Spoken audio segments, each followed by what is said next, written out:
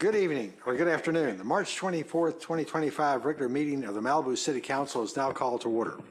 In-person participants, if you'd like to speak, please submit your request to speak form to the clerk. Remote participants, if you'd like to speak, please join the Zoom webinar meeting printed on the agenda and raise your hand in Zoom when the item you wish to speak on is called. May we have a roll call? Councilmember Conrad? Here. Councilmember Silverstein? Present. Councilmember Euring? Here. Mayor Pro Tem Riggins? Here. Mayor Stewart? Here. We have a quorum. Thank you.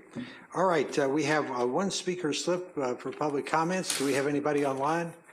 No, we don't have any raised hands or participants on Zoom. All right, Bill, come forward and let us know what you want to say. Okay. Or say what you want us to know, whatever works.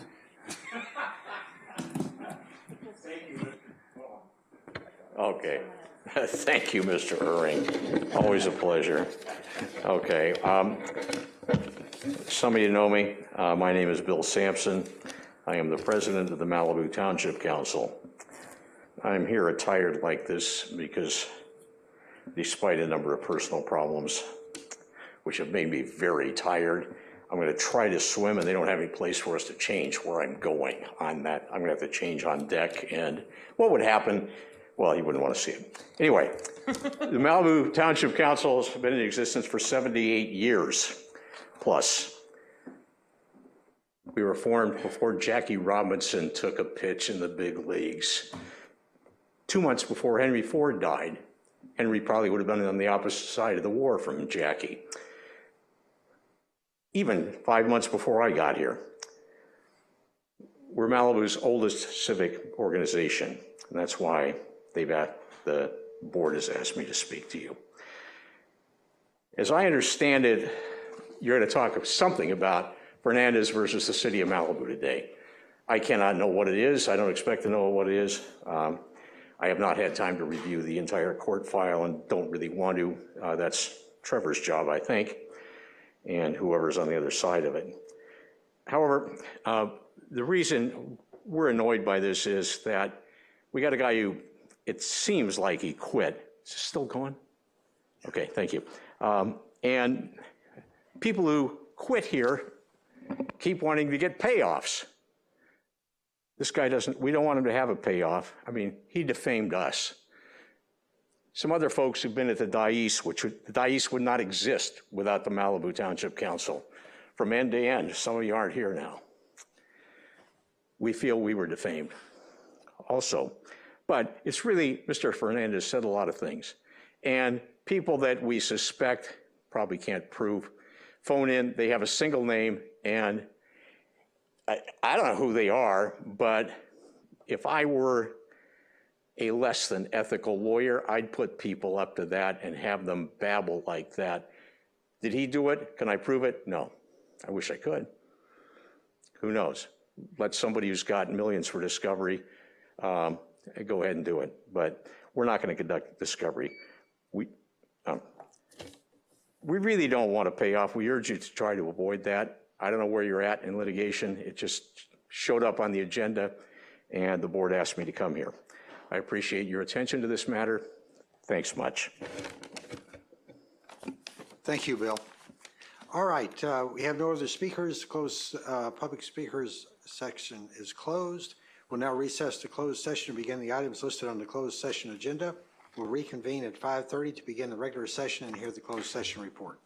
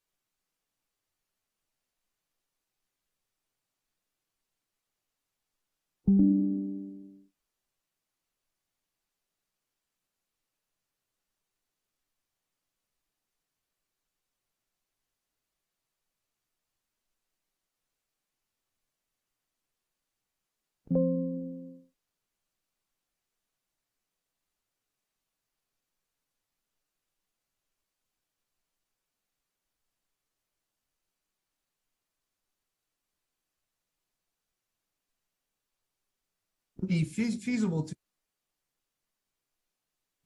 and if it would be feasible,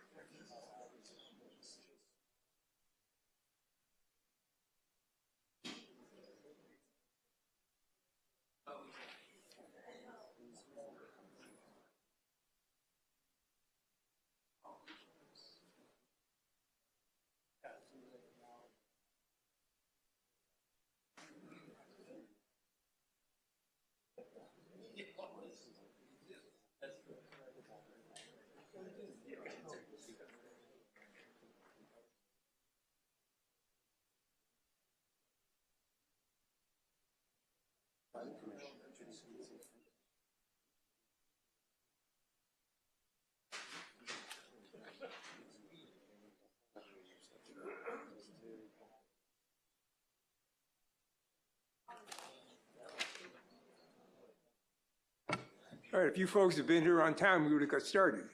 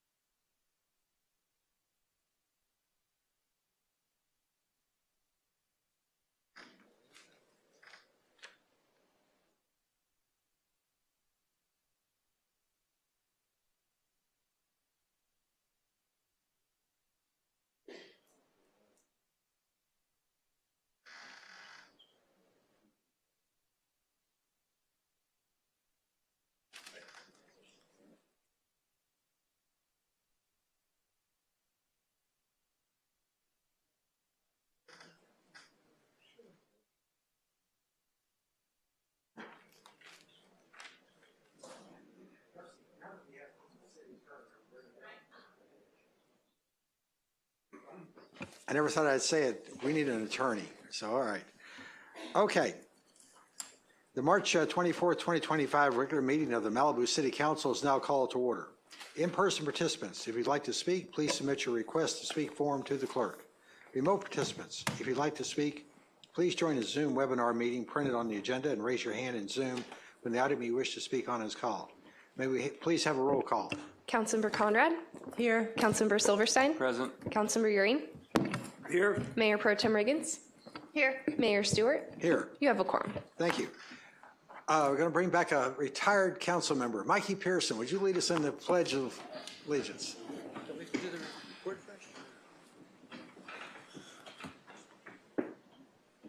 not retired, I'm still tired.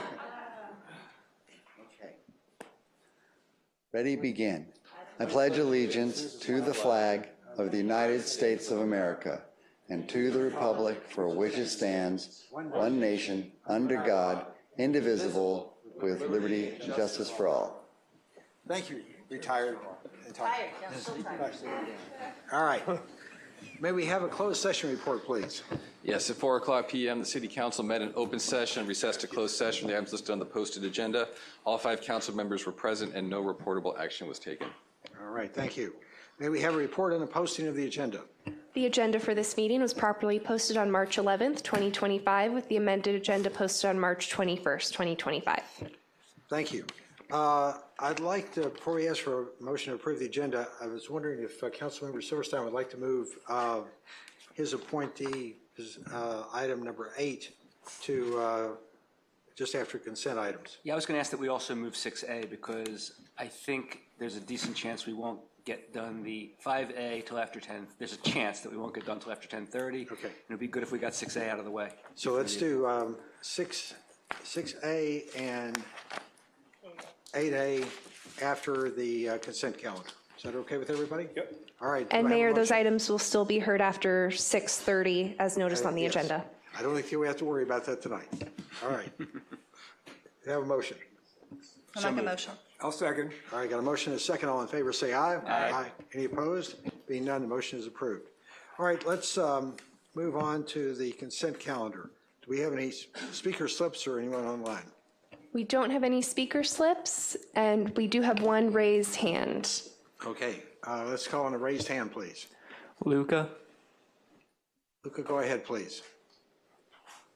Yes, hi, good evening. I just want to bring up an issue that's been, that I've been kind of mentioning here and there. It's very difficult to hear you. Can you speak up, please? Oh, sorry.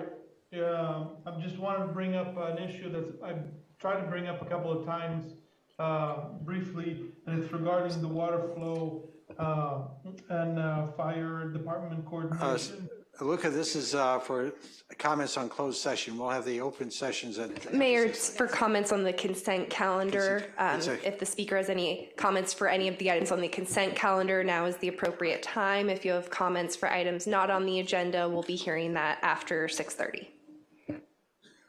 Luca, is this for the consent calendar or for something on the... After 6:30, after 6:30. Okay, 6:30, thank you. All right, anyone on the council want to pull or make any comments on the consent calendar? I'd like to pull item 1B7. 1B7. Is that the right number, Kelsey? Yeah, 1B7. Anybody else? I have a brief comment on 1B11. Well, let's pull that as well then.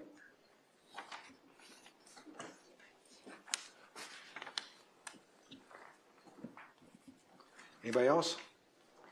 Being none, do I have a motion to approve the consent calendar, leaving off items 1.7 and 1.11? I'll make that motion. Second. All right, I've got a motion and a second. All in favor say aye. Aye. Any opposed? Being none, the motion is approved. Let's move to item 1B7.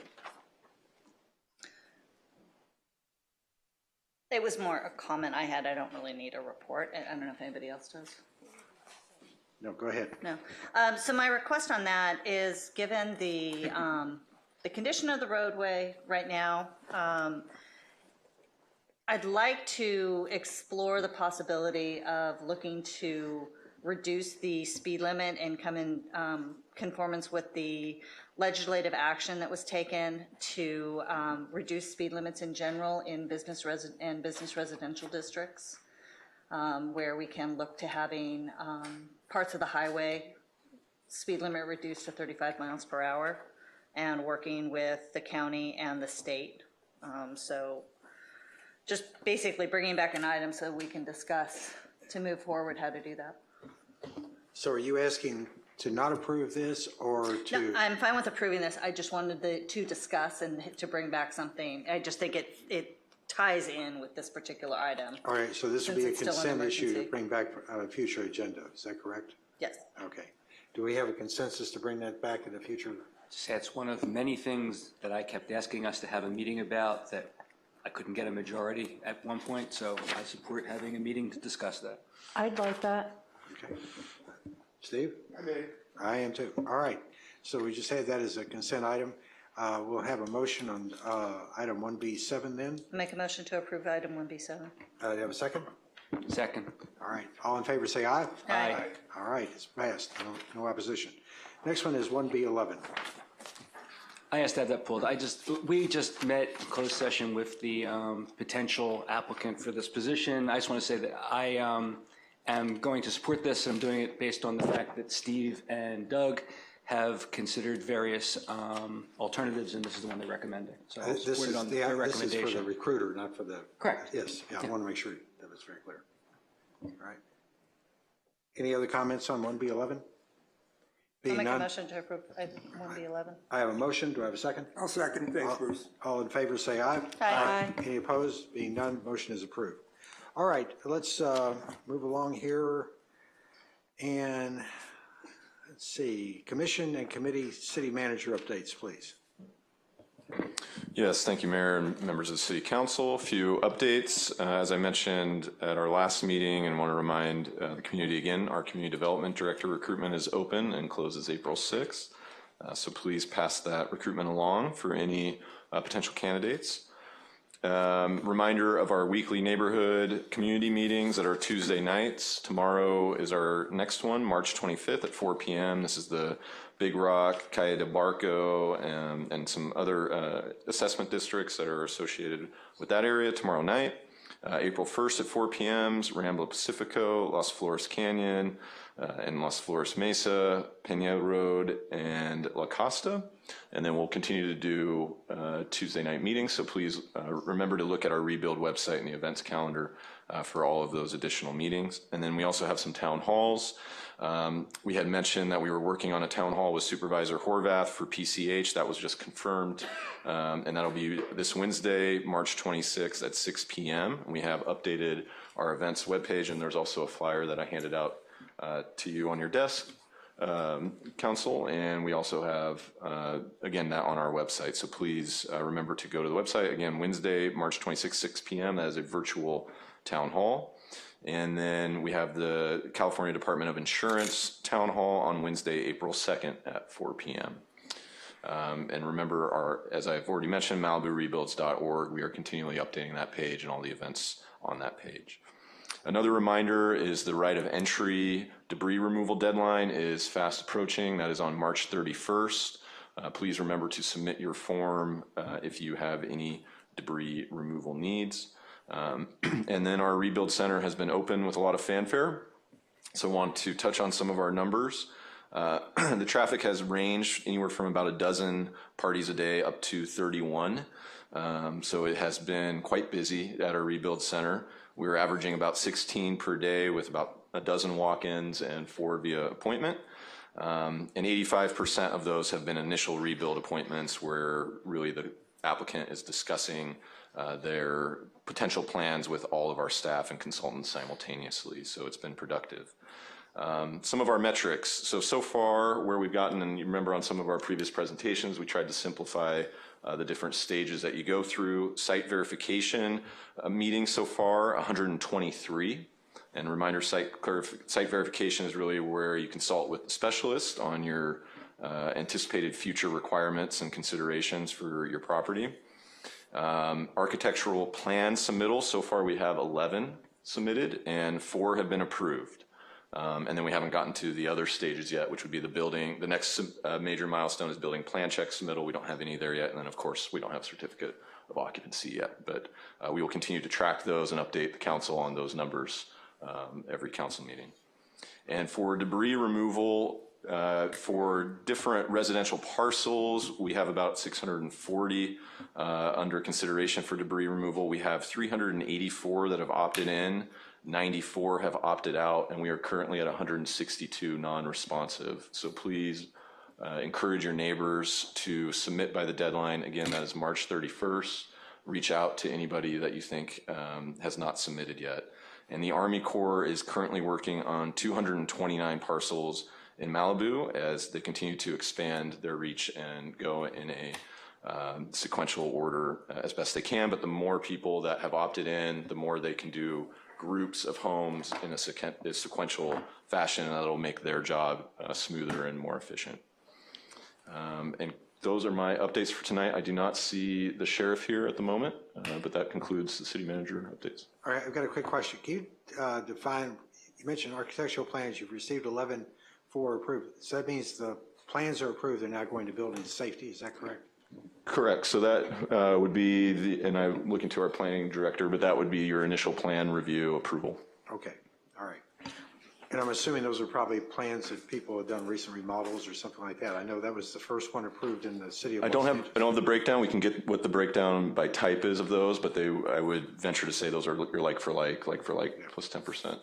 I know the one in Los Angeles, the first one that was approved was basically a house that just got finished and they just gave them plans. You just recertified it again. Okay.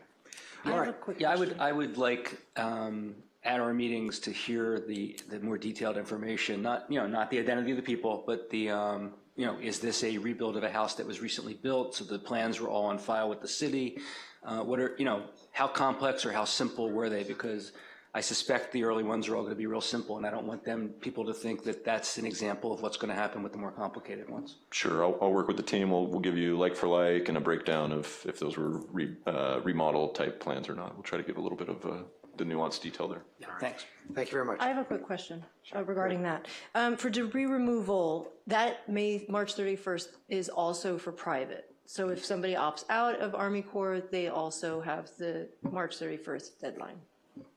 Is that right? That is my understanding. Great, thank you.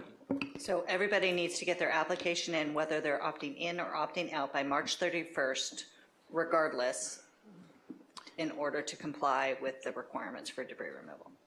And since we So just tell all your neighbors. So what happens after that? Well, If they what happens, one, to people that didn't do either, and what happens, and what timing is there for the people who affirmatively opt out? They've submitted their opt-out, then what do they need to do? What's their deadline for clearing their property? Mayor and members of the council, I don't have the breakdown of the deadlines after the March 31st date, but we can definitely come back to you with a little more detail. But we should have more information on our website as well. I believe the deputy city manager may have a. I'm going to punt to the city attorney too. We've been talking about that, but in short, it's going to be a future discussion with the council at one of your special meetings to determine next steps, because it's going to be determined by the local jurisdiction as to what process takes place and if there are any penalties to consider. Okay. Just a quick comment about this. We just had a press conference this afternoon with Supervisor Horvath, Mayor Pro Tem and I did. One thing we want to remind you, March 31st, even if you're not sure if you're going to opt in or opt out, you can opt in and you can always opt out before they start the work. You can't opt back in. I want to be clear about this. If you're opt in, you can always opt out, but you can't opt in after you've opted out. It sounds like double talk, but that's the story. And it gives you an opportunity, if you're not sure, a little more time to make a decision. Okay? All right. Yeah, go ahead. Add on to that. One of the things people aren't realizing also, opting in allows the county and the city to have your current contact information. Since you aren't living at your current residence, agencies may not know where to find you. So that opt-in also will give contact information, so to notify you of other things that you may be eligible as a rebuild, things that you may need to know for your rebuild, where the rebuild center is, what tools are available, additional things about FEMA, SBA, and any other county or state options that there might be to assist you. So please opt in so we can gather contact information also. And if you have any questions, there are people here to help guide you through that process. Sorry for clarification, because that was confusing. If you opt in, you can opt out, but you can't opt back in after March 31st. Right. So there's a full, you could opt in, opt out, back in March 31st. Once you opt out, you're out. Once you opt out, you're out. Yeah. But then what's the deadline for those opt-outers? Yes. And what's the penalty and what are the fees? And I know that we don't know that yet. I was going to say, you need to make a decision by March 31st. As to anything that comes after that deadline, that's going to be at the council's direction or what path we take forward. And we also still need to figure out what your deadlines are if by March 31st you do opt out. That's correct? Yes. Thank you. And since we're trying to stall for 2 minutes here, a minute and a half, this This is like on TV and radio where they've got a pause and they're trying to cover for it. Here, Mayor, I'll give you a few more community meetings for you. We've got Tuesday, April 8th at 4 p.m., Carbon Canyon, Carbon Mesa, Carbon Beach Terrace. Tuesday, April 15th at 4 p.m., that'll be the follow-up beachfront home discussion since beachfronts are very complicated. And then Tuesday, maybe I should talk really slow. Tuesday, April 22nd at 4 p.m. is the Franklin Broadfire Code Amendments and Woolsey as well. So if anyone has questions on Woolsey, we'll include that on the Tuesday, April 22nd meeting. So reminder, our next community meetings tomorrow, Tuesday, March 25th at 4 p.m. And then Wednesday, we have a PCH virtual town hall in the evening. And I'm trying to think if there's anything else I can filibuster on. Well, I have a question. I Yes. have two. Go ahead. Repeat the PCH one with the Zoom. It's, we have a flyer in front of you. It'll be Wednesday, March 26th, 6 p.m. to 8 p.m. via Zoom. And we have updated our website with all of the information on the events page. And that's in coordination with Supervisor Horvath's And then office. on April 22nd, where it's the code amendments, and you said Woolsey is included in that. Is that a sort of workshop, or is that where? It's another community meeting, so the Tuesday night community meeting, so it's an open discussion for those residents who are impacted in that specific area. So it's open to Woolsey as well? Yes. Terrific, thank you. As they say in radio, it's now the bottom of the hour. It's now Well, 6:30. wait, I have one All thing. right, go right ahead. So I just want to let everybody know, on the Malibu Rebuilds webpage, if you go to the tab that has the events and everything, all the past meetings are shown there, including all the slides.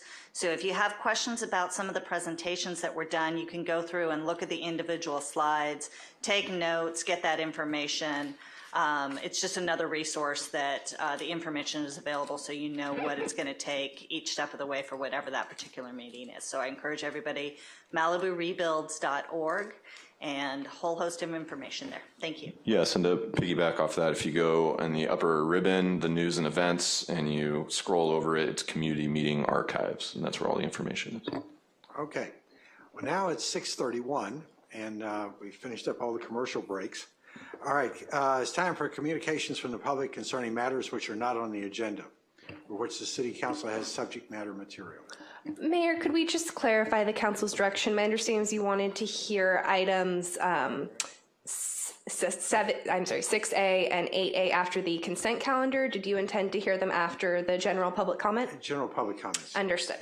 Yeah, sorry about that. So do we have any speaker slips, please? We are passing them your way. We have approximately 20 speaker slips for this item. All right. Do you mean for 6A and 8A to be now and not after? We'll get to it. All right. First speaker is Barbara Brudelin, followed by Mikey Pearson.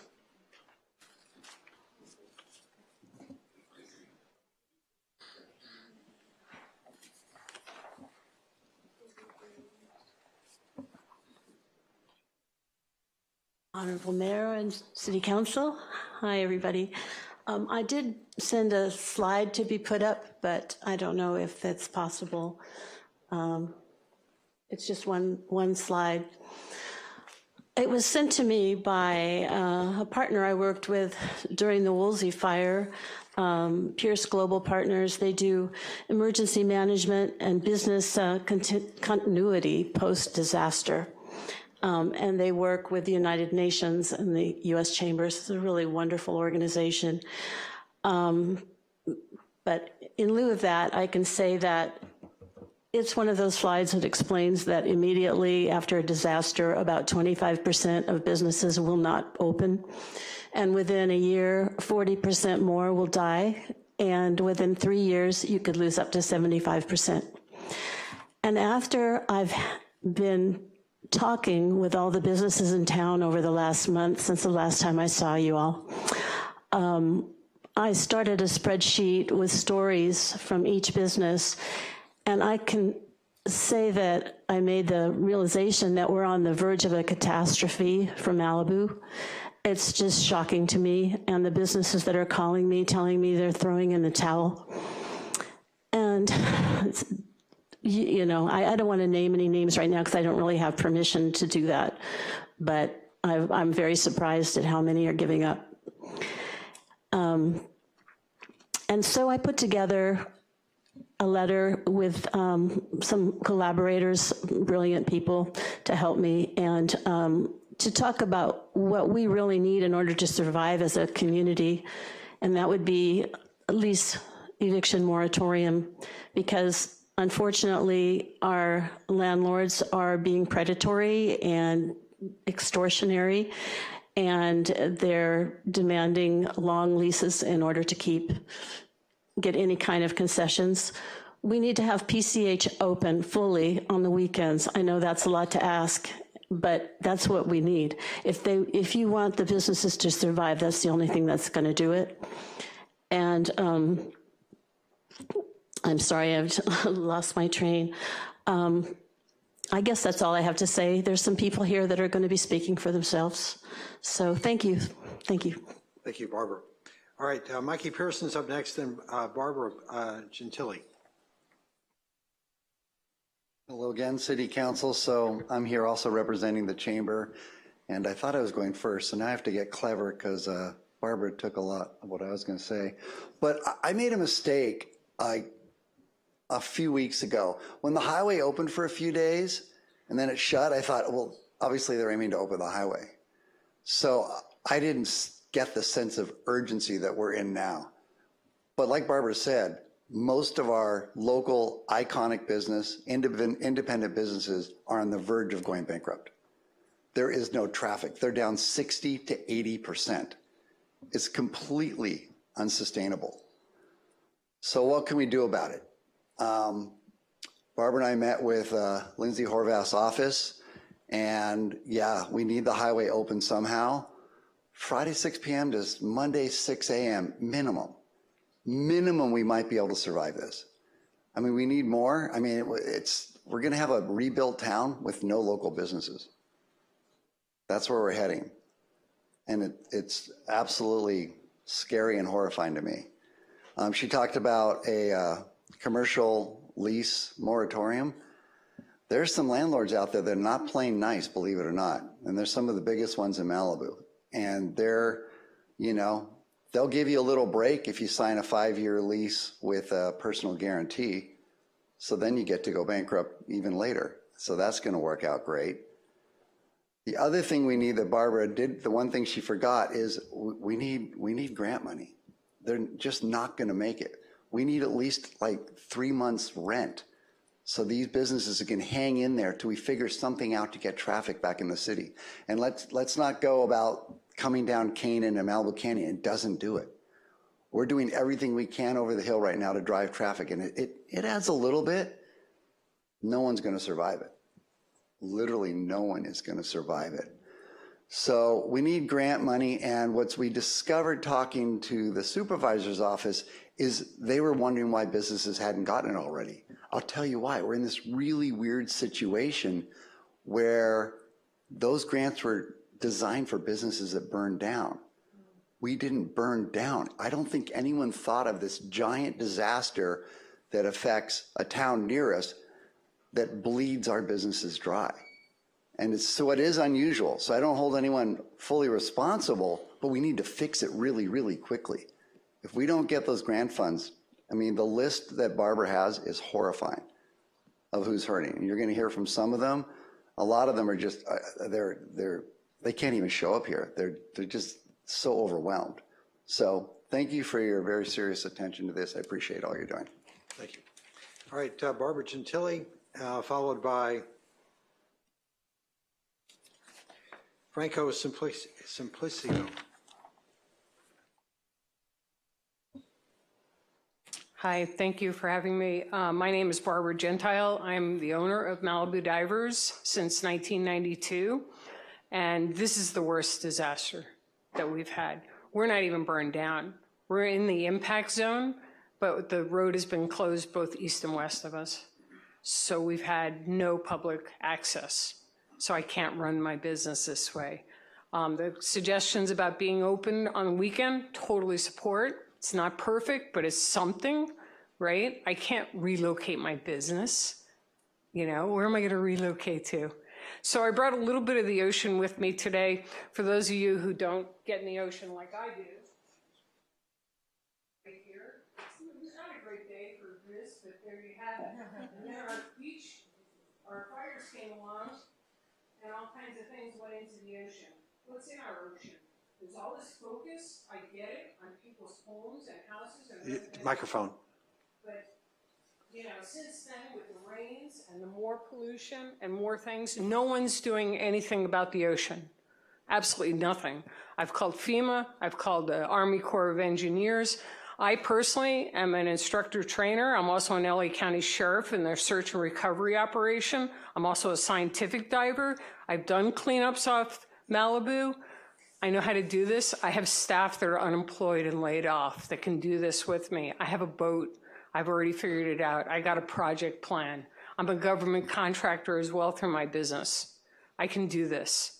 The oceans will not recover without us cleaning them up. Cleaning up the beach, out of sight, out of mind, that doesn't go all the way. So I've got the wherewithal to do it. I've got the time to do it. So I employ, you got to get PCH open. We've done cleanups here in Malibu for over 30 years. We have an 8 to 10 mile stretch of debris that's sitting there, it's rotting.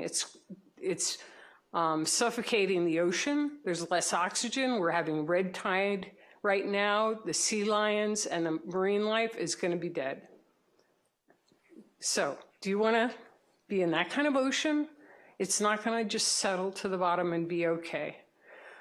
I've been in touch with the scientists because they're the only ones who really are taking any time and doing the water testing, but there's no cleanup in the ocean. So we have to identify where the debris is and we have to get it out. Luckily, we have a great landlord, so I'm appreciative of that, but I still have thousands of dollars in expenses every single month. Workman's comp, I have to pay that still. I have to pay insurance still. Our utilities are just coming back up. You know, it doesn't help. You know, it's just a matter of time. I can't believe we've been here since 1969, the exact same location. We've seen fire after fire and slide. So that's all I've got to say. Thank you. Thank you. Franco Simplicico, and followed by Jefferson Wagner.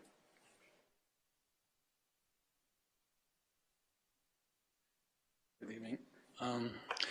I'm here from the Sunset Restaurant. I'm one of the owners of the restaurant, and I'm going to second what Mikey and Barbara already said about the businesses in Malibu being in a very precarious situation. Our sales are down between 50 and 80%, and we are not going to be able to sustain this type of situation for much longer. What would be helpful is if the city would help with the opening of the PCH on weekends, and also if there's any possibility of getting some grants to help with some of the immediate expenses.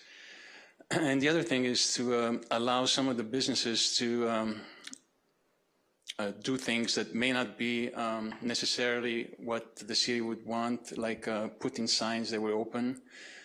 We are being harassed by some of the city employees because we have signs that say that we're open, and we don't have permits for them and whatever else they're coming up with. But these are all things that would help. I'm not sure for how long we can sustain even with that, but it would be better than nothing. Thank you. Thank you.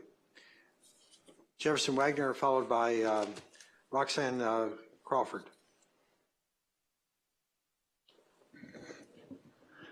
Good evening, council members. Thank you very much for your time and effort on behalf of your community. Very much appreciated. I know how tough it is, and you have to read through a lot of the data, try and make an understanding and a fair assessment of it all. I'm here to talk tonight about PCH. I have a small business just outside the Checkpoint Charlie, as I call it. Thank you for calling that, Doug. The difficulty is for people on the other side of the checkpoint is it also that they can't get their FedEx, UPS, DHL, and airborne deliveries. So my surf shop, Zuma J's, has become a landing spot for those 4 delivery systems. I think I get packages every day for at least Barbara, Carter, there's a couple of other businesses, and I don't mind because I'm not doing any business anyway, so I might as well collect for them, and then they can come see me on the other side of the checkpoint. But it really makes it rough. In your discussions, I really think that it would help the businesses out, at least to be able to get deliveries by professional delivery services. I just mentioned the four: UPS, FedEx, Airborne, and DHL. Then you would think, okay, that should be easy. Then you're going to have Lyft and Uber and the rest of those folks saying, well, you're delivering packages, but those packages are necessary for the businesses to sustain themselves. Getting Uber and Lyft is not going to help those businesses very much, because you have to get the Uber in and the Lyft out. So my suggestion would be have that discussion among yourselves if you can, at least get the professional delivery services into the impact zone. That would help out a little bit. As far as opening, which has been discussed on the weekends, Army Corps, they visited my store today, 3 of them in uniform. They're working on the weekends. And one night last week, they were working until 10 o'clock. So those 60,000 GVW trucks are moving all the time. Right now, I see more truck traffic at my spot than I do vehicular traffic from personally owned vehicles. Had I not had my military contracts to augment my income, it would be a very desperate position. So I have other means for income, but a lot of these other small businesses don't. Thank you very much for your time. Thank you. Okay, Roxanne Crawford, followed by Mike Moore, who has 4 minutes.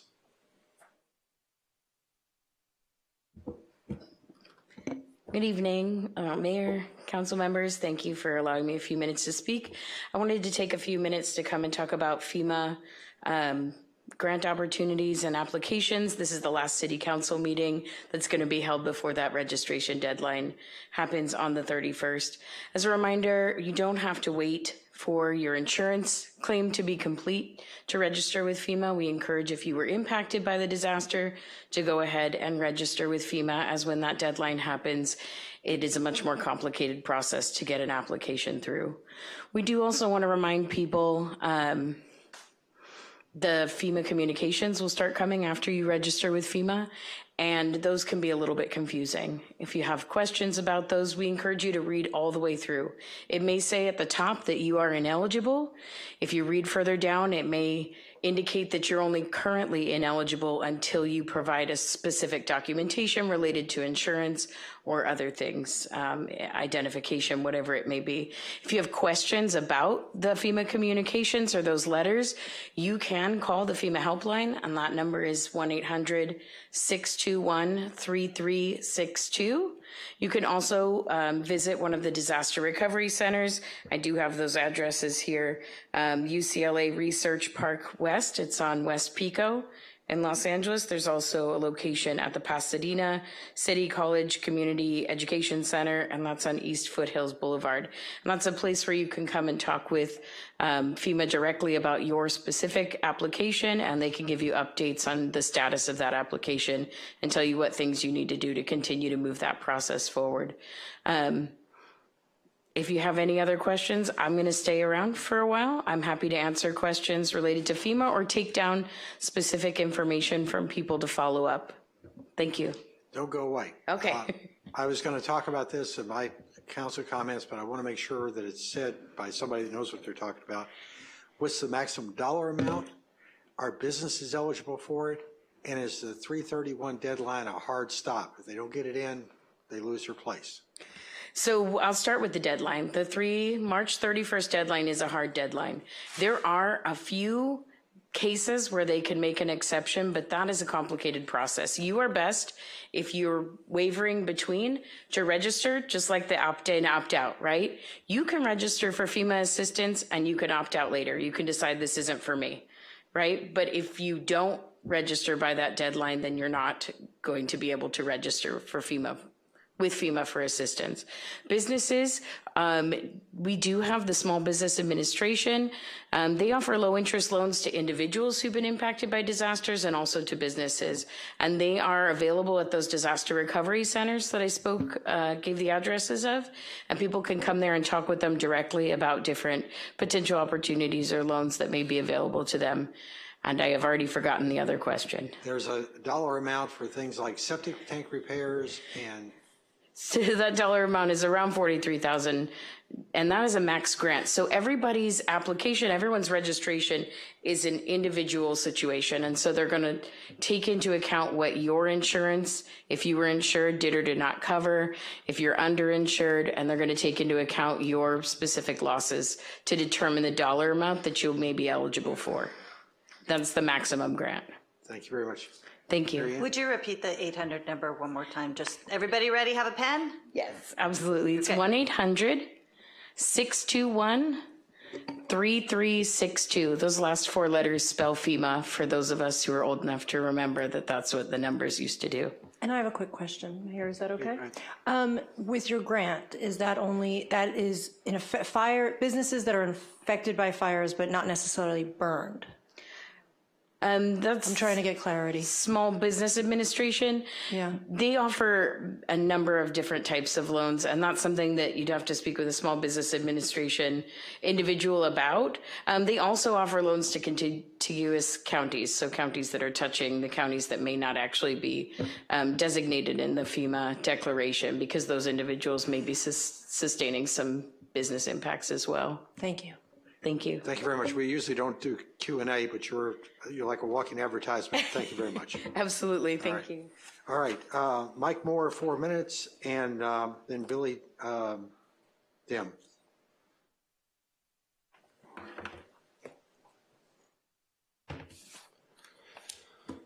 Hey, Mayor. It's good to see Barbara. Mike and Dina Moore, family of 5, raised our 3 kids here. We also learned to dive from Barbara and Carter, all 5 of us. We lost all our dive equipment in the Woolsey fire, so we can't do any more beach cleanups like we used to at the Malibu Pier, but we'd love to. Anyways, that's a little bit off topic from what I wanted to talk about, but wanted to get that in there since we saw Barbara. I brought some stuff to present, but I looked on here on your agenda, and the first 4 paragraphs on how to participate, nowhere in there in those 4 paragraphs does it say instructions on how to submit PowerPoints. Until you go to page 7 in fine print, second to last paragraph, they have to submit it before 12 noon. We're not professional lawyers, we're not lobbyists, we're regular people, all right? So this is kind of apropos to the status quo here at Malibu. The fine details are buried, right? So I wanted to thank Tyler, but he's not here, for all the LCP amendments that were done, and his team. But frankly, those should have been done on November 18th, 2018, all right? Should have been started after the Woolsey fire. Those workshops should have been started on November 18th, 2018. All right, it took 6 years to do that. The president was here, Governor Brown was here, Governor Newsom was here, and Mayor Pro Tem Mullen was here. And nothing got started to the extent that was done under, Tyler and his team. Full disclosure for those that are just tuning in, Mayor Pro Tem Mullen was my former CO at my squadron when I was in the Marine Corps, but I haven't spoken to him in about 20 years when we raised the beer over at Spruzzo's for the Marine Corps birthday. So the past 6 years, 5 of the 6 years, I've been deployed over in Iraq and Africa. So I haven't had the luxury to come here and basically un-F you guys for your lack of situational awareness.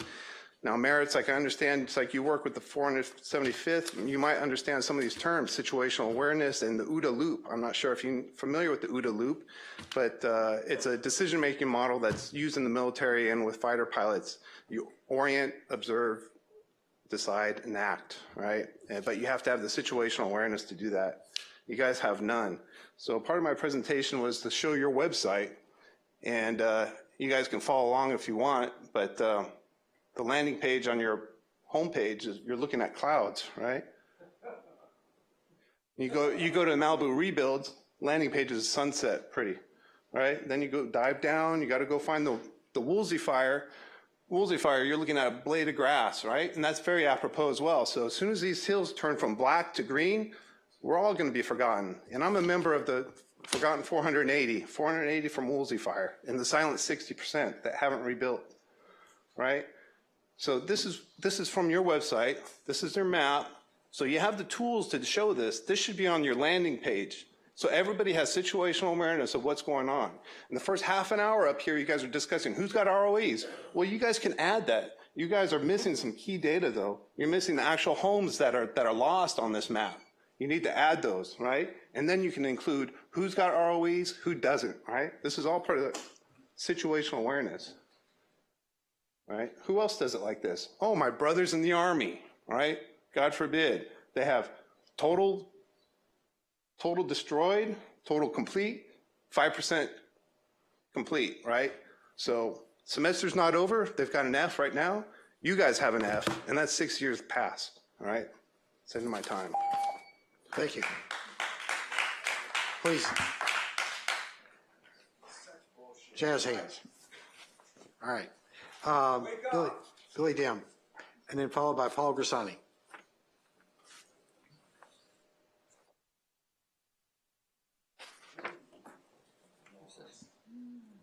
Billy Dim. Hi, everybody. Thank you for the time. It's a tough act to follow. I empathize with everybody that's had to go through what they've been going through the past several months. Obviously, I was here. I moved to Malibu. Woolsey happened. We were displaced. Thankfully, both of these, well, now several occurrences, we managed to sort of weather the storm. But too many people, too many friends and families we see that have lost everything. So, I feel awful for everybody that is going through that.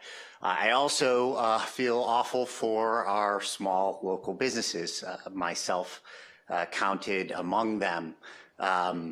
It was maybe 5-6 years ago that I stood in front of a planning commission. Many of you were there.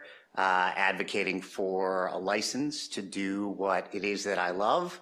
I'm a winemaker. I've been making wine for 20 years, predominantly on the Central Coast, but my family and I, wanted to live here.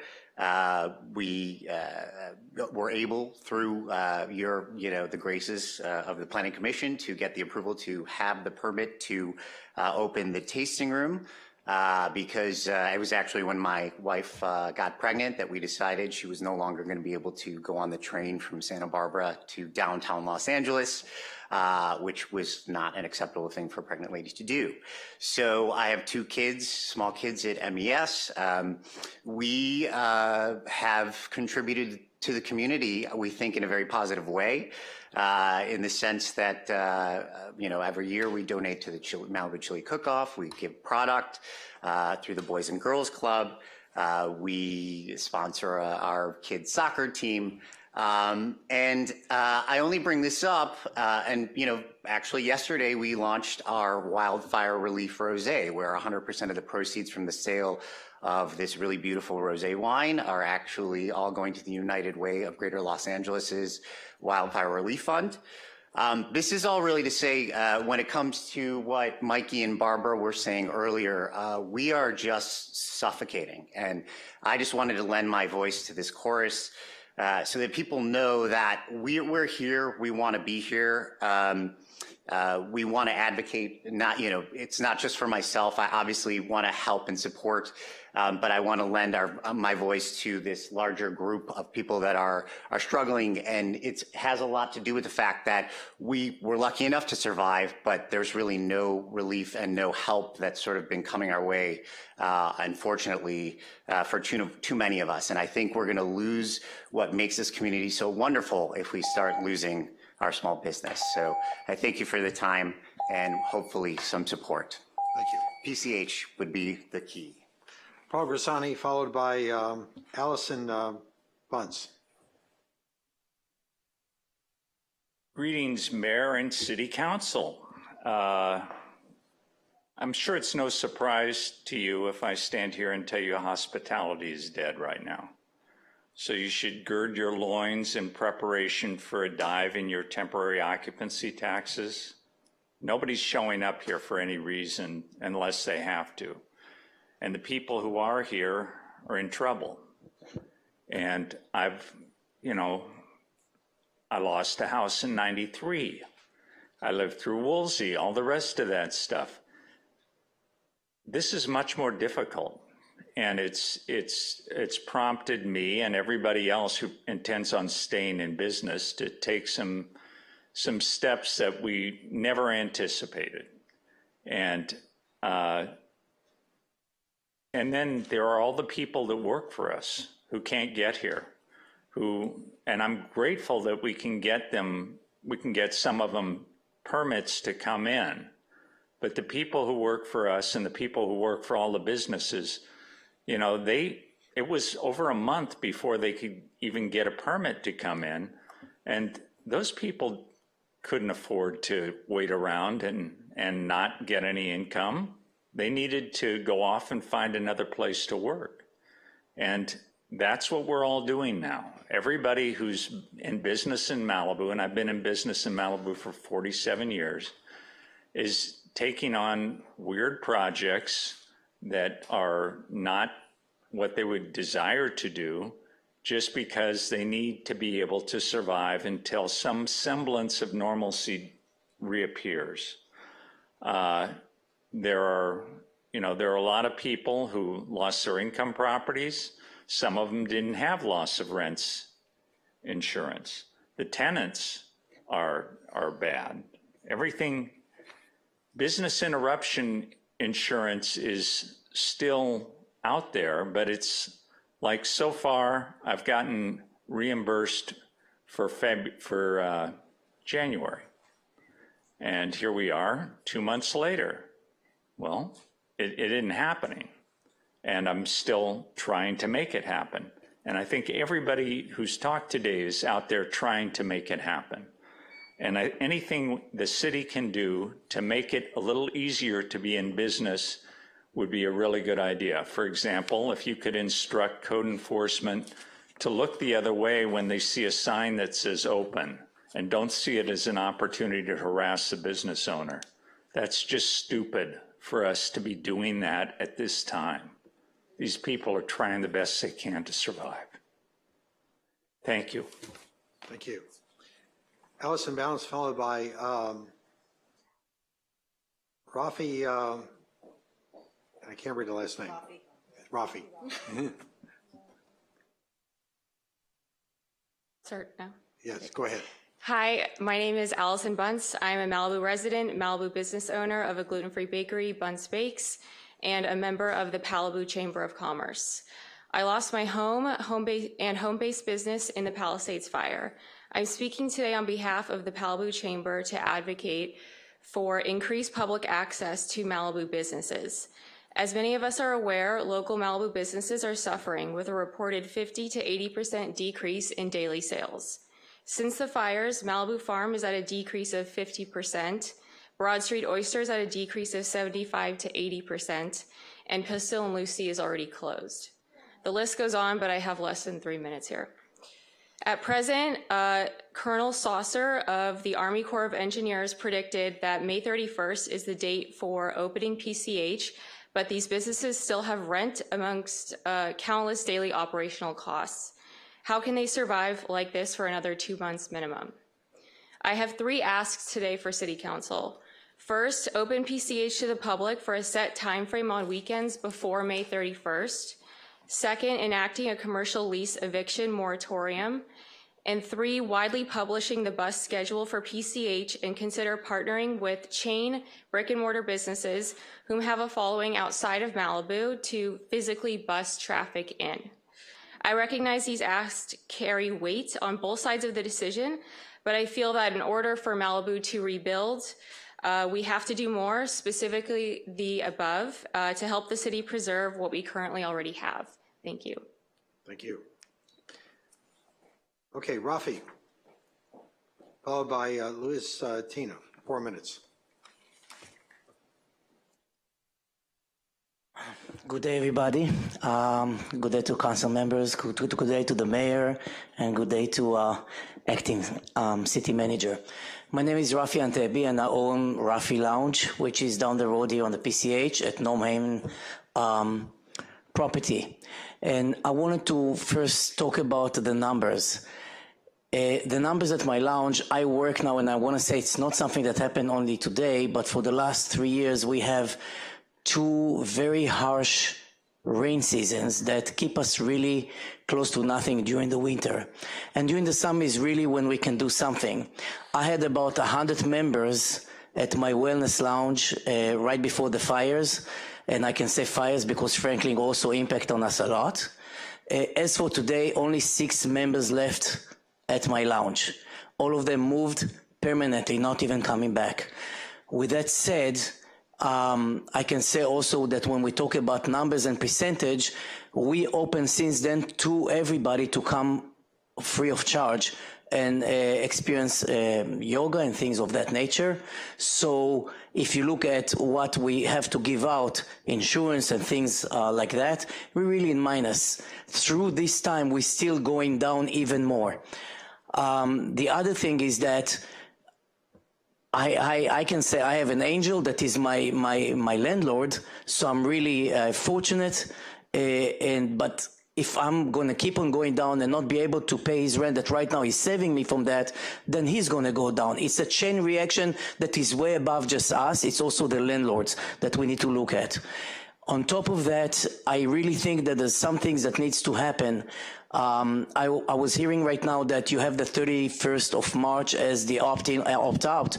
I think really at this stage already it's crucial to understand that it needs to be also what's next. Like Bruce Silverstein said, I think it's a very valid point.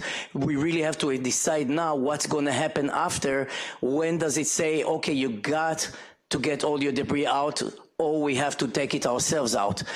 The other thing that we need to do is, if by 31st of, let's say, end of April, nobody does, with some left, maybe we can open the PCH this time at night. I know that there's a problem because the dump areas cannot really receive at night, but maybe it's some conversation that you can have up and above and make sure that they open. Because if you move the debris at night, nobody's there, there's no noise right now that somebody going to complain about, and the traffic is really low, and you still open at daytime, because daytime is when our businesses really operate. And please try to open the PCH on the weekends. Like Barbara said, it's extremely important for us to really be there. I appreciate everybody, I appreciate your work, and thank you so much. Thank you, Ron. All right, next, we have some decorum rules that just jazz hands if you would, please. All right, Luis Tina, followed by Kimberly Sayre, I believe. Hello, Council. This is Luis Tena, California licensed architect, and I have more diagrams for you, and a gift too for the city, to the city. Oh, where's my controller?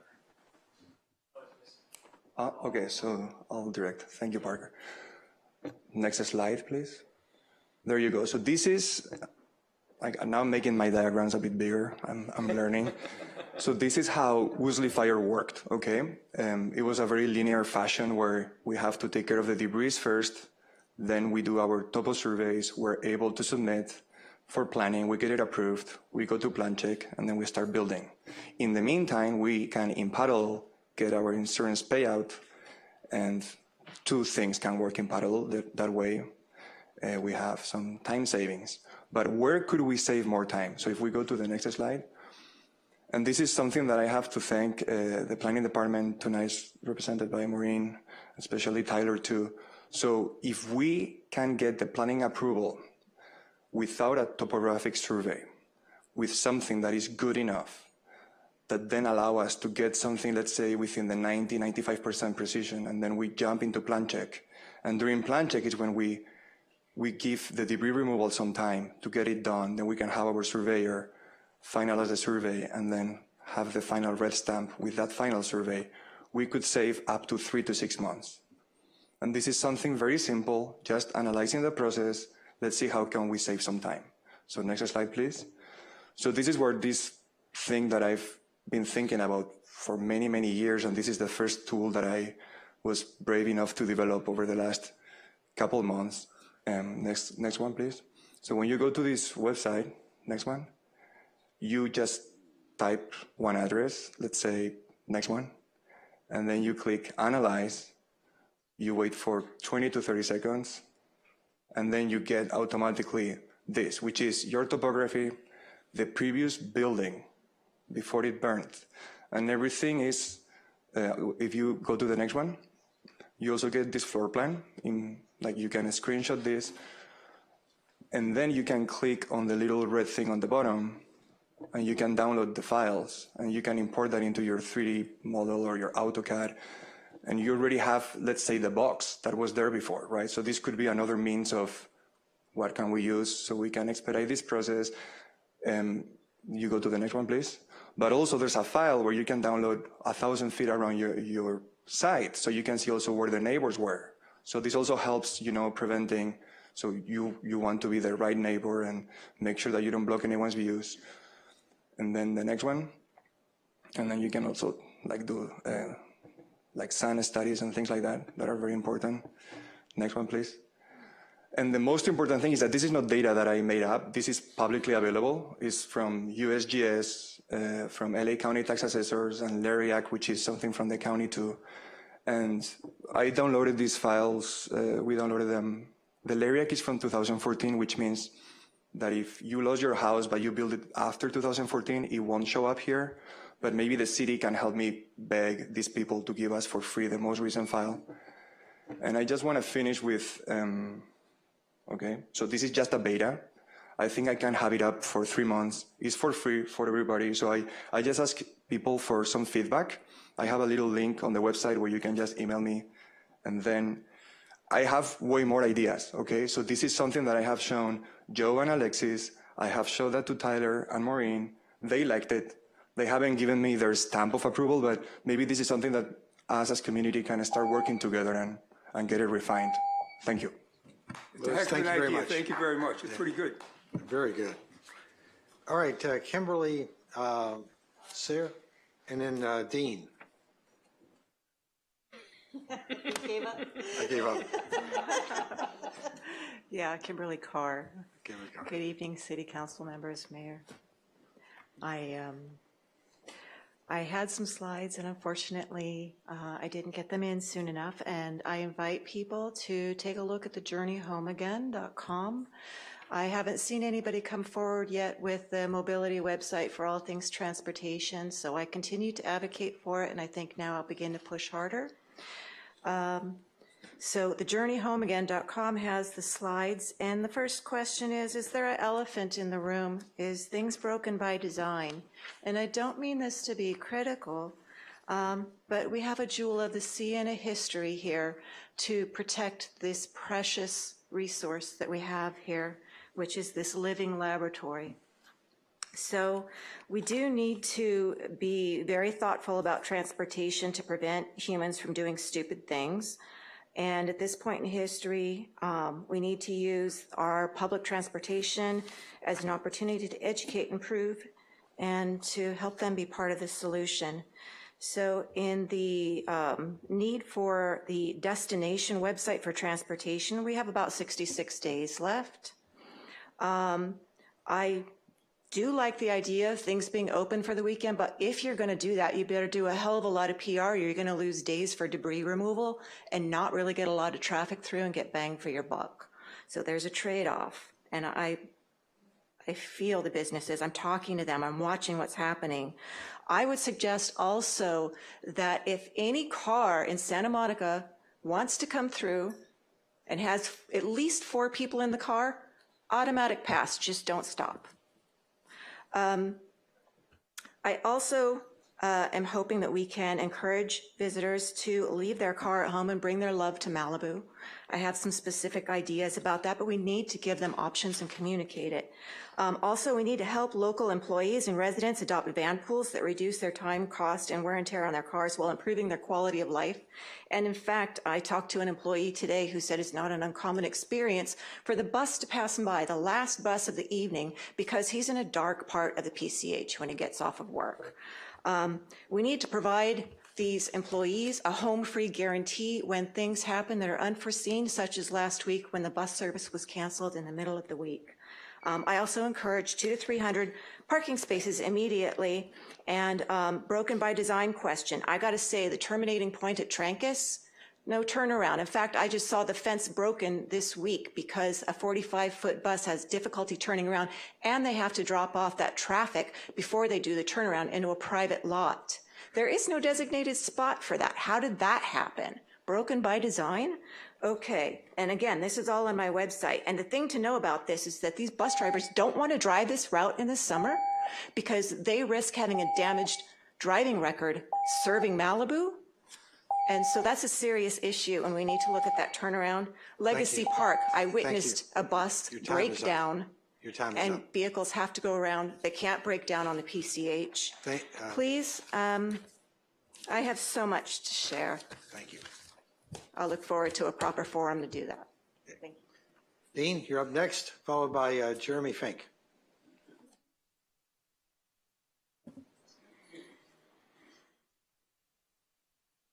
So I'm glad to see some of the businesses here speaking up. I've spoken to many of them myself and encouraged them to come. Some of them are too proud. Some of them just don't want to come here and be subjected to whatever they think it is, right? But these folks deserve our help. So anything that could be done, I know there's the immediate focus that people think, oh, it's the January fire. It's been happening since the Broad fire. Some of these folks, especially with Franklin, lost everything they had, especially the restaurants. Right? So they get kicked in the pants 3 times. So if there's anything the city can do to help with some outreach for these folks, they're willing to participate. I just believe they haven't come forward because it's kind of like, oh, here we go again. So if there's anything the city can do in any capacity to extend an olive branch, I think they'd be willing to step up and try to help themselves more too. And I'm not saying they're not, they are, right? But you people here have more power than they will ever have, okay? Dashboards. I love situational awareness and what got discussed earlier. The Army Corps is doing a good job, in my opinion, and I think part of the reason they are is because they're measuring it. When we talk about FEMA and SBA, I don't want to get into it. I'm talking to people offline. Everybody, including myself, is having problems with them, right? Things aren't approved. You're having to call back. You're having to take your time. And when you got 100 things going on, it's ridiculous to have to spend your time on some of these things. So anything that could be done from a city point of view to give some outreach and help. Again, you folks have stroke that other people don't have, and I'm encouraging you to try to use that power. I know there's only so much time in a day, but there are people in the community that are willing to help. Now, my main point, I've been talking to some high-level officials in LA as well, okay? And I get a common theme about fear in Malibu and the impossibility of doing things. We have accomplished some things recently, but I wouldn't say any of them have resulted in solid results. So there's a lot of fear out amongst all of the residents, especially those relative to confusion with ROEs and other things. So I'm not making excuses for them. We're trying to help them as well. But again, I would encourage you folks to dig deep in and try to find another way to effectively communicate with people, because it's not happening. If we find ways to help ourselves, they will come along, okay? As we look forward on these rebuilds, obviously, you know my opinion, trying to push things and enable people to do things quicker. Again, talking to some of the officials I've talked about, I think they're light years ahead of us thinking about construction planning and staging and craft. And the discussion I had this morning actually angered me because they are deep into issues we need to be in. And we're not. Maybe city staff is, and I'm not aware, but we need to be in those issues. So please help push the results. Thank you. Next up is Jeremy Fink, followed by Abe Roy. Hi, City Council. I'm a father of a 9-year-old at Webster Elementary. I wanted to talk about trucks that are on Winter Canyon Lane. For those, I have a lot of photos and a video of it, but I didn't get it in on time. But they're available, and any parent that's dropping off a kid at Webster, at OLM, at Webster Daycare, or at the Boys and Girls Club is probably aware of the trucks that come in Winter Canyon Lane right around the time of drop-off. I would say there's 20 to 30 trucks every day coming in at about 3 p.m. and one after the next. These are 60 GVW trucks, which is, I had to look this up. They're a heavy-duty truck, and they just the emission alone from the truck is enough. My child just covers her face, but I have asthma. I'm sort of the canary in the coal mine, so I feel it immediately. It's a burning in my lungs. So that's emission from the truck, and then that truck carries about 10 tons of debris. They're entering after they've unloaded the debris, but I have no idea what's being released. The trucks are open when they pull in. So one idea I had is maybe there could be some kind of site-specific particulate, like they would on a construction site, measure particulates. But these are our kids. So basically, if I were to make a map here out of my hand, you have Boys and Girls Club, Webster Elementary, the daycare, and OLM. And right here, which is LA County Works or LA Public Works, that's where all the trucks are pulling in. Addition to the particulates, in addition to the everything else, they're also creating a hazard in terms of parents coming in and out of there, picking up their kids. These are gigantic trucks that are running right through, if you've been up Winter Canyon, it's pretty narrow. It's about the size for, just enough for 2 cars to go by. That very concerned parent. That's all I wanted to say. Thank you. Thank you. Abe Roy's up next, followed by Christopher Sorensen.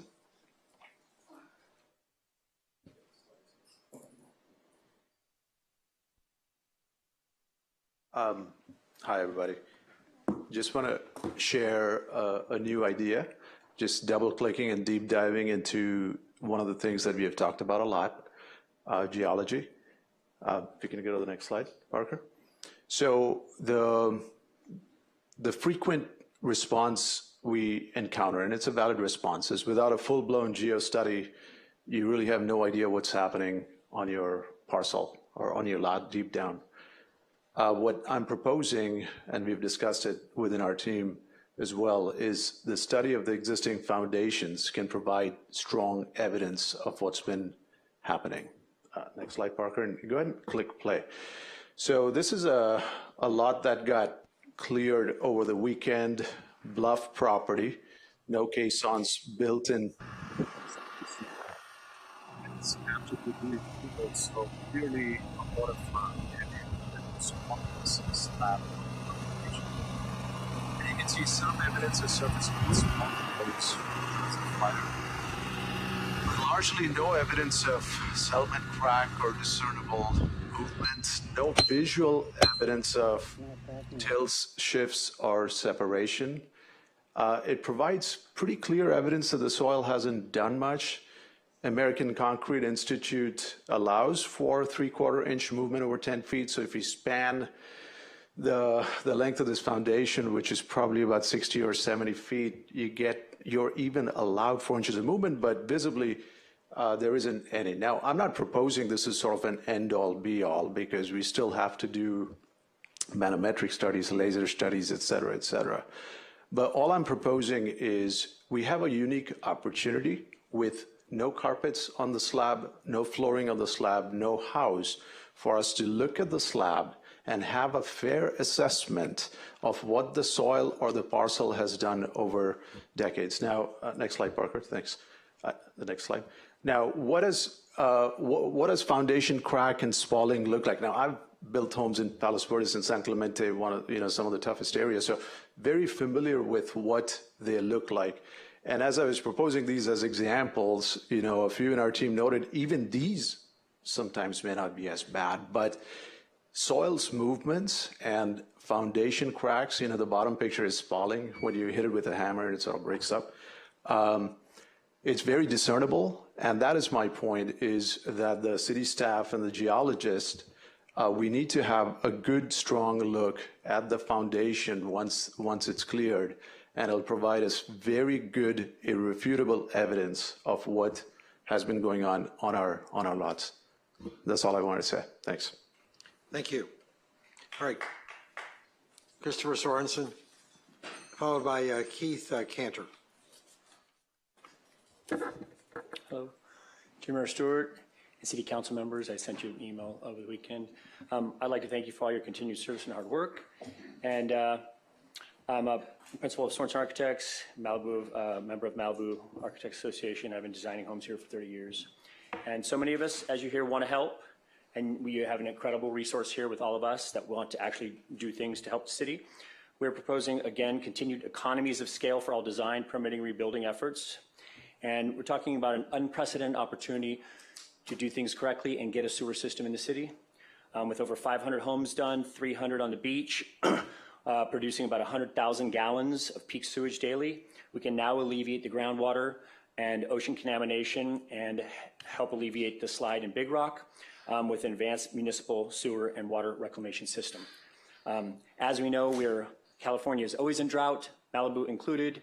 One of the reasons a lot of people claim this fire was so destructive is because we ran out of water. So with 100,000 gallons of water just for those beach homes alone, the big issue is where do we put the water? Right now, we're set up to basically build back and do all brand new sewer systems and seawalls, about $500,000 each, $150 million, just to handle the effluent or the sewage. We could basically process our own sewage, put them in purple pipes and use that for irrigation. Also, all the excess water, we can do storage tanks, and then we'll have massive amounts of water for the next fire. We can be irrigating with it. Frankly, with a reverse osmosis system, we could even drink from it. Europe does it, but our codes are not exactly that advanced, and the sound of it doesn't sound good. But it's an enormous resource. Water, in some cases, is almost the price of oil. So it's an enormous resource that we're washing out to sea. The big governmental pushback is obviously the Water Quality Control Board. Where do we put the water? We don't want to concentrate it. We can reuse it, reclaim it. These systems are very technologically advanced. It would take about a 50 by 50 footprint. There's a lot at the bottom of Big Rock and PCH. There's other areas that we can do it. I would like to basically propose that we get this on the agenda and we start studying it. I'm happy, my firm is happy to kind of lay out some basic conceptual ideas. We've been talking to the bond companies. It's a no-brainer. We've been talking to the special districts, getting 51% vote. I think we have a lot of homeowners that would be big on this. And the reality of this, it's a real thing. We have the political climate and will right now with the governor wanting to get things done and help us get through this gridlock of bureaucracy. We can do it, and it will alleviate a huge cost for the homeowners, and ultimately it would be in the best interest for the environment, City of Malibu, the homeowners, and the Santa Monica Bay. Thank you so much for your consideration. Thank you. Okay, next up is Keith Cantor, followed by Joe Drummond.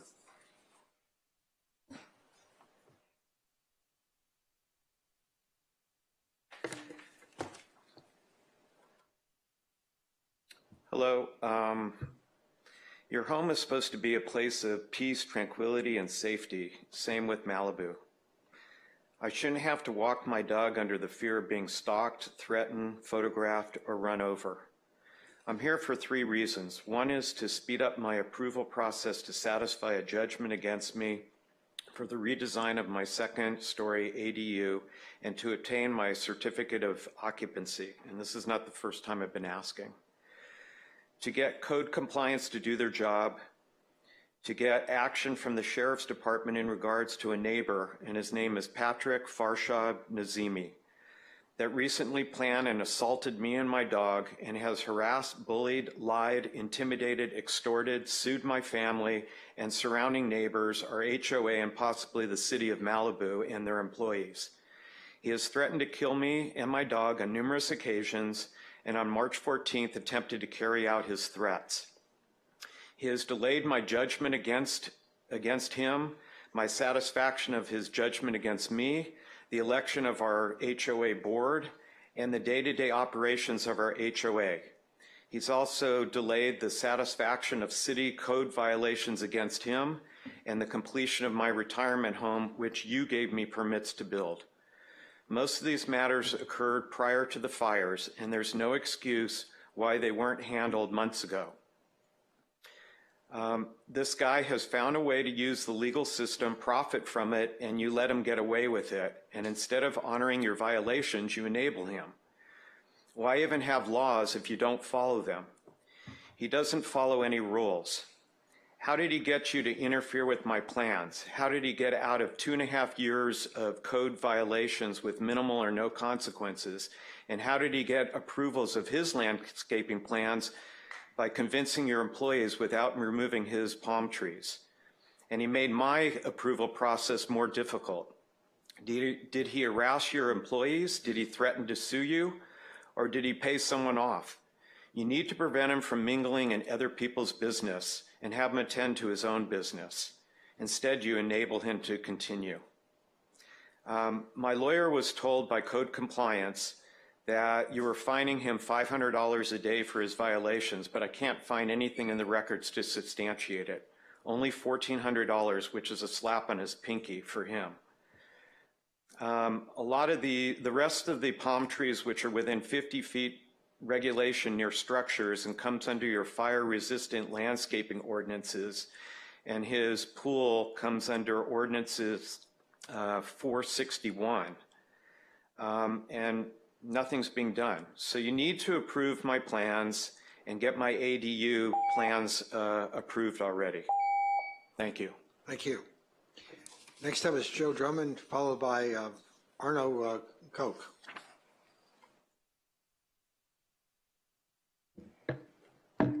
Hello, Honorable City Council. So since day one, we have been asking for a fire rebuild manager. It's been almost 3 months, and yet our calls go unanswered. Our rebuild task force needs a seat at the table and to ensure efficient, safe, and timely rebuilding, preventing costly delays, streamlining approvals, and resolving issues on site. So why is this critical role still not fulfilled? Residents have the knowledge and motivation to protect our neighborhood's character and avoid the repeated delays seen after Woolsey. Additionally, each burn scar area needs a designated community liaison to ensure the unique challenges of every affected neighborhood and addressed swiftly and effectively. Currently, planning verifications for fire rebuilds take an average of 5 weeks following prolonged geology and fire approvals. It sounds like 4 are at least approved out of 11, which is good, but the system is far from perfect. At last week's City Council sessions, we were promised 2 things. 1, simultaneous reviews within 10 days, and 2, a future decision on whether to follow the governor's order allowing homeowners to rebuild what was there pre-fire, even if some elements were previously unpermitted. This would not only benefit homeowners, but also increase the city's tax base. Additionally, we should adopt the Woolsey Protocol, allowing fire victims to adjust their footprint under the governor's order within reason for a PV for homes with no more than a 10% increase, without obstructing any views. Anyone building under 10% should not have any major restrictions. A rebuild manager could oversee these decisions. We also need a decision if we will be required to pay fees or not. Like I've said before, I don't mind paying like for like plus 10% fees if I'm promised I'll be approved within 3 to 6 months max. Lastly, can our state lobbyists push 3 urgent actions? Secure federal funding for the Army Corps and permission from Caltrans to build a seawall along burned PCH area to prevent instability. 2, ensure telecom companies underground their lines alongside SCE, which has already started in eastern Malibu. It makes no sense the SCE proceeds while telecoms leave hazardous poles standings. And if telecoms refuse, residents will disconnect and remove our wires on our property and rely on Starlink for our internet and Wi-Fi phone service. And 3, can we lobby the state and feds to give Palisades and Malibu bailout funds for our fire victims who lost everything to rebuild with fire safety as a top priority and help our local businesses like Tremonto, Chelada, Country Kitchen, Sunset Restaurant, etc. We are about to host the biggest event in LA's history in the summer of 2028 after the biggest disaster of all time. How will we be able to do this with PCH and our homes and businesses not built back better? We have sent hundreds of billions of dollars in foreign aid to rebuild war-torn countries, yet have never bailed out our own families in our dire time of need. Can we get the cities to lobby this right now? And also please act on the Bunce Bakery ladies' request for opening PCH on the weekends, rent moratoriums, and temporary grants. Thank you. Thank you. Okay, Arno Koch, followed by Jimmy Patella.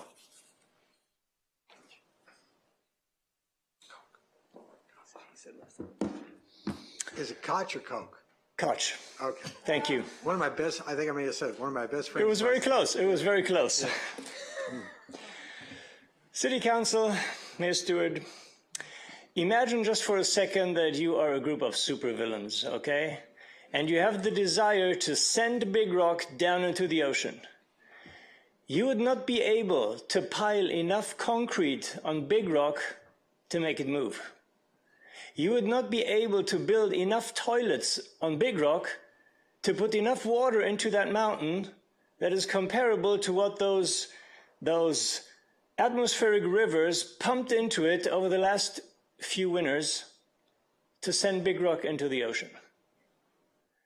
And now that we acknowledge that the Big Rock slide is stable, and it has been for decades, there seems to be a desire to block ADUs from being built in Big Rock, preventing people to build temporary housing while they rebuild their homes. We can't put enough concrete on Big Rock to make it move. We can't put enough water fixtures and toilets on Big Rock to make it move. The slide is stable, it's fine. We can build ADUs up there. People who are willing and able will need water to prevent their house from burning because we can't rely on the fire department. That can be on-ground pools, which we can put there, or those can be properly permitted pools that are properly built and in the ground. They're heavy, but they're not heavy enough to send Big Rock into the ocean. And they will not put enough water into the slide to make it move. It's safe to build pools on Big Rock and to help the residents of Big Rock save their homes when push comes to shove and the fire department is not around. There also still seems to be a debate, what's like for like? And it is very simple. The governor's orders are very simple, and not following them may open up the city for lawsuits, and nobody wants that. There are about $100 million in the city treasury, and I mentioned it before. What is that? How is that being used in these days? What kind of disaster are we waiting for? And because I haven't seen, maybe there was, but I haven't seen any movement, I'll propose using half of that, $50 million, as a budget to help the businesses and to build the residents rebuild. And you can decide how you want to allocate it, but just say $50 million are going to be used to rebuild Malibu to help the businesses and the residents. Thank you very much. Thank you. Okay, last speaker slip is Jimmy Patella.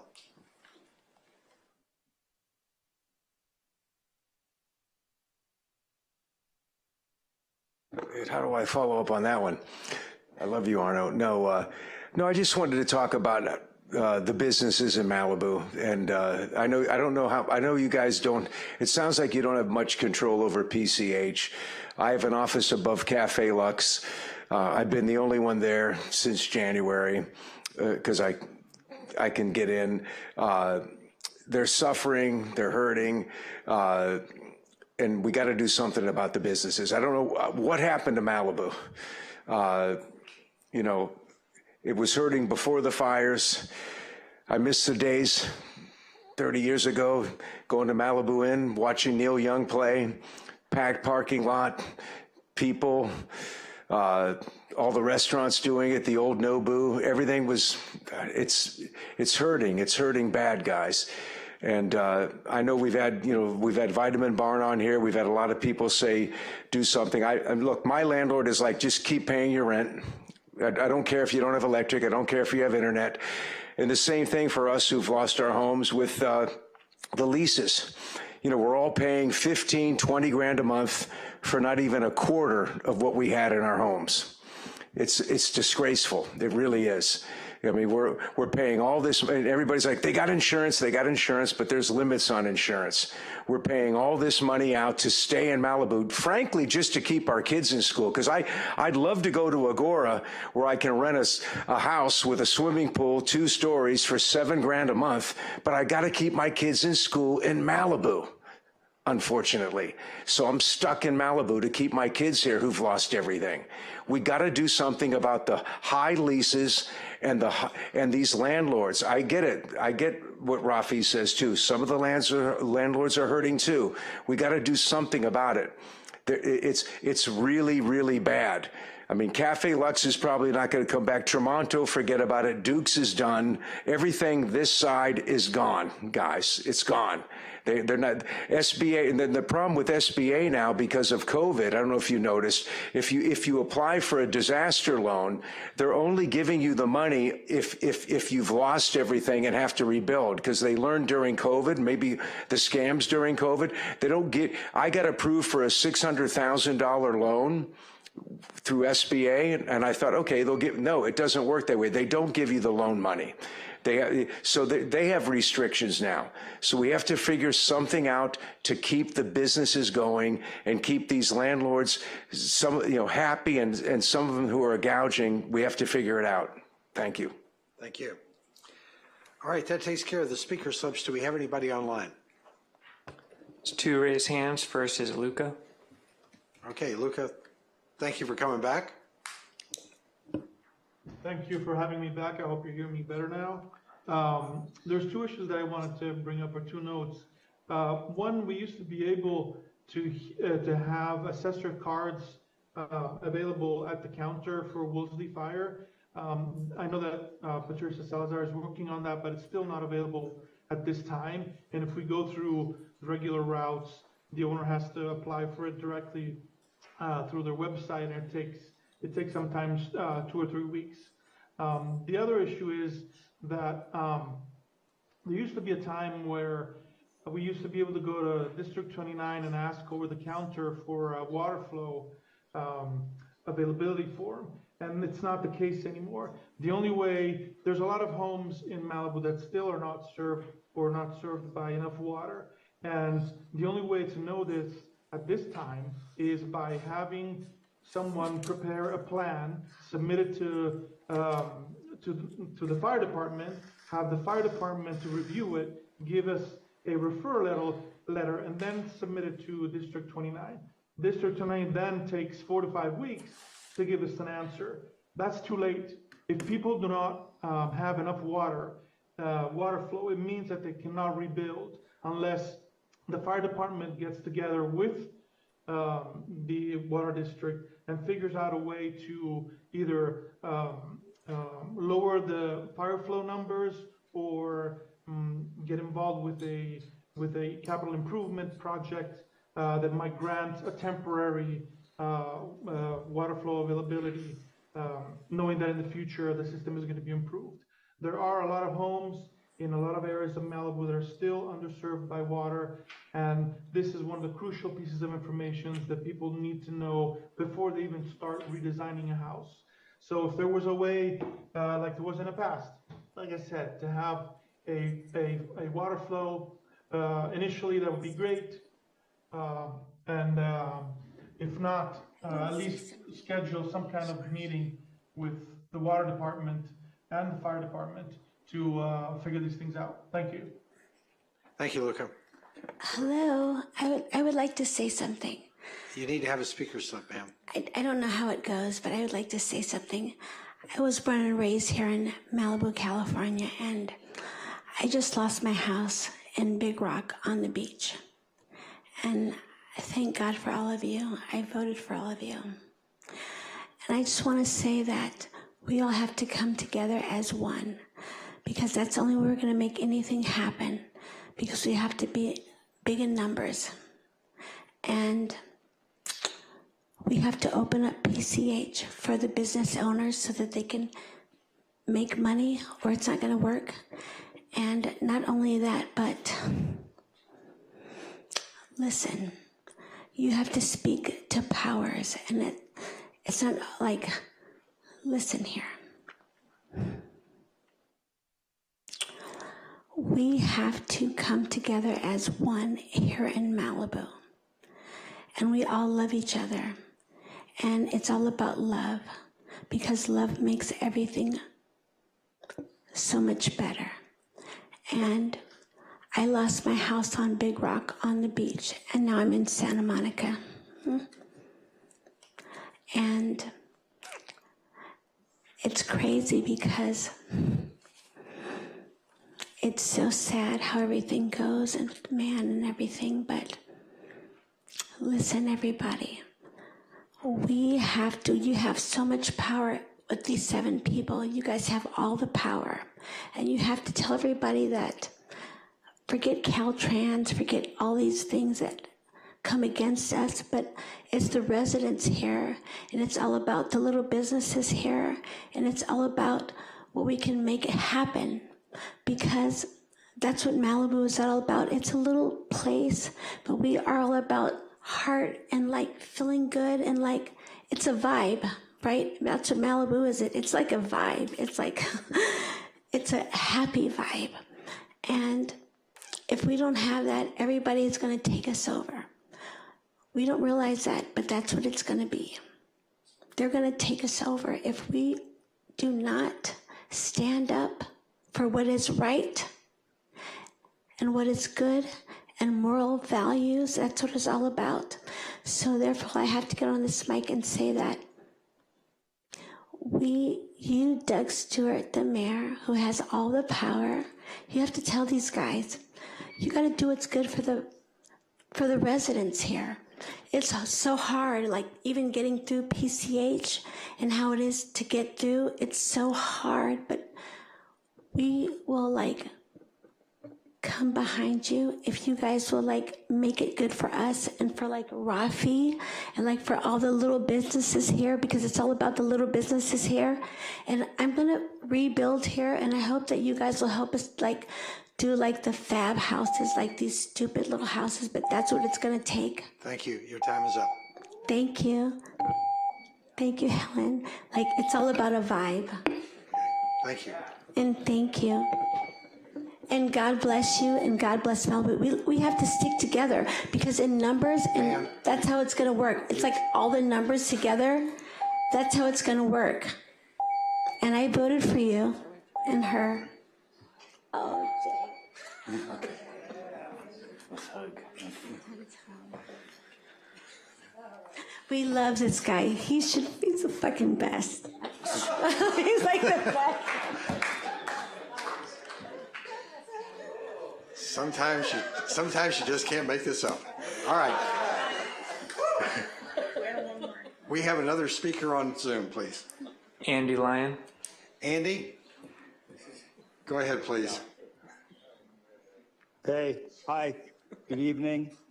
Can you speak up just a little bit, Andy? It's hard to hear. Yeah, can you hear me now? Better? Worse. I don't know why it's not. How's that? Better? Better now? We'll try it, Andy. Go ahead. Can you hear me at all? We can hear you, just barely. I don't know. I hit the unmute. Hey, okay, well, I'm with all these trucks coming up and down the highway with all the debris, I just think that maybe the city might get ahead of this dam removal project that's sort of in the background, trying to make its way through with state parks. That would just be a big disaster right now if they started doing that project, which I know they want to because it's a huge project. And that also ties into some of this water stuff, because Tapia still is dumping tons of water down the creek. It would be great if the city could get in coordination with them to save some of that water. Instead of, in the summer they don't send water down the creek, but the rest of the year they're just pumping down. I think they treat something like 16 million gallons a day. So that water should be, going into storage tanks someplace for firefighting, and that dam shouldn't even come down. If anything, they should just take it out and put it and save water there. The other thing I wanted to talk about is the highway, this whole Caltrans thing, and, the city and being, only certain people getting passes and everything. We really need to not just go to the default of it's out of our hands.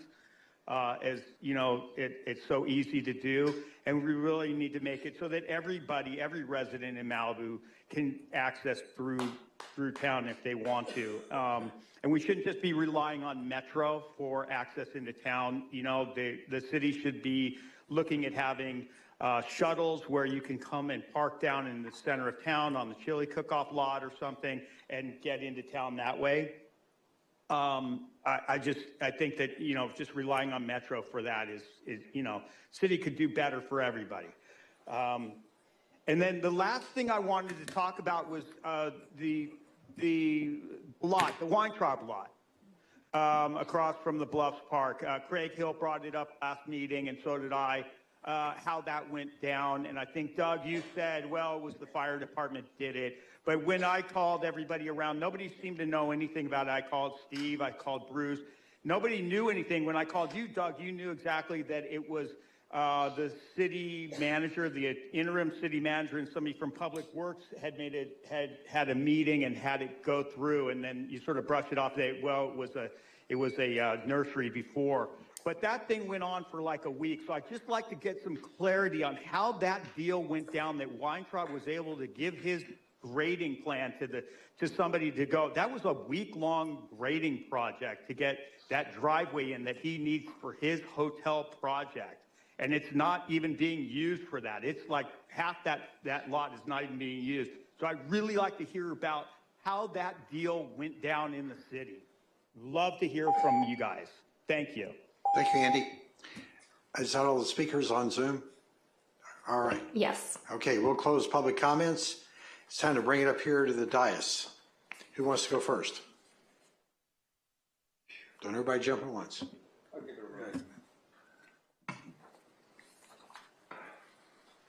I want to thank all the speakers, and I agree with you. We have not been sitting still in terms of not trying to get PCH opened. And there's, you know, maybe we got to try something else. I'm not sure what that is.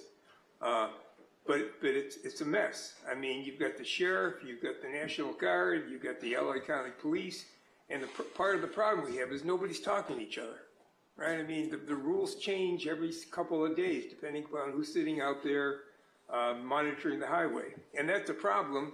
And you know, I mean, I've talked to Sheriff C2. She has problems talking to her counterparts on the other side, so it's a mess. We will keep trying, and I agree with you. Know, I think the idea of trying to open up on Saturdays is a good one. Let us see what we can do. I mean, you know, if I had the silver bullet that could get it fixed, I'll tell you, I would have fired it a long time ago. And I realized, I mean, I got an email from the guy who runs McDonald's today. I mean, he's dying, right? I mean, his business is down 70% or something. So this is we understand this is across the city. We understand we got to try and do something. We'll keep working at it, and let's see what we can come up with.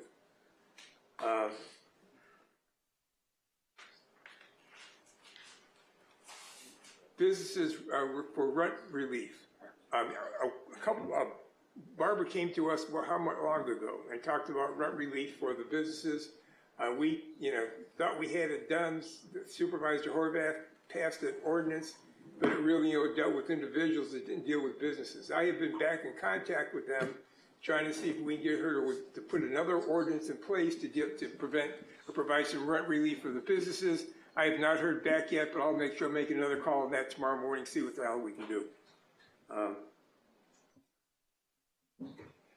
So then I want to just thank a couple groups. I was in City Hall on Saturday. You know, CERT is there working, helping people get passes to go through. They're doing a heck of a job. They're really busting their chops. Pepperdine did us a favor in the Rebuild Center. They gave us a good rent, a good deal in terms of making that work, so we're happy with that. And I want to just, you know, very quickly, I stopped in the Rebuild Center the other day. The people there are excellent. I mean, you know, I was really impressed with the quality of folks that are working there, their ability to step up and help people. They're knowledgeable, they're personable, and they're going out of their way to try and make it work. So I encourage you to go and work with these folks. They're really working very hard to try and help you out. Debris removal on PCH. I mean, Trevor, we talked once before about seeing if there was some kind of an ordinance we could get passed, an emergency ordinance that allows us to go in there and pump out some of those septics and get it cleaned out. I mean, have we made any progress on that? Yeah, we've been in contact Yolanda and I have been working with the county and also with trying to work through the governor's office. We do have a number of tools that we can bring forward to the council when the deadline does expire for them to do it, but it's going to take, if the city's going to take the lead, it's going to take significant funding to move that forward, and also be through a different type of enforcement action. Why do I have to wait till the day passes? I mean, the stuff is sitting out there. I mean, the septic's not getting pumped. Why can't, I mean, to me, it's an environmental emergency, it's a health emergency, it's killing the ocean. I mean, there's a whole bunch of stuff that's going on, and it just seems to me that we should have the ability with that kind of a process to say, we're going to fix it, right? There should be a law or something that allows us to go out there and take control of this stuff if these people aren't doing that. I don't understand why you have to wait. There is the deadline for people to opt in for the debris removal process to go forward. When that ends and we don't have, if people are not signed up or not taking care of it, who's pumping out the septics? Nobody is pumping them out right now, is my understanding. We got to get somebody to pump out the septics. The individuals have the responsibility for their own property to go and take care of it. If the city wants to do it, there are tools that we can use to do it, and we will bring an item to the council to do it. When are we going to get those tools? We asked for this a couple of weeks ago. I mean, it's time to get something done. We're sitting on our hands and we're not fixing it. So, I'm sorry, I get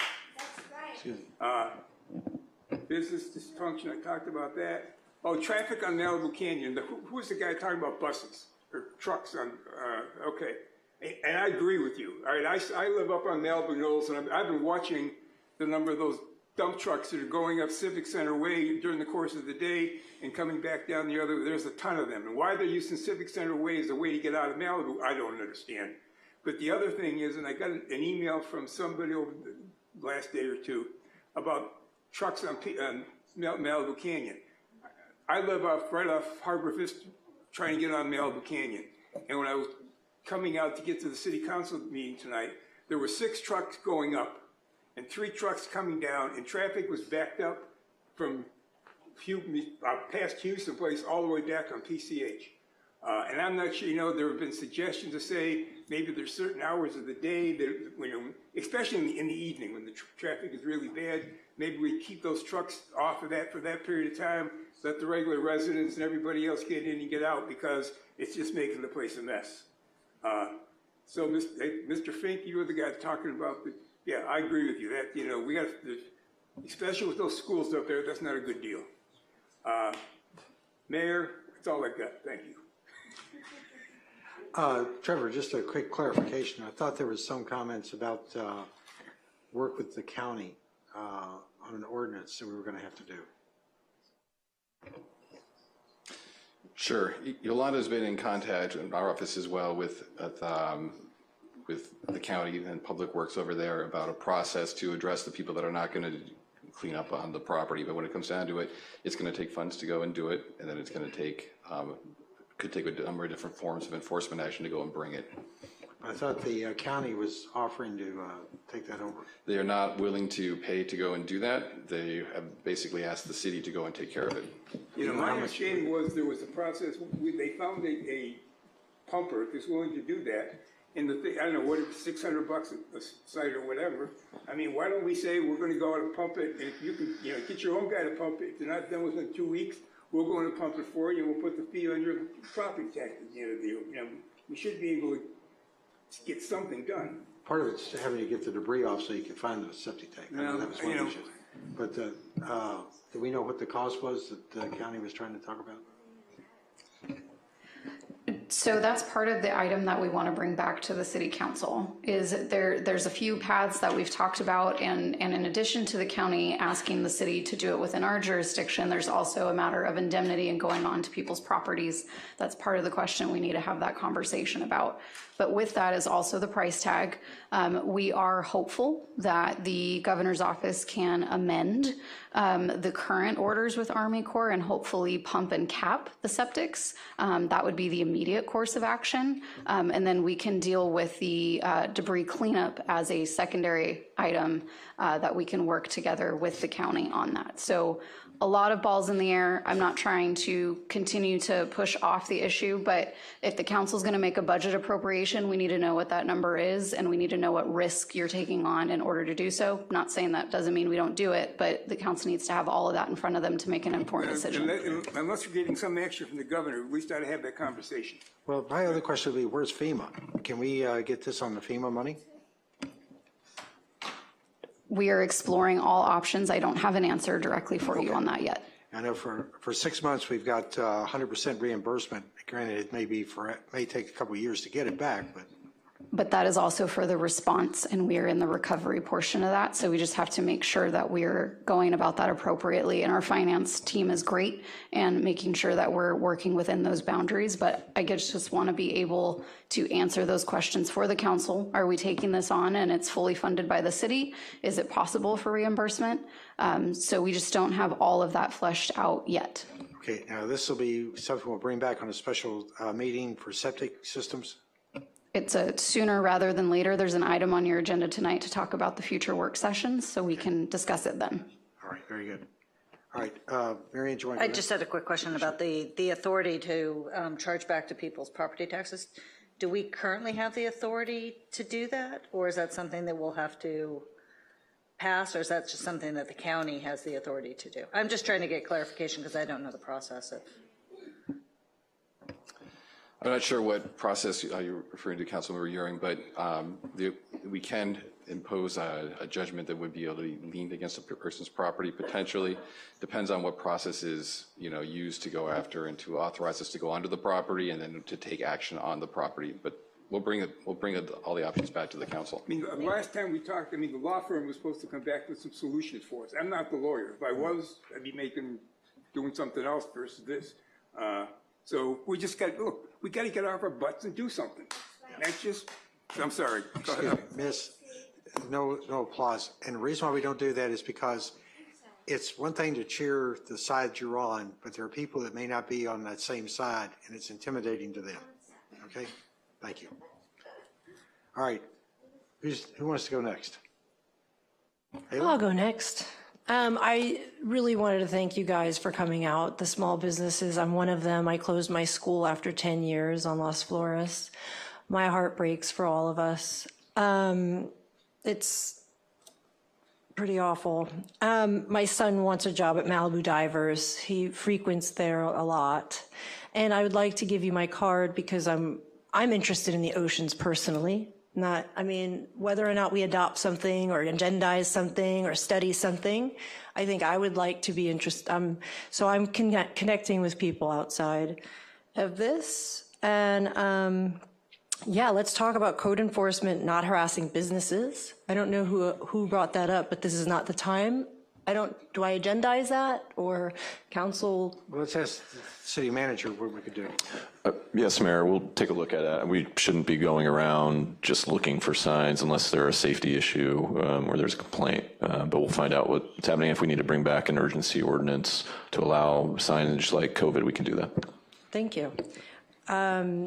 What did the city find out about the eviction moratorium? Because I know that came up 2 meetings ago that Barbara brought up to the dais and we asked for information. Yes, Mayor and members of City Council, that was from the Supervisor's Office. LA County did an eviction moratorium. It initially appeared like it would have some impact on businesses, but it was meant for residents only at that time. So we're working on or communicating with the Supervisor's Office to hopefully advocate for more business. Commercial. I don't know an answer on small businesses. Like I've racked my brain, I've posted Go Local, I've hosted things. Besides opening up PCH for the weekends, and I'm not gonna punt it because we can try what we can. I don't know what else we can do. We've treated the staff to lunches. I've tried to find money. If anybody has ideas, I talk to people all day long. They're like mobility and buses and shuttles. I'm all ears. I also agree that the trucks, I had a few parents reach out to me. I'm a parent, and I I asked the city as well about an explanation on why the debris trucks are there, and you gave me one, which was?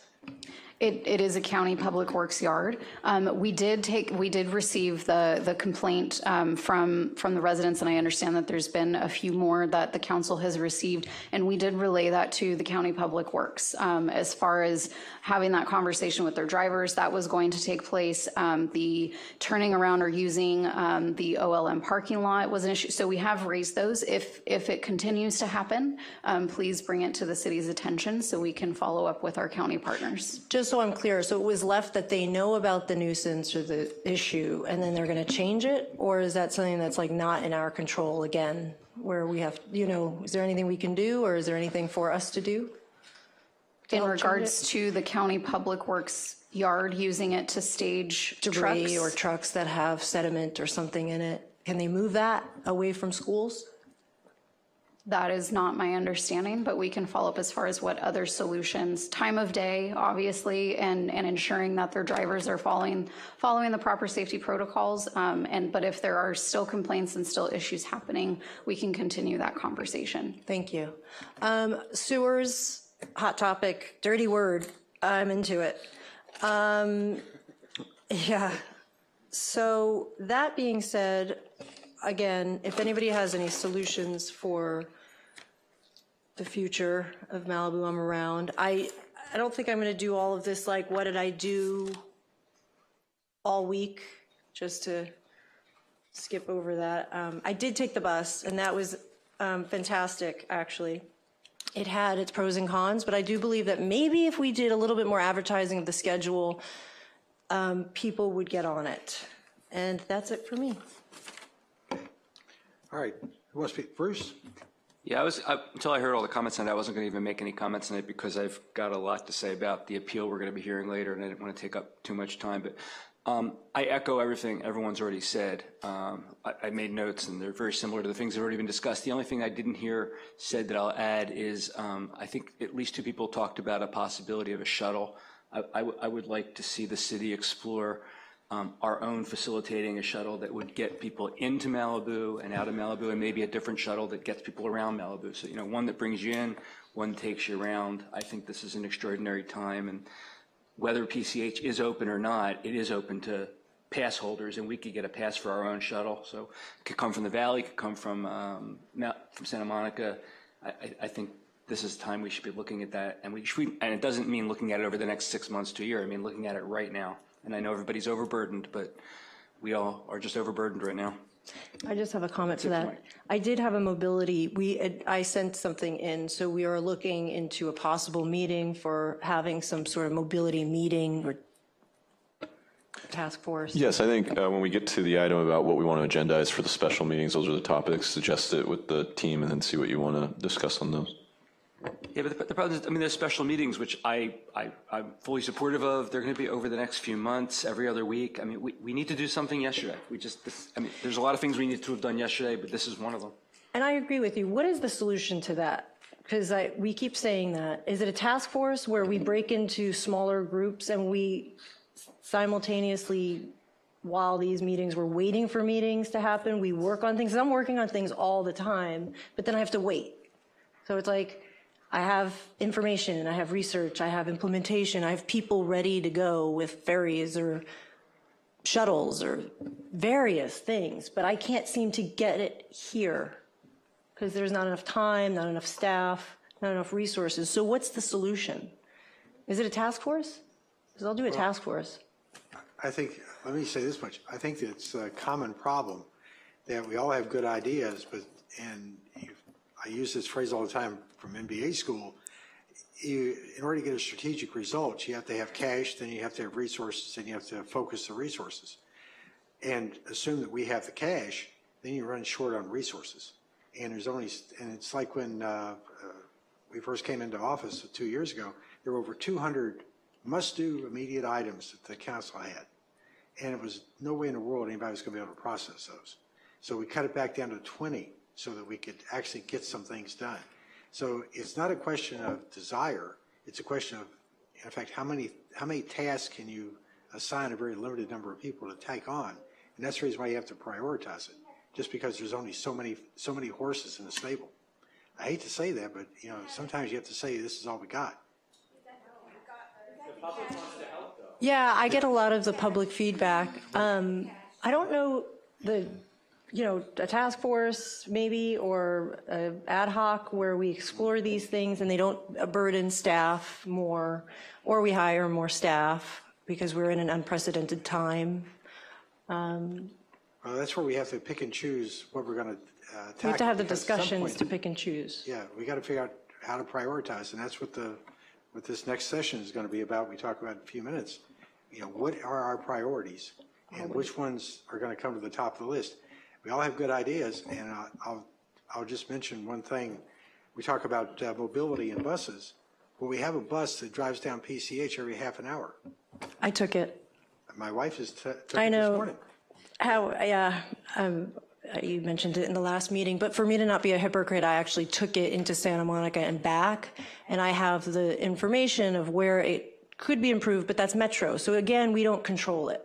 And then we have to call Horvath's office and the supervisor, and nothing gets done. Well, let me, and also just to finish up on that point, because I raised it.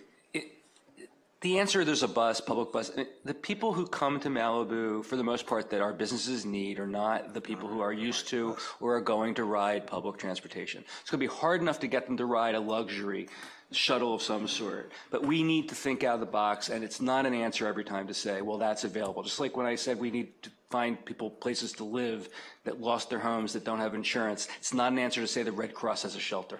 The people that we're trying to help are not people trying to help, and the clientele in Malibu are not the average person on the street in Los Angeles, in downtown Los Angeles. It's just a fact that we're dealing with a different group of people, and if we're going to help our businesses, we need to accommodate the people who are going to be their customers, not this fictional person who's going to get on the Metro bus. They don't exist. Okay. All right. Marianne? I am so happy to hear everybody talking about shuttle buses because I've been talking about them for years. So it's glad to see everybody's on the same page now, finally. I have been speaking with a variety of people, including Supervisor Horvath, about working with Metro to reimagine transportation within Malibu. I think that everybody in the world is used to public transportation. I think there are many places, you go to national parks, you go to state parks, you go to a variety of other tourism locations, and those communities have already incorporated public transportation, so people are used to doing it. You just need to have some well thought out plans and implement it. Right now, we don't have the staff. I'm hoping that the county and Metro will be able to assist us with that, and I'll continue to have conversations with them with regards to that.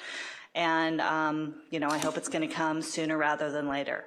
The fact, though, is we do have at least the 134. It comes to Santa Monica. It connects with the bus services. It's very robust.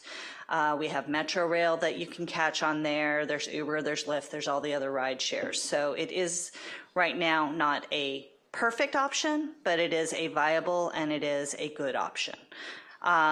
It would be nice if we also look at connecting over to Calabasas, Westlake, Thousand Oaks, that area, and that'll be something that we'll continue to work on Metro with. One thing I did want to announce, I'm on the Library Commission, and so I wanted to highlight Library Giving Day. I know it's hard for people to think about donating to other places, but our county libraries do need love and support. So if everybody consider on April 1st to donate to the county libraries, that would be great for them. One thing about PCH opening, it's a challenging thing because even if we open, the debris removal is going 7 days a week. And at night, it is not a pleasant experience driving on the highway. There's still a lot of impediments, there's dangers there and everything else. The utility companies are planning on undergrounding. If we do move forward with the sewer system, there's going to be that construction. There's going to be construction on the highway with regards to other things that are going to need to be there. So it's an unfortunate reality. The highway is going to be impacted for many months. So even if the debris removal does get completed in the next couple months along those beach properties, we're still going to have major impacts. So I think that we need to come together with the chamber, with the county, with the state, and come up with a media campaign that says that Malibu is open, because the fact is Malibu is open. Even if our roads are impeded, we are still open. And I know it doesn't feel that way, and that's why we need to get working on a professional media campaign to say that. That's what other communities have done when they've had impacts like that. It's something that Malibu needs to be doing. It's just, Malibu, again, doesn't have the resources. We don't have an economic development department here. It's something that the city has never been challenged with uplifting our businesses. And that's just an unfortunate fact. So it's something that we have to pivot and change. And we're not going to be able to do it by ourselves. I would also love to see private individuals and such come together to have some type of a fundraising campaign. U.S. Chamber of Commerce, they did a lot of things after the Lahaina fire to help their businesses and their residents. I would love to see something here and put together where we have fundraising and then grants can go out to the local businesses to help support them. I understand you guys need the money and we need to find ways to raise that money and then distribute it. There are, local fundraising activities that have happened in our community, and that money needs to get out to you guys 100%. So I know Malibu Foundation was raising money. Contact them to see what they can do to help. Hopefully the Chamber of Commerce can work with the U.S. Chamber of Commerce and hopefully get some stuff like that. But no one entity is going to be able to do this by themselves. And so we have to have some professionals step forward and give some ideas and put some stuff forward. Let's see. I also learned to dive with Barbara, so thank you for that. I understand the health of the ocean. Maybe, I don't know if you've had a chance to talk to the county, beaches and harbors, the state, anything like that about organizing some stuff. So we'll follow up on that, trying to see if we can't get maybe some activities to go out and get the local divers together to help with some of the poisons essentially that are in our ocean. The county did have some grants also for local businesses, so if you haven't reached out to them already, please do that. Let's see. We talked about the outside advertising, offsite advertising. Yeah, if we can make sure that maybe we can create some place that people can have common advertising locations. I know that's not something that's allowed in our code, so maybe we can do something with that. I wasn't aware that delivery vehicles weren't allowed to get into the burn area, so could we follow up on maybe adding them to the list of vehicles? And I don't know if the U.S. Postal Service has resumed any activity in the burn area. Deputy City Manager? I don't have that answer, but we can certainly check and make sure that they do have the authorizations. Obviously, U.S. Postal Service is one thing, but some of the ones that were mentioned here tonight, I can say myself, I've seen UPS in the area, so we just want to make sure that they're communicating and that there's not a specific protocol within their own companies that they're following, but that they know that they have access to the area. Thank you. Let's see. Oh, Water District 29, is their local office open? There was talk that somehow or another there was a communication, so maybe if we can follow up and make sure that their local office has their regular operational hours and such, that'd be great. With regards to the debris removal trucks, can we have them utilize PCH to Malibu Canyon and not cut through on Civic Center Way? Is there somehow we can talk to the Army Corps of Engineers and the private contractors that that's a restricted access through there, so we can at least lessen. Obviously, the county is going to be going to the county yard, but Yeah, we'll definitely follow up and see what other options and advocate. that'd be great. And just that roadway doesn't need that extra stuff. Let's see, we talked about that. I'll bring that one back. Keith, I am so sorry to hear you were still, did Keith leave? I think, no, Keith's here. I'm so sorry. I'll follow up with the acting city manager and see where everything's at and make sure that things are going forward so we can get you wrapped up. I know it's been a long year since the last time you were here, so I'm sorry you're going through what you're going through with your neighbors. And I think that is all I have. Thank you, Mayor. Okay. Oh, and thank you to everybody. I know it's hard to show up here. Helen, you got that look like I want to press one more button. Bruce has got his finger on the trigger too. Oh, okay.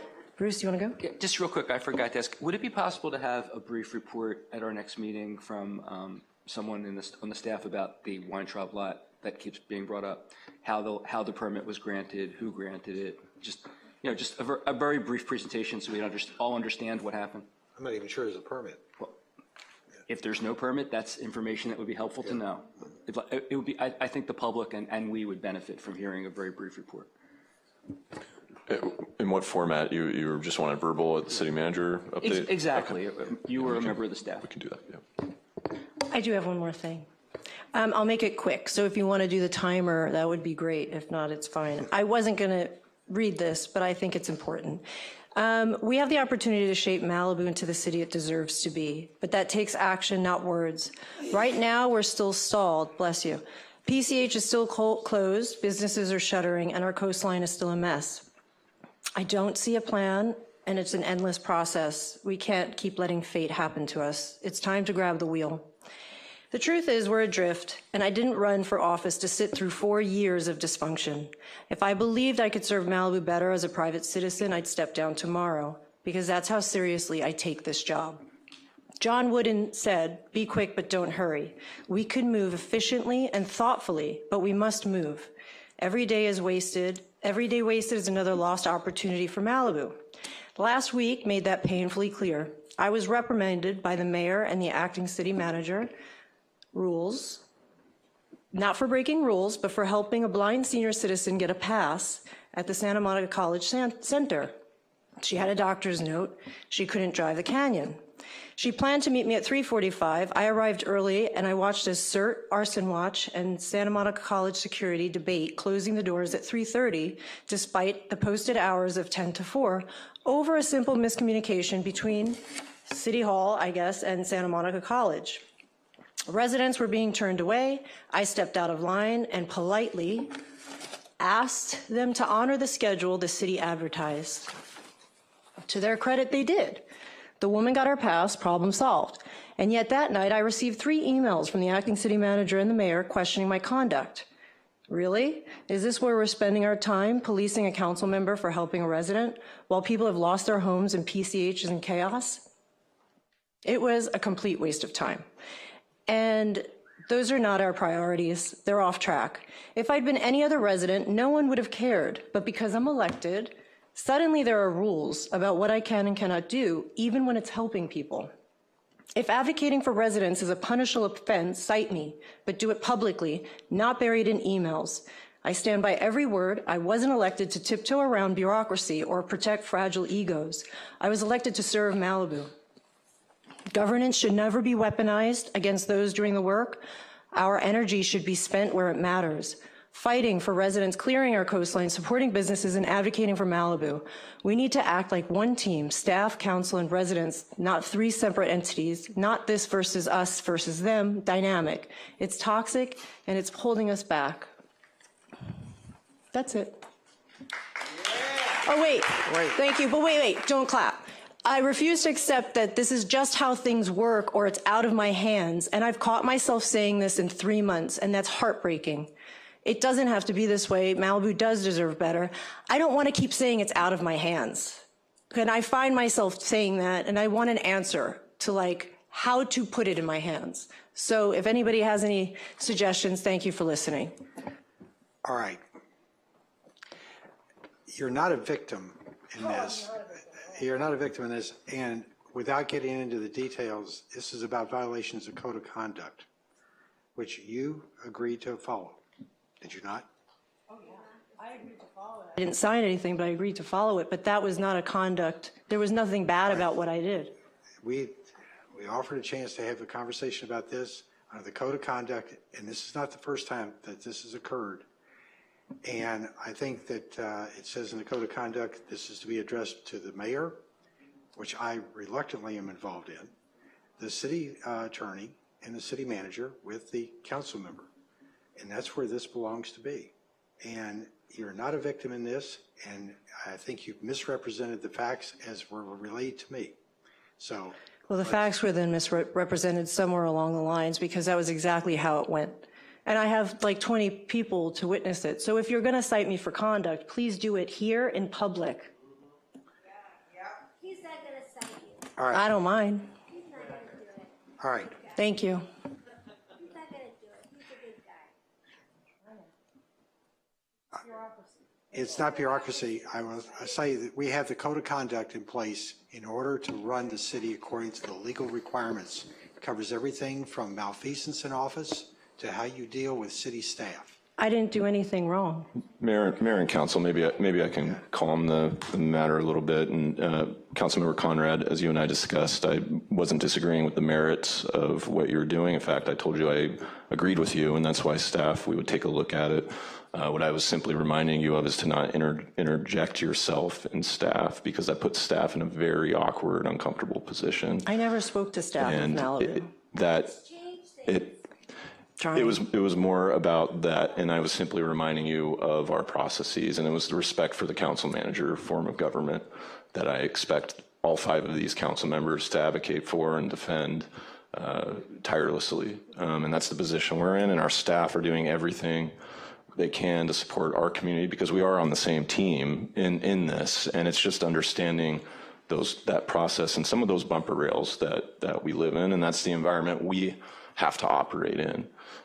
So as I reminded you in that setting, I wasn't citing you, I was giving you information so you had it, so you knew how we operate and what we agreed to not interject ourselves in operations of staff, and to let us know what the issue is so we can address it properly. And that's all the communication was. Okay, with that, thank you. Let's close this, and please. Ma'am, once again, this is one of the resolutions and things that the city operates under. I'm not trying to be a dictator here. This is the way the city is meant to be operated for the benefit of the public. So please. All right. It's always fun to go last. We've got some things I mentioned earlier. We have the FEMA representative here. Every person that has a disaster loss needs to have an application in with FEMA. There's $40,000 on the line for each one of you. Do not let the March 31st go by and not have that application in. If you are, you're leaving money on the table. On the things we need to work on, there's an item that's come up about the trenching issue that I think has highlighted something that I know I wasn't aware of, and that is we've got an arrangement with Southern California Edison about trenching, but the county has a provision that says one trench only. And we need to get that ordinance over to the city attorney. We've asked the SCE people to provide what they see in other cities so that they can have all lines buried at the same time. We also have some cleanup to be done, not on Spectrum and Frontier, but it's the cell towers that are the issue that don't seem to have the same requirement to bury their lines. So we've got some cleanup to do on this, and we need to get that done as soon as we can. So I'm going to ask that the city attorney work on that and have it brought forward as soon as we can get it from SCE and the others to see what we need to consider on that. If that would be sure. If there's a document that they want to forward to me, I'm happy to take a look at it. It's a combination of counties, one trench, and what the cities, what SCE is seeing in other cities like Santa Monica. Sure. Happy to see the request. I believe we are going to require them to underground, to remove the poles when they do the undergrounding, which should take care of the issue as well. We just need to clarify. We're going to talk in a few minutes about the things that need to be prioritized, and that's really what we're talking about. You know, which ones do we tackle first? Which ones are the most critical? On my list, I've got 3 that are critical: fee structure, self-certification, and sewers. But we'll talk about that in a few minutes. In terms of trucks, just a suggestion before we get too complex on it. I wonder if we just had a sign put down at PCH and Webway. It says, no dump trucks on Webway if we can, or Winter Harbor Road. Okay, that's just a suggestion. On USPS, I had an inquiry from several people that I checked out with Representative Sherman's office. Turns out if you've got a problem with your mail delivery, go to the Heathercliff office and they are to forward it to the La Costa office, the one at Ralph's Shopping Center, or any other post office where you're going to be able to pick up the mail. It should be an easy process to be done, and I believe we've solved it for several people that had a problem where their mail wasn't being delivered. But they were being told to see the postal official, and the postal official's in Chatsworth, but the postmaster at the various offices can't take care of it, especially the Heathercliff office. One other thing I want to mention about the PCH effort, as many of you may know, I'm also a member of the Chamber of Commerce, and I was hearing these issues over the last several weeks, and I've been trying my best to figure out just exactly where the roadblock is. And I know Bruce has been on the horn. We're now the Brown Act buddies on this issue. If you're familiar with the Brown Act, you can only have one other council member on an issue outside the public meetings. And we're trying to figure out what's going on. I've had in-depth conversations with the Sheriff's Department. I've had it with the county supervisor, the assistant sheriff, and LAPD has been involved in it as well. What we're running into is not a question of not communicating. That's not it at all. Everybody's very clear, but they each have their own issues. And I'll highlight it for you. Just on the in Malibu, we've got people who don't want PCH open because they're afraid of looters. We've got people on PCH that don't want to have looky-loos, or they feel like it's going to block their property. We've got people in LA City that don't want to have problems with too many trucks and cars on a PCH while they're trying to do cleanup. So everybody's got their issue, and it's almost like this proverbial overlap all the different issues and see where you've got common ground. What we're pushing for, and I'll hopefully have a better answer from LA City in the next few days, is exactly what we talked about tonight. Weekend access, and when the streets are not in active use, have some way to get in and out of Malibu on it. And I'll just give a for instance, don't quote me on the hours, but for instance, if we said 3 p.m. to 10 p.m., it would be open. But we're also having to ask, as part of this, to make sure the National Guard is taking care of what I call the upslope streets, so that they're blocking those off to protect the looters and protect access to only need to be there. So the pass system would still be working there. So we're trying to work this out. It is not a lack of interest on anybody's part. It's just a case of everybody's got their own constituency and they're trying to figure out what works. The constituency is most important to me, is what I refer to as being pro-Malibu. And we got to figure out a way to get this done. I cannot tell you how heartbreaking it is to hear the stories of stores. I've had one person in this afternoon that spent an hour with me telling the tale of woe. We all got the McDonald's email. It's just devastating. And we're talking about people that are at the end of the ropes. And it's not enough to have people come down the canyon or, spend a few minutes at the beach or whatever, or drive through. We've got to get PCH open at least to some of the traffic. The colonel from the Army Corps of Engineers is correct. There's a lot of work to be done on PCH. He says the end of May. Caltrans has their own safety issues that they're trying to do. You've got SCE digging large holes to put the undergrounding in. And just as an example, Marianne and I were up on in the Big Rock area last week with SCE, and the only reason why they're able to move so quickly is because nobody's there. So they're digging holes, they're blocking streets, a variety of work up there, and that's what they're trying to do quickly on PCH before it gets too active. Everybody's trying to do the right thing for the right people, and we're trying to get people on PCH as well. And I will tell you, I drove the other night on PCH coming home from Santa Monica. There are about 2,000 orange cones per mile. And when you get those in your headlights, it looks like you're in a field of cars. It's just a bunch of reflectors all over the place. It's difficult to drive on. It's not going to be safe, and everybody's worried about that. So we've got safety issues, looting issues, construction issues, access issues. It ain't easy, and we're going to try and get it done as fast as we can. And even among our city residents, there's not universal acceptance for being open or having PCH open. But I will tell you, it's going to be 25 miles an hour, 2 lanes for a while, and we're just going to have to figure out how to work with that. So we're doing our best, and to the Chamber of Commerce members that I'm associated with, I've got 2 constituencies in this fire issue. One of the people that need to be rebuilt and the people that need to survive, and I'm trying to work for both of you, okay?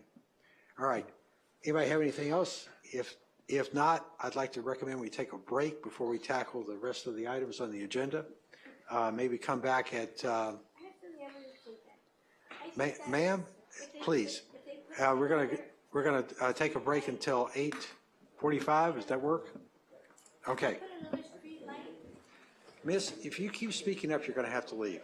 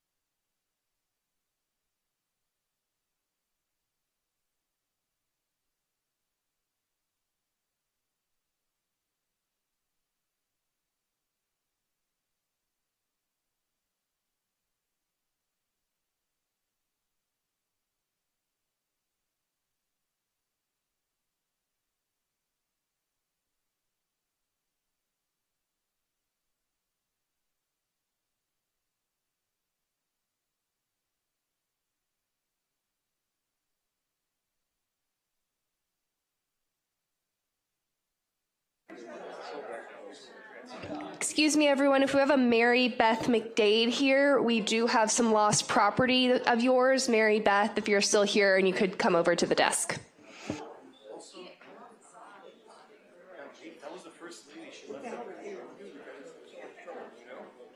I think she does.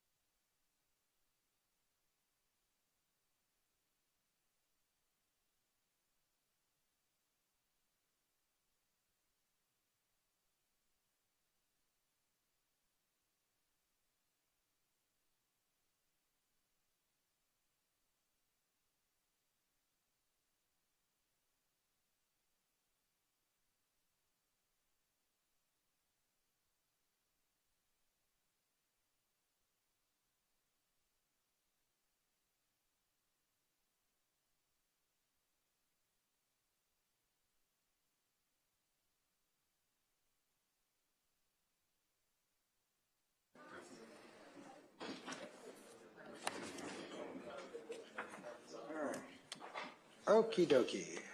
Let's get started here.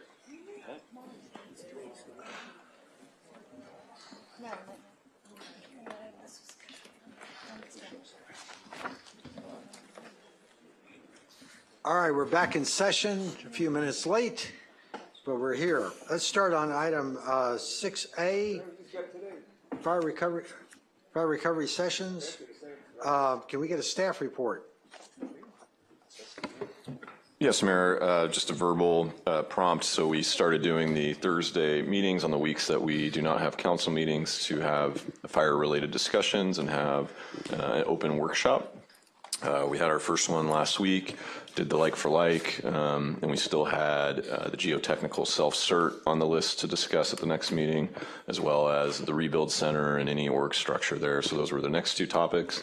This is now going to be a standing item on this council agenda to discuss any topics you want for the next meetings and which priority order do you want to do those. And so each meeting you can decide if there's a new topic. Okay. And we still have the two open items from the last time around, self-certification and geo, right? Correct, and the rebuild center structure. And then I think one we've heard is fees, and we heard some mobility discussions earlier. Okay. All right. We do have one speaker, Joe Drummond, please. And do we have anybody online? There's one raised hand. Okay, we'll get to them too. It was actually a rebuild manager. Wasn't that the topic for the workshop? That's what we need most of all to help you guys run everything quickly. And we need the pro certification geo requirements and a fee or no fee for rebuilding. We also need a sewer versus septic on the beach workshop possibly.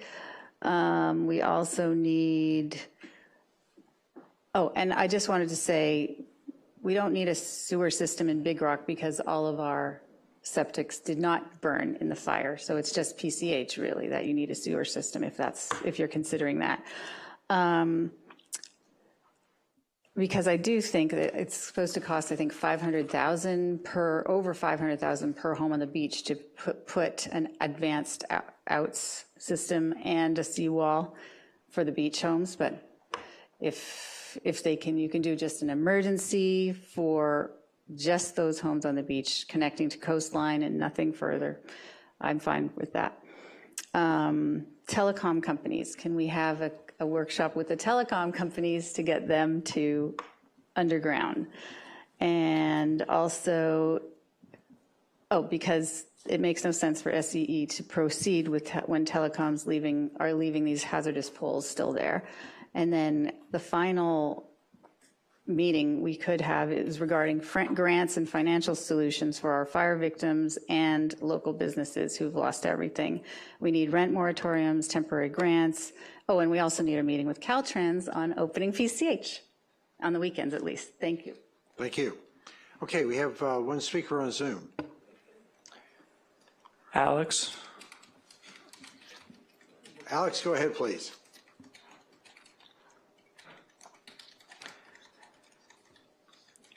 Alex, you should see a pop-up to unmute.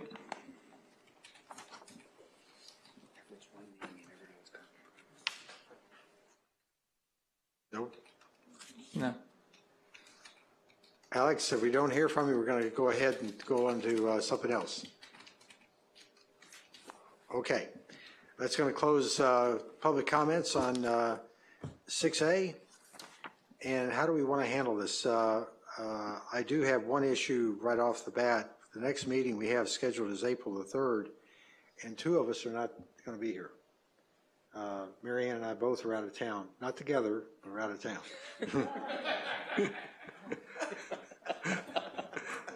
I think we're with our respective spouses. That's true. That is true. Like I said, you can't make this job up over here. So do we want to do April 3rd with a three-person? It was, so we have April 3rd, right? You're asking to change it? On our sheet here, we've got April 3rd and April 10th. Correct. So our next regular city council meeting is April 14th, so you would have two workshop meetings before that. Anybody? I'd say let's do it. It's up to you guys. It's only going to be three of you. It would be, I think, informative, but I would hate for us to make major decisions with only a. We only do the straw thing, so it's not major. And you could watch on, YouTube, or it's the way I do it. Not where I'm going to be. Catch up. One of the things that Halen has repeatedly expressed frustration about, and I have too over the years, is our inability to get together and brainstorm with more than two people because of the Brown Act. So at a bare minimum, this gives us a chance to have three, and actually if three can form a consensus at an informal meeting, they can come back and vote because it only takes three. Okay. But at a bare minimum, it gives us a chance to brainstorm in a way that we're not allowed to do legally otherwise. That was the whole purpose of these meetings. Okay. I'm good to go. It's up to you guys. I don't have a problem with it at all. All right, so let's talk about our priorities for the upcoming, because I think that's what you're asking for here, is just what our priorities are. I expressed earlier that mine, at least on an initial list, plus we've got some things left over from the prior meeting, fee structure, self-certification, and sewers. Does anybody else, and we also have the Rebuild Center administration. What does that mean? Well, yeah. Well, I was just going to say, with fees, I mean, is that something that's just going to come forward during the budget time? Is that something A&F would, I mean, does anybody have any knowledge of how it was done during Woolsey? Brought forward, was it just an item that was brought forth to the council and then a discussion ensued, or? Offhand, I don't know on Woolsey, Mayor Pro Tem, we'd have to take a look. But the normal fee process, yes, it would come back as part of budget. Now with the disasters, we've obviously fallen behind on a number of things. Where we had left off with the fees were to look at our planning fees and come back to A&F, talking about which ones staff are recommending for increasing or decreasing to try to incentivize certain things, and then A&F, we're going to make a recommendation to council. We're behind on that, and normally we would have fees done by now for the council. So we did that study a year ago, more than a year ago, and so we don't want to lose that, but we still had the planning fees. So there's two different things happening here. There's fee waivers for rebuilds, right, and then there's those fees, how they tie into the fee schedule. Well, I was talking about fee waivers. Yeah. Well, and so that's what I was going to say is, why don't we just have an item brought forward on how quickly could staff put that together? Because they can always be made to be retroactive if we do adopt something that we could reimburse the property owners. So, it's. Yeah, I mean, we can look back at what we did for Woolsey and bring a similar item back as sort of a foundational discussion item, if that's what you're getting at. It may be better at a regular council meeting, if everybody agrees, just to get that out of the way, because there's uncertainty among the applicants, and that's all I'm trying to address. Is something we can do quickly. I don't think it's going to be that long a discussion once we get it back. I think what we really, last time I remember, they put together an analysis that here's what it's going to cost us, right? So you have some idea what we're voting on. Pick the fees and vote on whether we want to waive them. Should be not a long process. Yes, I think I'm looking at staff, is the 14th too soon to have that analysis, or the 28th? Are those realistic goals that we can set, or just please give feedback? Smiling yes to which one, planning director? Fee waivers. Fee waivers on, do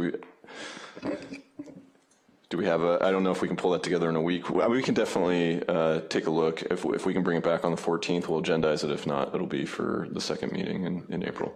Well, let's take that off the special meeting then. All right. So And I think the sewer discussion is very important, that we need to have that. We need to make sure that our community has consensus on that. But I think that is also a meeting that we're going to have to schedule our partners, which is the county and the state, and especially Caltrans. So I don't know, looking to staff again, is that something that we need to continue to be working before it's ready to come forward, and also working with all their schedules. Times are the essence of that, because we don't want people to start spending money on those plans and those infrastructure for their private stuff, but at the same time. So my recollection of the council's direction that came out of the February 27th meeting, just trying to back up, was that staff would notice a special workshop with our partners, but in order to work with the community as to get the buy-in and have the discussion over sewer versus septic. At that time, there wasn't this much of an express support. So if that's still the direction of the council, what we would be doing is having a special work session with the other parties that you're mentioning, and allowing the community to participate in that. Or if it's just more of an informational special meeting, we can pivot, but looking for a little bit of what the council's goal would be in the setting, and is it more to find out what the options are? We would want to bring in a team to kind of advise on a few of those things, and just how quickly we can pull all that together, so that way council can give some clear direction. Well, I think one of the first things we need to figure out is, before we talk about partners or anything else, maybe an idea of cost. And I always use the four corners of what we might be proposing. How many possible users? I know Joe just mentioned Big Rock's doesn't need it. Well, I don't know if Big Rock wants to make that statement or not, but how far a PCH does it go?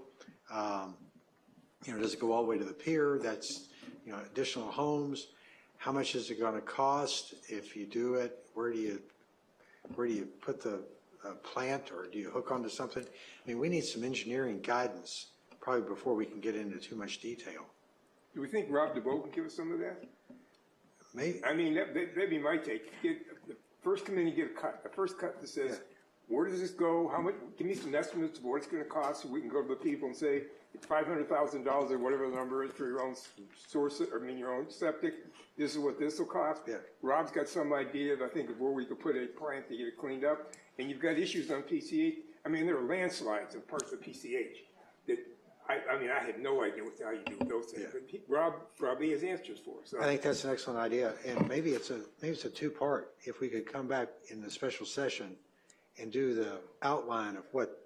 Then bring the other guys. Then bring the other people in. A feasibility discussion with our public works as a special work session.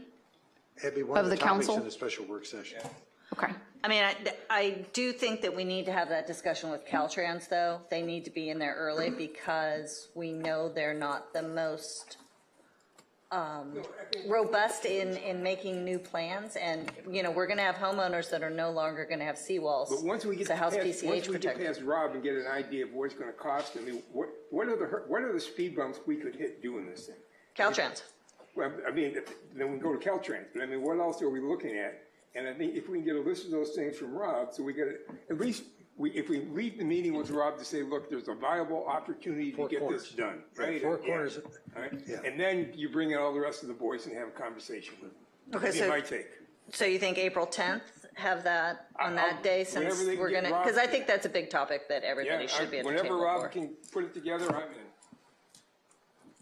in. So I think that the sewers and the self-certification, I agree, are big topics that would require all five of us to be talking about, because three's not going to matter.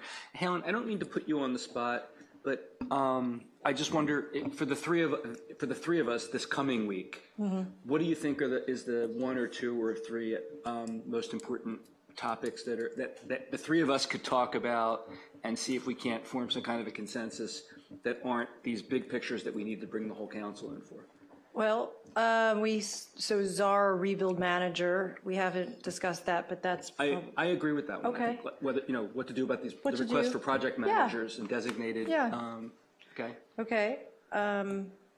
So sewer we're tabling for the five of us, pro certification for the five of us. Fees are going to wait for the five of us, right? Fees may be just a council item. But what are the things like that you've been frustrated we haven't been I mean, able to we could talk about mobility, but it depends on Caltrans as well. We could do I don't want to call it an inner city shuttle, but it's an inner city shuttle. So it's a people mover we could talk about. I don't know if the staff's ready for that sort of thing.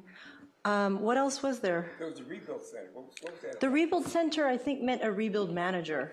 I don't know. What are we talking about with the administration for the rebuild center? It was in an effort to talk about the organizational structure. So if you recall, in one of our presentations, we had given a chart of potential ideal structure.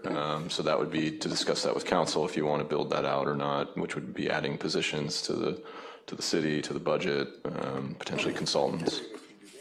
So right now, if there's a question on a like for like or something like that, who's making that decision? The teams are, staff are. I mean, they're reviewing it as within their expertise and their professional expertise between the departments. Bruce, what we could also talk about possibly, unless all five of us are technology, different avenues that we can possibly implement on the front end. We could explore. For helping to ascertain what like for like is. Correct. What is a like for like? Yeah. And talk about the stuff that he brought up. Yeah, we could talk about that. We could talk about other things that is out there that maybe other cities are employing. Lewis never ceases to amaze me. He had a good idea. Okay. Yeah, and I've got one other, I don't know if there's an appetite for this. I've been saying this from the beginning is, I mean, I have ideas about who I believe should have access to the Rebuild Center and who should not. And I know we're not necessarily in accord on what the answer to that is, but I think that we should be having that discussion. That's probably a good thing for the three of you to come up with. We can discuss and it. Come back with a recommendation. Okay. As long as Woolsey gets a room. But we can discuss that. Yeah. What was that? I'm sorry. Woolsey, the Woolsey fire So survivors. can we put that on the agenda for the coming meeting?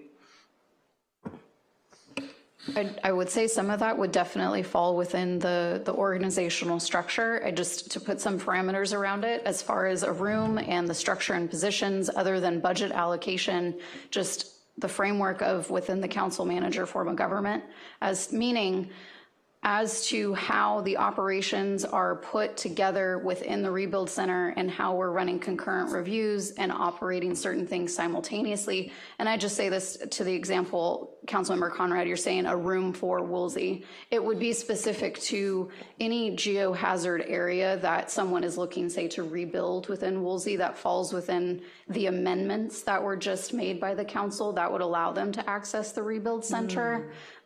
This rebuild team specific to that geo area would be who they'd be meeting with. So it wouldn't be, say, there's a room for Palisades, there's a room for Franklin, there's a room for Broad, and there's a room for Woolsey. It's tailored a bit different. Are Woolsey, are they allowed into the building are they allowed to have their permits that have been 6 years looked at by those professionals? Or is it just back to this? I mean, anyone can come in, and our team is going to help anybody. Obviously, we're going to go out of our way to try to help people. Will the certain rules and codes and different things apply to them? Not necessarily. Well, see, that's the point of the conversation I want to have. I mean, as I understand it, we have an ordinary development center here. We've got City Hall operating the same way it always does. If anybody that lives down in West Malibu wants to get a CDP, they don't go to this rebuild center. And we've got a rebuild center, and I have views, and the others may not share them with me, but I have views about who should be eligible to get access to the staff that's specially trained and dealing with the rebuilds. So, for example, I would not allow someone whose home was burned in the Palisades fire, who wants a CDP to build a brand new structure that's twice the size of what was there before, to go use the Rebuild Center. I think right now the staff is allowing them to come in. Yeah, well, that's the kind of thing I'd want to talk about. And I don't think that steps on anyone's toes. That's not organization of the center. That's a policy question of who's it available to. And just to expand on that a bit more, Councilmember Silverstein, and to City Manager Tony's point, if someone comes into the Rebuild Center, like just in general, looking for information, our staff's not going to turn them away. We're just going to make sure they get guided to the right representative.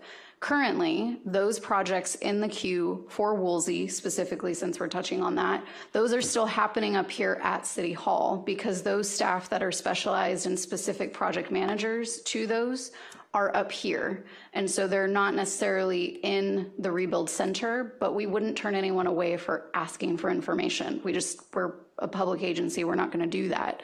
But in terms of how they get helped and process moving forward, specific to Woolsey, those are coming up here. Specific to CDP, that gets put through the regular process. That's not, I understand it's a rebuild potentially, but if they're wanting to go outside the like for like that council has identified and we talked through the last special meeting, those are going to get redirected up to City Hall into the regular process. That's the very first time I'm hearing that.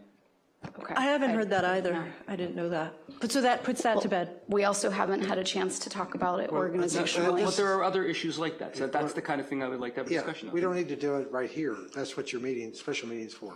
So I think you've got the topics for at least the next month.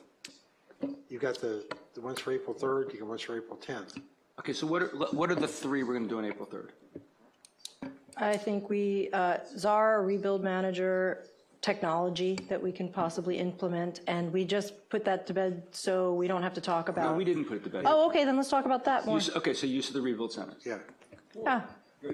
Okay. Mayor, if I could follow up and just clarify those so we noticed them correctly. My understanding from those topics was rebuild center management could come back, since that did include both the use of the rebuild center and the rebuild manager position. That was kind of our umbrella topic. It's rebuilt. Okay. Rebuilt. So that can come back, and that's On the third. Yeah, on the 3rd. And then we also heard technology for April 3rd. And is there consensus from council to have some kind of discussion on that? Yes. Okay, we need to clarify a little bit what that topic is so we can bring, appropriate description. And then I also heard mobility for April 3rd. Is that also a topic the council would like discussed at that meeting? Or is that, are we biting off too much? Yeah, that might be, that's like, feels separate than rebuilds. This should be rebuild centric. So I think we have 3 good topics. So the rebuild center is kind of the umbrella for rebuild manager and the use of the rebuild center and technology. Yeah. Okay, so now we also need to figure out the 10th, since we're not going to have another regular meeting before then. And the 10th, we already had the sewers. Geotechnical and self-cert. Yeah. That sounds like more than enough. Sewers and self-certification. And that's a Rob. Rob just doesn't know he's coming yet, but that's Rob to come talk about the. I'm sure he's working on his presentation right now. I'm sure Rob's got his presentation going right now. Yeah. He's watching us. Yeah. All right. And just to be clear, these are all informational and discussions. No policy is going to be made at this. That would be brought back. So. You give guidance to us and then bring back an item. Okay, perfect. Okay. Thank you. Should we go one more? Or? Let's get through these 2. So when we come back on our next regular meeting, we're going to go through this again for the next 2 special meetings? Is that how it's going to work? We'll see what's carried. Correct. We plan to bring this item back at every regular meeting, and that also gives the council the opportunity to update plans for future agendas if you do set an agenda further out and then you need to adjust your plans. Yeah, and I think one of the things we want to make sure too is we're living within our resource means. There's a lot of implementation here. It's one thing to set priorities, but if we're bringing additional staff requirements in, let's make sure we're aware of that, okay? It's one thing to do policy, it's another thing to do assignments. And once again, the purpose of these meetings was never to place a burden on the staff. So, I mean, the first and foremost, it was to give as many council members as possible the opportunity to get together in a Brown Act setting so that they can engage in discussions that are more freewheeling than these council meetings allow. So I would encourage the senior staff to bring as few staff members as possible to that meeting so that we're not overburdening them and unnecessarily using their time for the purpose of hearing us have a discussion. I do understand there'll be questions from time to time that it might be preferable to have people there to answer, but I'd rather forego getting an answer and be able to have our conversation and not burden the staff than I would want to burden the staff so they're there just to answer a question or 2 every now and then. Yeah, I fully agree. One other thing too, if we're going to do it in the multi-purpose room, we got to do something about the microphone, the audio. People cannot hear it on the tape. So I will disagree. The tape and to the technology, if you go back and listen to the video, it's coming out it okay? works too well, almost. So I just say that. No, Okay. But in the room itself, we recognize that those who were in attendance, there were some issues speaking and hearing. So we'll work that out between the next. But yes, our media production technician has found something that works very, very well. Too well. For All right. for the recording in that room. Okay. With that, are we taking care of item number 6A? All right, we've got a conclusion on that. Let's now move over to item 8A. Bruce, this is for you. Yeah, just very quickly. Again, I thanked Craig Hill last meeting for his great service on the Planning Commission, and I'm going to appoint Marnie Kamens to fill his shoes. And I understand she'll be sworn in at the next meeting. And Mayor, before the council member makes the appointment, we should open and close public comment. Thank you. All right. Do we have any public comments on this? No, we don't have any speaker slips or any raised hands on Zoom. So public comments are closed. You were the staff report, Bruce. There you go. Thank you, Marnie. Thank you. We look forward to your service. Welcome. All right. With that, it's time to get to the one that filled up most of our notebook tonight. This is a presentation on an appeal, and who will be coming forward with that? Renika, there you are.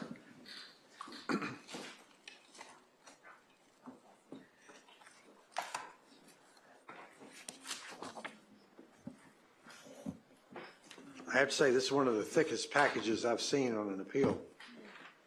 You looked at enough packages. I know. It's double-sided, too.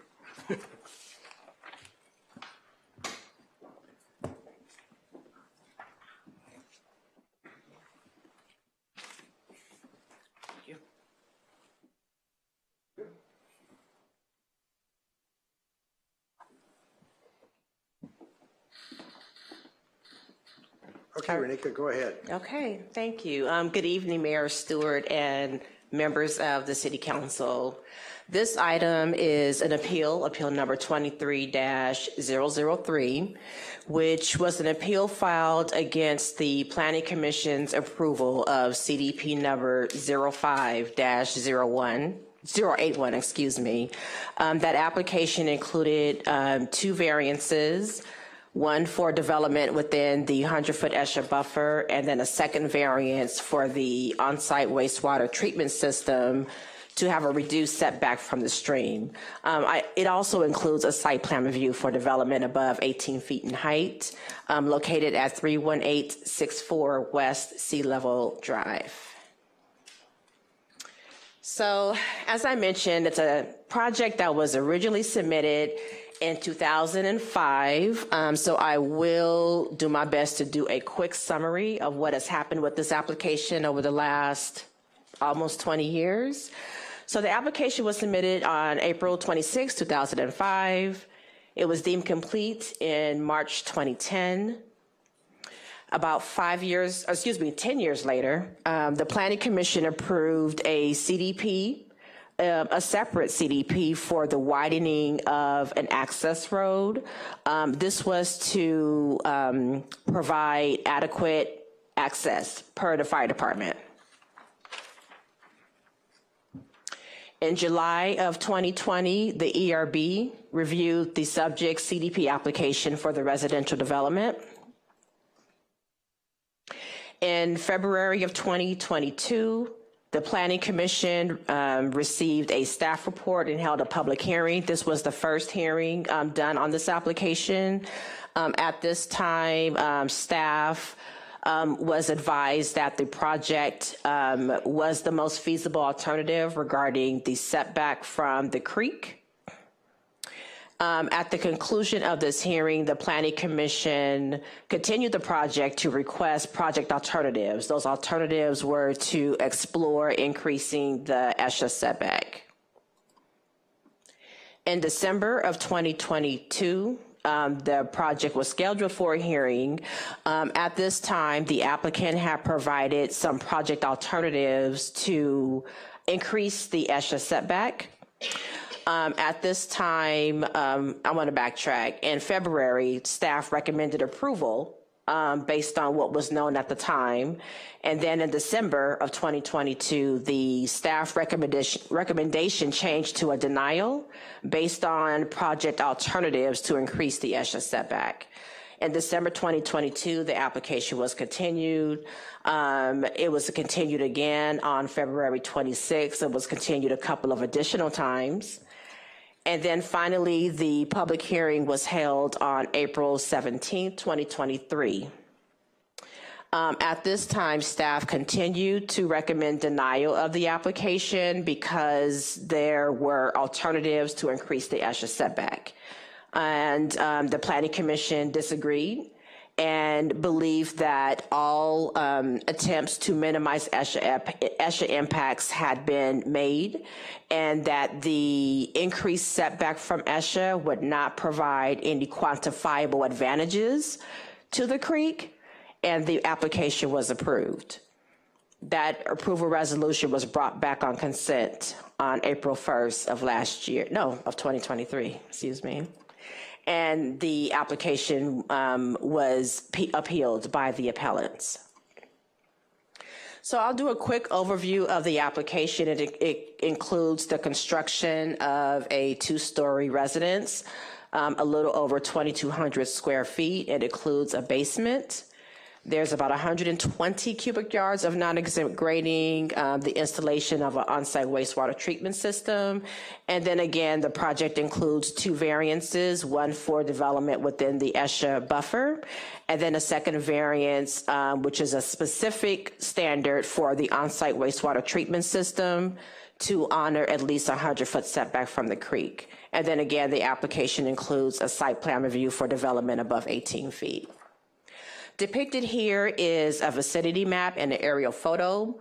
The property is a vacant property. It's one of 5 vacant properties on the west side of West Sea Level Drive, which is a private road, except for riparian vegetation along Encinal Creek, which is shown in orange on the bottom image on the right.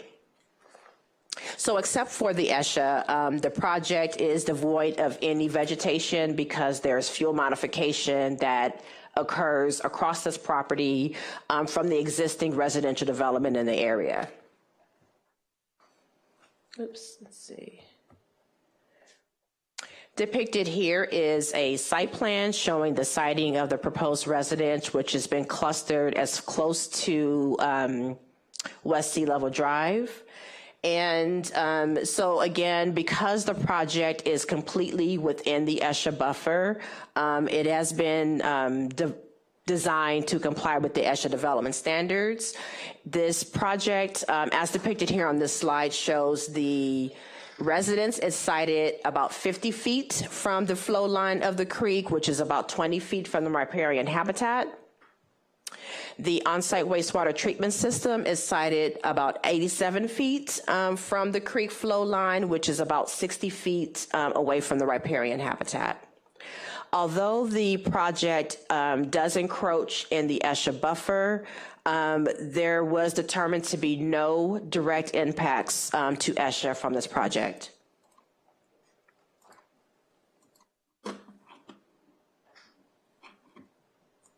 There we go. And then this image shows the development area calculations, which is represented by the deck and the footprint of the proposed residence.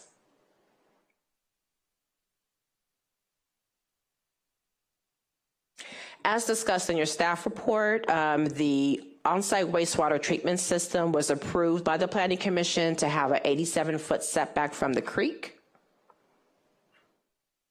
And then after, as a result of the several hearings before the Planning Commission, there were a couple of alternatives provided to staff to slightly increase the ESHA setback for the on-site wastewater treatment system. Depicted here is one of the alternatives. This is simply the same project, a 3-bedroom residence with a basement. The dispersal field has been slightly reconfigured to increase the setback by about 7 feet. So with this configuration, the project would be, it would increase from 87 feet to 95 feet. Depicted here is another project alternative presented to staff. This shows a 2-bedroom residence with a basement, and the dispersal field setback would increase from 87 feet to 98.5 feet. Again, as discussed in your staff report, this information was presented to the Planning Commission, who determined the increased setback from the dispersal field would not result in any quantifiable ESHA impacts, and approved the project. So again, the project was appealed by 2 appellants who had concerns about the ability to make several findings. At the end of the day, it's all related to the setback from the on-site wastewater treatment system. Because there are project alternatives that would increase that setback, the appellants felt these findings were not able to be met. And in conclusion, the issue before the council is, whether siting development from the ESHA to the greatest extent feasible, irrespective of any quantifiable impacts, if that is what should be applied to this project. To date, there have been several letters of correspondence. There have been, I believe there are 3 or 4 letters of support for this application, and there was additional correspondence from the appellants who echoed concerns raised in the appeal. And that does conclude my presentation. I am available for any questions. Thank you. Okay. Does council have any questions at this point? I have one. Go ahead. One quick. I got an email just before the meeting from an Andrea Phillipson. Did you see that, dealing with the story poles? That is for a different project. I got the same email. That was for Harvest, another appeal. I believe that's going to be heard at the next council hearing. Huh. Yeah. Oh, Harvester Road, excuse me. I apologize. No worries. Yeah, no problem. Okay, so let's go over the rules of the road for the presentations by the appellant and the applicant. If I could have a reminder, what is it, 15 minutes for each? Correct. Each party will have 15 minutes total to speak. They can reserve time for rebuttal after public comment. All right.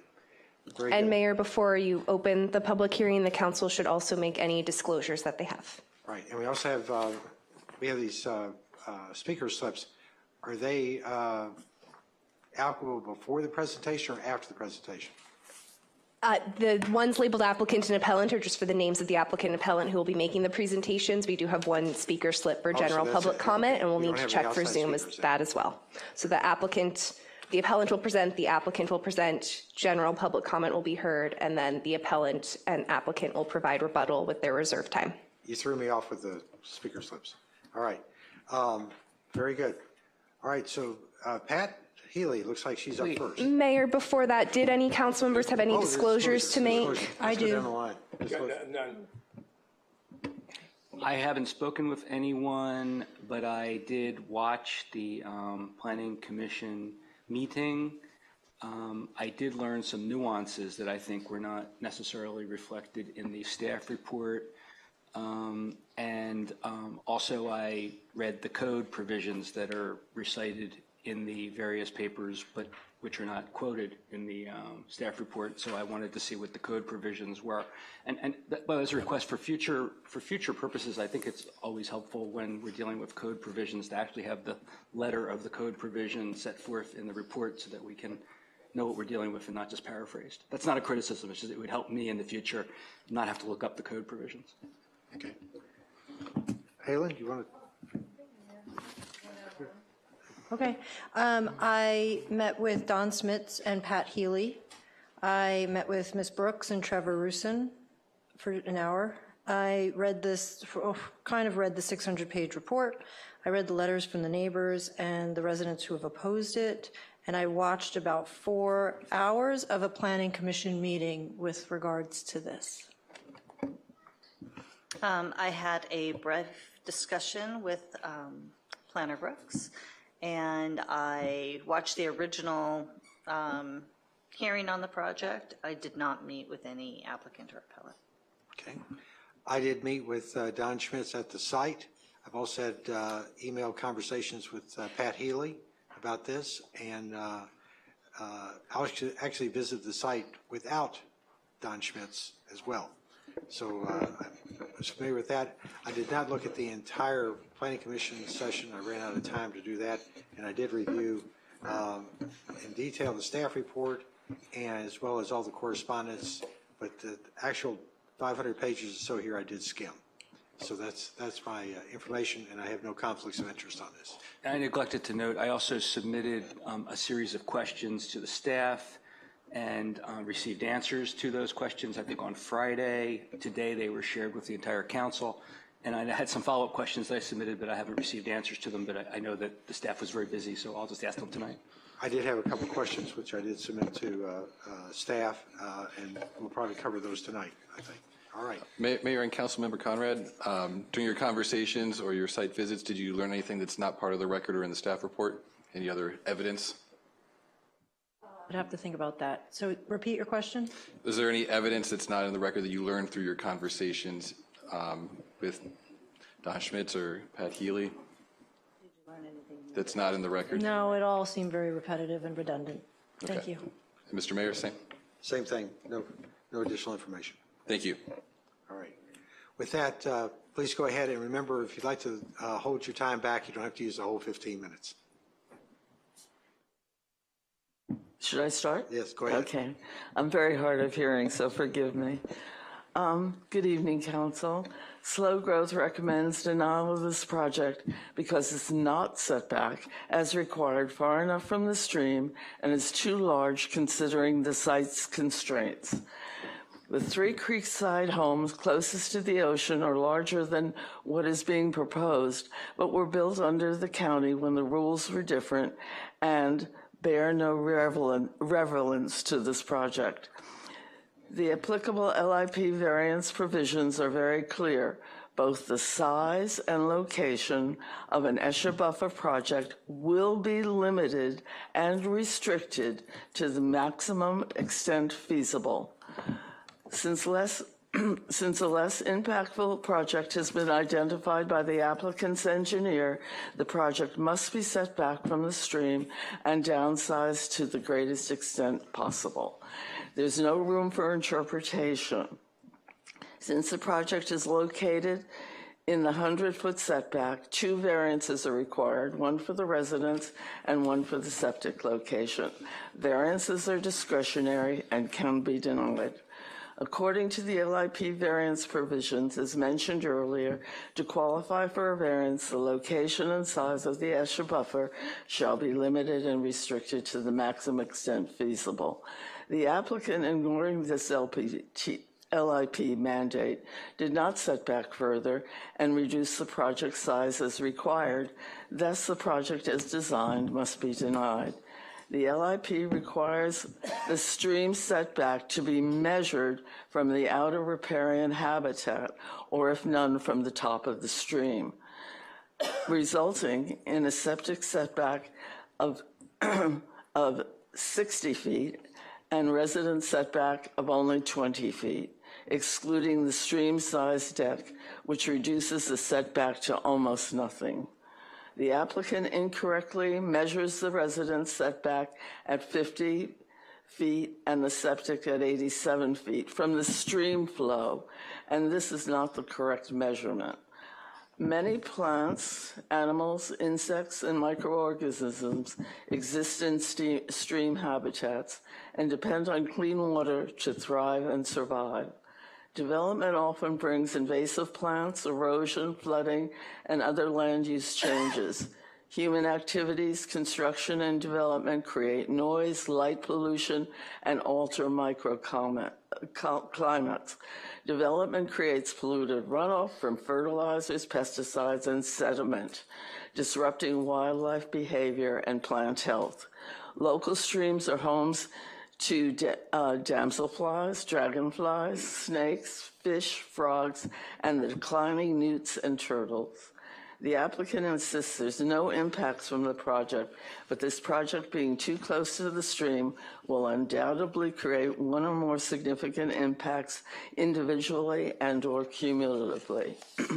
The property is located in a designated monarch butterfly overwintering site. Since the monarch population is in decline, this area must be protected to the greatest extent possible. The project is also in an area of special biological significance, which prohibits the discharge of pollutants into the nearby ocean. The project is being so close to the creek, it's inevitable that some of the pollutants will enter the stream and reach the ocean. Moreover, there are 4 additional contiguous substandard creek lots where septics and residents will be built too close to the stream. Their cumulative impact will further pollute the creek and its inhabitant. To reduce the impact from this project, it should be redesigned without a basement for a larger wastewater dispersal system. If the basement is eliminated, it would better protect the 2 adjacent neighboring mature oak trees, which are protected, and may preserve undisturbed important Chumash cultural resources. If the basement is allowed for this project, it will set a precedent for allowing basements on the 4 remaining projects, causing increased harm to the creek and its inhabitants. Since this project will set a precedent, it should be redesigned to be no larger than the 1 city-approved creek-size residence, which, including the garage, is 1,093 square feet with no basement. The council has the right to request this. The project will set a precedent and also will inform the remaining lot owners as to what they can do to get their project approved. For the sake of stream protection, please deny this project, follow the LIP rules, and uphold our appeal. Thank you very much. Thank you. You've got 9 minutes left, 9 minutes, 36 seconds left. Okay. I can't hear you. So close you don't have to walk so far to get back. Evening, council members. If you could pull up my presentation. Don Schmitz on behalf of the applicant. Don, can you lift up your microphone a little bit? There you go. I don't have the clicker. I feel naked. So I'm just going to have to move it along. Thank you for your time. Again, Don Schmitz on behalf of the applicant. Next slide, please. So the Planning Commission did approve this project. The revised findings were adopted, and the Planning Commission and the staff correctly found that there are no impacts to ESHA from this project design. Next slide, please. All properties west of sea level rise are blanketed by stream riparian areas. This is from the local coastal program mapping. In actuality, the ESHA area is narrowed down to just the stream bed, but the property, by and large, is entirely within the setback area. Next slide, please. So there's ample existing precedent. Next slide. So the neighbors, as you can see, there's coastal commission permits. You can refer to it as the county, but the coastal commission had the same ESHA stream setbacks that we have in our local coastal program. And in fact, you can see CDP 05162 that was approved by the city in 2005 was for a pool that was located 20 feet from the creek and found to have no environmental impacts to that creek. And that was approved by the city of Malibu. Next slide. You can see that the setbacks that we have for this proposal are as great or greater than the precedent established in the area. Next slide. Both for the buildings, and that is one of the appellants right next door. Her house Ms. Lynch's house is 32 feet from the stream. Next slide. The septic systems also are all appropriately located as close to West Sea Level Drive as possible. Next slide, and we are consistent with those setbacks. So the staff report rightfully states that there's no way to avoid a variance for construction within the stream ESHA buffer. That's important. Variances should only be asked for if they can't be avoided. Next slide. So the strict application of the zoning ordinance would deprive the applicant of any beneficial use of their property. Next slide. And the setbacks have already been discussed, so I'll move on. Next slide. So yes, the septic system is dispersal fields within 87 feet, but it increases the distance because the creek veers towards the southwest. It only gets greater. 87 feet is the closest place for the dispersal system. Next slide. So the project has been designed by John Yaroslavsky with the strictest standards from the California Ocean Plan. Next slide. It is a state-of-the-art tertiary water quality system. It has an ultraviolet disinfection component. It has chlorination and dechlorination. The water will be exceptionally clean. It will be tertiary water quality dispersal. Next slide. And so the conclusions by Mr. Yaroslavsky was that with this system and with the identified map survey distances to the stream, there will be no adverse impacts at all to the stream or to the groundwater from this wastewater system. Next slide. We also have a stormwater runoff plan. In her correspondence to you, I think Ms. Healy misunderstands what the 85th percentile means. That means that the water polishing runoff control plan can handle the 85th largest storm, the first flush, which is which washes off pollutants from hardscape, from roofs and such. Next slide, where it is all directed into biofiltration, landscaping beds for water polishing. And the city has found that it will not have impacts to water quality. Next slide. Andy Ford, the consulting biologist, has determined that there's no riparian vegetation within the boundaries of the subject property, and the only thing that we will be removing will be non-native vegetation, which will actually be advantageous. Next slide. He then went on to state that, as reflected in the staff report, that there's no impacts to the ESHA at all. The stream ESHA is the only ESHA out there. Next slide. And Mr. Ford analyzed whether or not there would be any sort of positive benefit from moving the house back further and concluded that there would be no biological improvements whatsoever by moving the house back further. Next slide. So there are special circumstances. Next slide, which is the basis for the variance application. And we are just asking for what essentially has been the pattern of development in that neighborhood. Next slide. 4.7.1 specifies that if you cannot meet the ESHA setback standards, you're used to seeing the 10,000 square foot pads, but if it's a smaller parcel, you're limited to 25% of the parcel size. We designed specifically to be in compliance with that, and that calculation is all in the staff report. Next slide. And you can see in this diagram, we included everything. We didn't try to get cute with it. We included the decks. The only thing that are excluded are the driveway, which is specifically excluded by code, and the septic system, which has never been applied either. That's not part of that development footprint. Next slide. So there's no removal, impact, or destruction of riparian habitat proposed by this application, which is exactly what 4.7.1 of the LCP says that we should do. 0 is the maximum extent feasible. Next slide.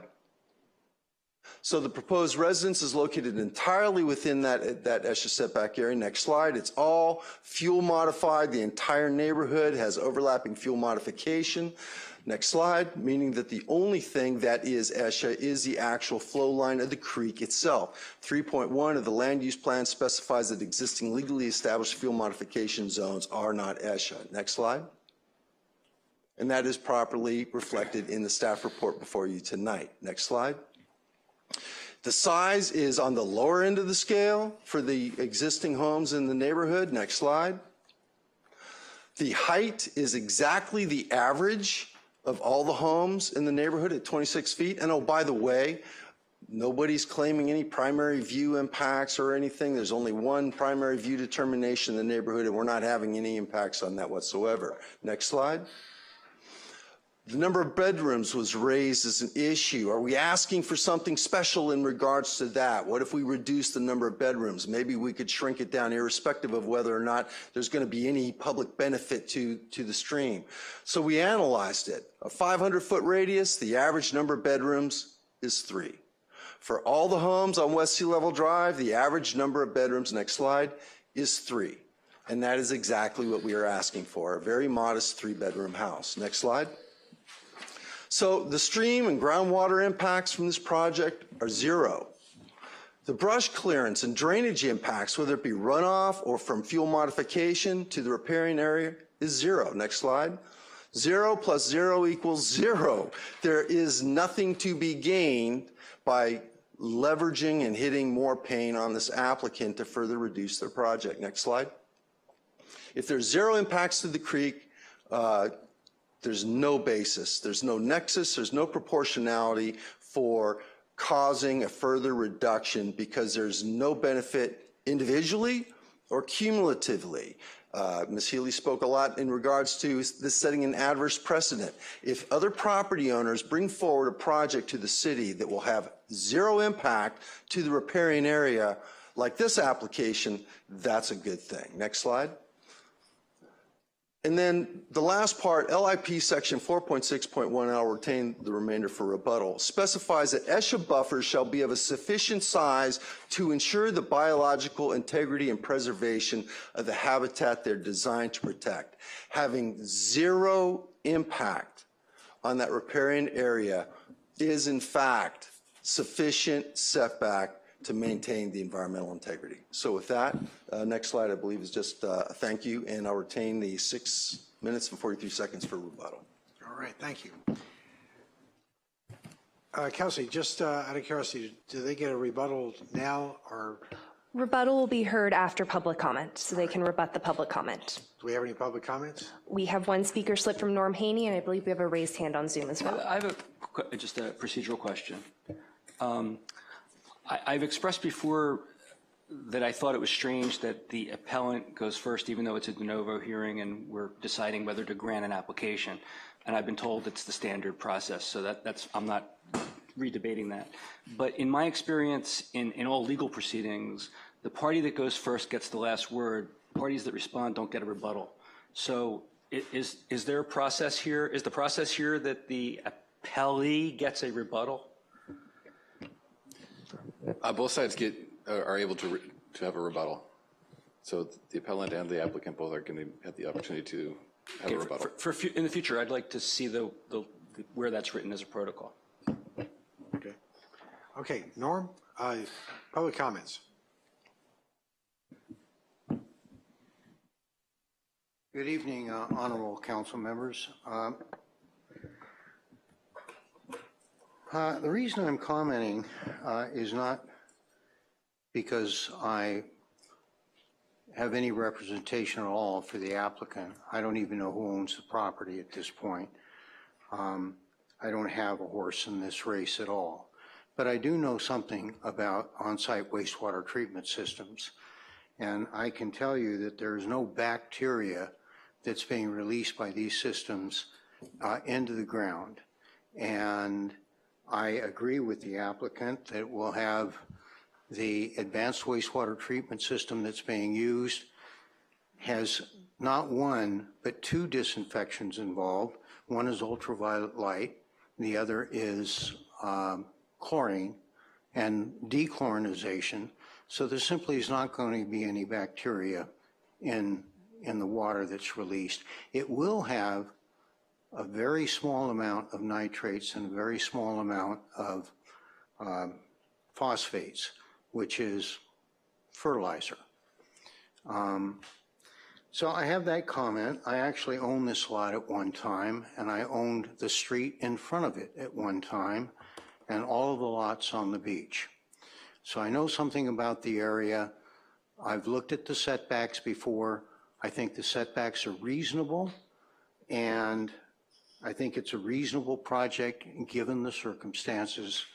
And what are the setbacks for anyway? The setbacks are to preserve the ESHA. Well, if the setbacks are sufficient to preserve the ESHA, then it's a sufficient setback. Those are my comments, and again, I'm not representing the applicant or the appellant. I'm just giving you the facts, and no one's paying me. Thank you. Thank you, Norm. Okay, I think this, what now, Kelsey? We have one raised hand on Zoom. Oh, okay. Ryan. Ryan, go ahead, please. Yes, I wanted to say that there's the idea that is not necessarily part of the appeal, except it falls under the realm of the total development square footage and as it relates to the configuration and sizing of the septic system. And that is that a third of the development is this undefined basement area, which we all know when the basement standards were last debated and changed and created, how parts of them are included and parts of them are exempt, and how people do all sorts of creative things with basements. And so when someone is saying that this is a 3-bedroom, that has maybe not much bearing on how many people actually will live in the property based on the future utilization of the basement, which is, I think, over 1,000 square feet, if that can be corroborated by staff later on. The second has to do with the compounding of problems, that there is a significant and rather creepy access to this property of a narrow 12-foot roadway that has a lot of sharp turns in it.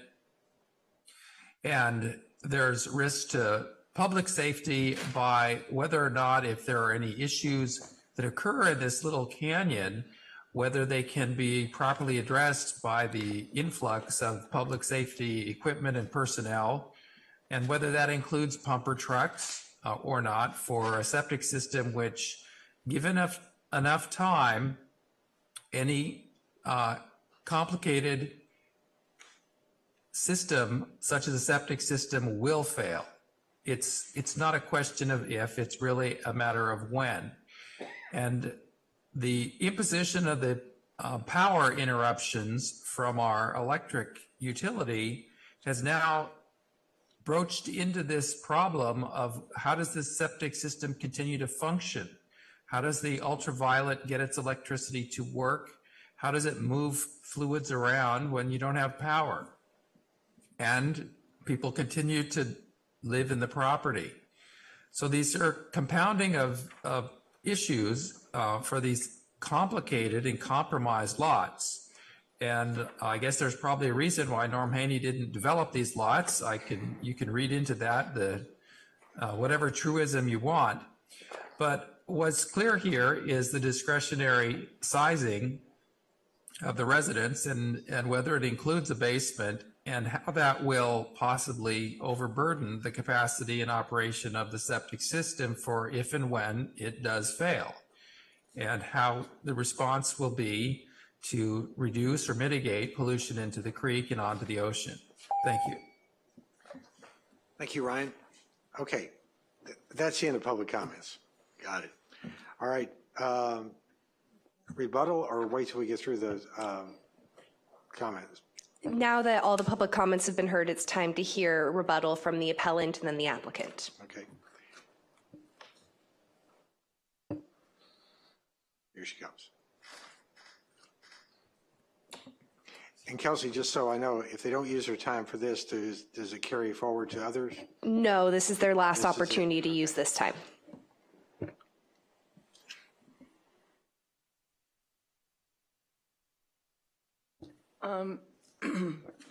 I think Mr. Schmidt just talks about one aspect, the wastewater system. And if there isn't a basement, and if it's a smaller house, then there's more room to disperse the wastewater throughout the property, and it makes it even safer.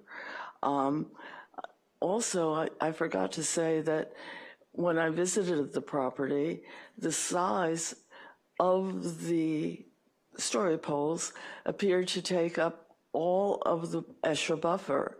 And so I'm wondering where the 75% that has to remain open is. The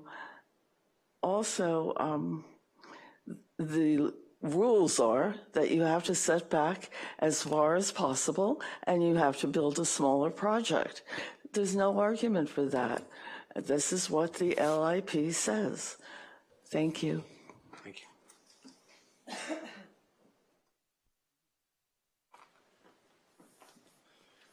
Could you go? Oh, there we go. Again, Don Schmitz. No, Mr. Schmitz isn't just talking about the septic system. I've been talking about everything. Next slide, please. The building setbacks that are being proposed are exactly consistent with the precedent that's been established in the neighborhood and has been approved by the California Coastal Commission and by the City of Malibu, and is consistent with our LCP. The characterization by Ms. Healy is absolutely incorrect. Next slide. Same thing with the septic systems. Next slide. The height is the average size height for this entire neighborhood. Next slide. The size is consistent. It's on the lower end of the scale for the size of the homes in this neighborhood. Next slide. The number of bedrooms is precisely consistent with what you see in this immediate street and within a 500-foot radius. Next slide. The project has broad public support. I hear that often. Do what the community wants. We have neighbors that have written letters of support, including the homeowners association themselves. It's a nice project. It's well designed, and the neighborhood understands it. The next door neighbor doesn't want us to build, and Ms. Healy has appealed this project. Next slide. The wastewater system will have no impacts on the groundwater or on the creek. That's been documented. Next slide. And in fact, Mr. Ford discussed not only the wastewater system, but he discussed the project itself, whether it be light, whether it be noise, whether it be any sort of spillover impacts. This house will not have any quantifiable, scientifically based impacts to that riparian area, and no contravening evidence has been provided to assert otherwise. Next slide. We are staying consistent with what the LCP says in regards to the maximum size of the building site for being within the ESHA buffer. That's the code, and we're complying with it. Next slide. There is no removal or destruction of any riparian habitat whatsoever, consistent with 4.7.1 of the local coastal program. Next slide. The Environmental Review Board approved this project, and I'm very sensitive to the issue of the monarch butterflies. In fact, so was the ERB, and the ERB specified that our landscaping should be supportive of the monarch butterflies. And in regards to Ryan's comments, as you can see here on the ERB, and also as is reflected on our fire department approval, this house cannot be built until such time as the homeowners association improves the access road to fire department access standards, and we have adequate fire flows as well. Oh, and to Ryan's comments as well, the system will be required to have solar with backup whole house batteries in case of a power outage so that the house can continue to function. Next slide. The city biologists made the determination that the project will not have any impacts to the creek, either directly or indirectly, consistent with the consulting biologists. Again, nobody with those PhDs and with the qualifications has been able to document that this project will impact that creek. Next slide.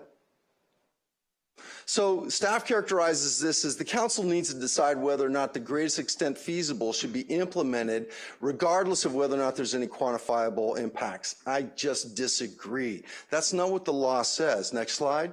The local coastal program 4.6.1 says ESHA buffers shall be a sufficient size to ensure the biological integrity and preservation of the habitat they are designed to protect. Not just more and more. I mean, we could theoretically do a 800 square foot house, right, and scooge it back even more. Councilman Silverstein's nodding and smiling. I'm not smiling because that's not what the local coastal program says. Our test is that we design a home that has adequate buffers that doesn't impact the identified resource. That's the legal basis, and that's precisely what we have done. Next slide. Let me give you an example. This is one of the most important ESHAs in Malibu. This is Malibu Creek. That's Malibu Creekside Plaza. You can see the 100-foot buffer. You see the yellow dots? Go to the next slide, please. They're the electric car charging stations. And the setback is next to zero. It's almost right on top of the ESHA. Next slide, please. It was approved with the variance, and the motion was made by Commissioner Mazza, and it was approved unanimously, and Councilman Euring was sitting on the Planning Commission at that time. And the reason is because requiring the 100-foot setback for these charging areas would be, to be polite, highly unintelligent. There is no environmental impacts from these charging stations in the parking lot, even though they don't comply with the setbacks of 100 feet. It just makes no sense. So it's not about this magical number or always doing more and more and more. It's about whether or not the identified project will have any impacts. Is that too arcane for you? Next slide, please. How about a house? Here we are in Puerco Canyon. CDP 21-042 approved 1 month ago for a 4,549 square foot house. it has impacts on ESHA. However, this house was in the logical location and was limited to the 10,000 square foot pad, which is promulgated in the local coastal program. Next slide, please.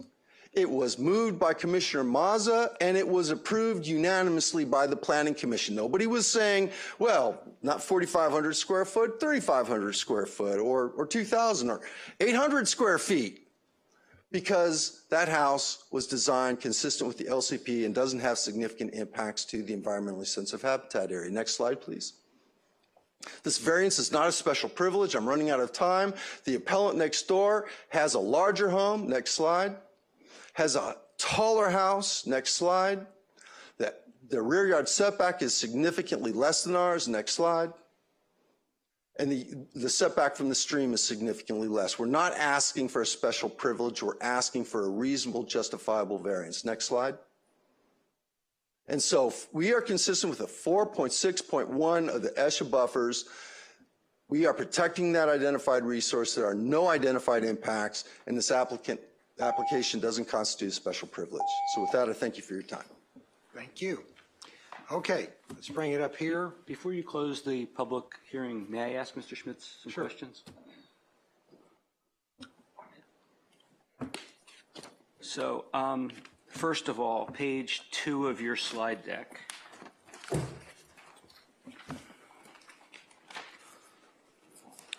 You have. Of course, mine's not numbered, Councilman. So the very. Actually, page 2 for some reason is not numbered, but all the rest are. So, or maybe only the odd numbers are. It's the one above the one that's numbered 3. Okay, the one that's April, May 2023 Yes. Planning Commission hearings? Yes, sir. Yes. So you have at the bottom of that, no impacts to ESHA. Correct. Is that finding in the Planning Commission's resolution? 'Cause Yes. could you please point it out to me? Those words, no impacts, I'd no have to pull up quantifiable, not no quantifiable or not maximum. Those words, no impacts to ESHA. First of all, I apologize for talking over you, Councilman. I'd have to go back and I'd have to look at the resolution, but the deliberations that created the resolution. I want to know if the resolution says okay. it. I'll look for it. Also, Ms. Brooks, do we have a copy of a proposed resolution that we're being recommended to adopt? Not for the council hearing tonight, no. Okay. So if you would want one, we were going to bring one back at the next hearing. That's fine. So we only have the Planning Commission resolution to go by at this point. I couldn't find it. I did watch the hearing. So you say at that hearing, the planning staff recommended no impacts to ESHA. That's not correct, right? No. They recommended that there were impacts to ESHA. Once again, I rudely spoke over you, sir. I apologize. That's okay. The Planning Commission hearing staff was recommending denial. And they explicitly recommended that there were impacts to ESHA, correct? My recollection is that they were indicating, and if you look in the findings and you're you get very granular on these things, which I appreciate. They said that the impacts to the ESHA was because the development was in the ESHA buffer, that the ESHA buffer itself constituted an impact to So you disagree ESHA. with their reasoning, but they did recommend that there were impacts to ESHA, correct?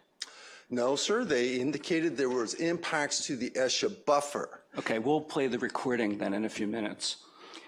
I would like to see where in the actually, I'll just tell you what it says. Turn to page 33 of the staff report, which is the Planning Commission resolution.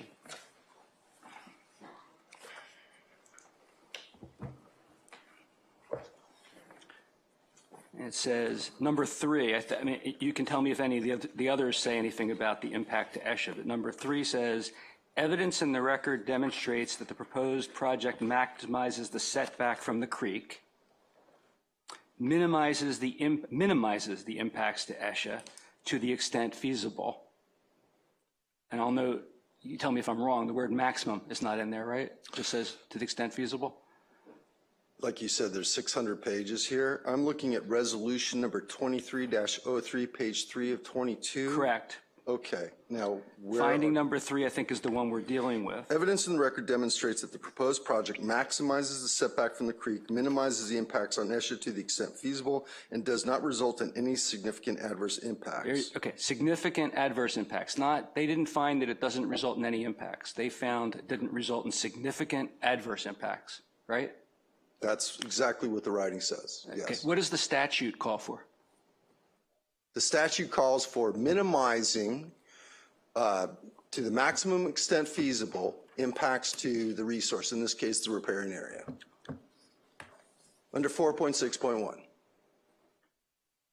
Does it say adverse impacts? I'll give you the exact citation here in 1 second.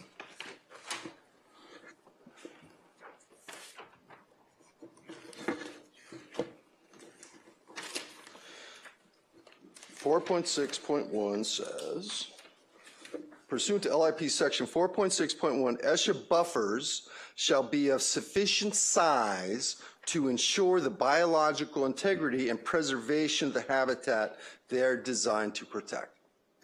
Yeah, we're dealing with 4.7.1 here, aren't we? 4.7 and 4.7.1, aren't we? Now, 4.7.1 is very similar, but it speaks towards destruction of riparian habitat. And it has similar language. Okay, wait a minute. So, first of all, we are dealing with 4.7 because that's expressly called for as a finding, that there's no violation of 4.7 and its various subparts. Right? 4.7 is definitely applicable. Okay. Yes. And 4.7 says any coastal development permit application for a use other than one permitted in the ESHA overlay district in which the uses permitted in this district would preclude construction of a residence on an undeveloped legal parcel shall be subject to the provisions of the section. The uses of the property and the siting, design, and size of any development approved in ESHA or ESHA buffer shall be limited, restricted, and/or conditioned to minimize impacts on ESHA on and adjacent to the property to the maximum extent feasible. Where do you see the word riparian? ESHA is riparian. The riparian area is the only ESHA in this area. Pursuant to the overlapping fuel modification in this neighborhood, there is no ESHA except for right in the bottom of the flow line of the creek. So you're saying that for purposes of this appeal, we have to construe ESHA to mean only riparian ESHA? Let me be more exact. There's many different types of ESHA in the city of Malibu. There's oak woodlands, there's large unbroken swaths of native vegetation, and there's riparian areas. And so the only ESHA that is on this property as determined by the city biologist and your staff is right down in the bottom of the creek. Okay. Page 6, which again is not numbered, so it's the one before 7 or after 5. You going back to my presentation? Yes.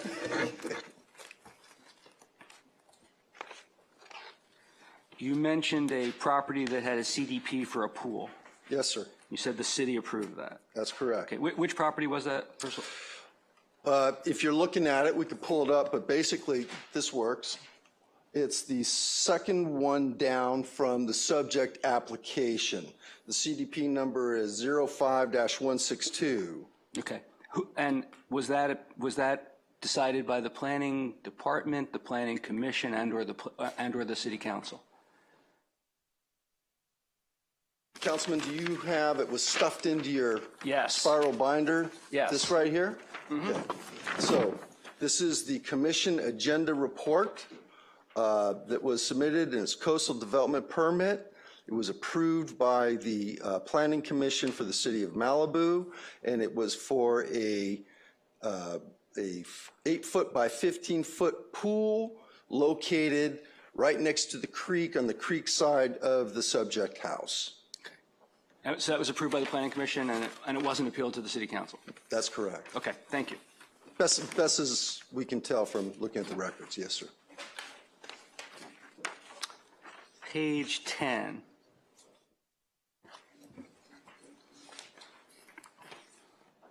I just want, in listening to you, you go very fast, and I get that because you have a limited amount of time. I Yes, speak I fast do. too. I apologize. That's okay. I thought I heard you, and you didn't use these exact words, but I thought you basically said that ipso facto, if application of the zoning ordinance would prevent something, it deprives the property owner of the privileges enjoyed by the other properties. Did I understand? Are you saying that it's automatic? If you can't do something, you're necessarily deprived of the privileges? No, that's close, but that's not exactly what it's about. There's state law as it pertains to variances, and variances cannot constitute a special privilege. You don't get a variance just because. In fact, what the state law and the case law goes on to say, if being a non-attorney, I can cite such things, gentlemen, that essentially a variance is something that is a pressure release valve from the strict application of the code, where if it were applied, it would deny economically beneficial use. Now, a big part of the premise for that regulatory agencies and bodies look at is what's in the community. And sometimes that can be pretty broad. It can be community-wide, and we're geographically a big community.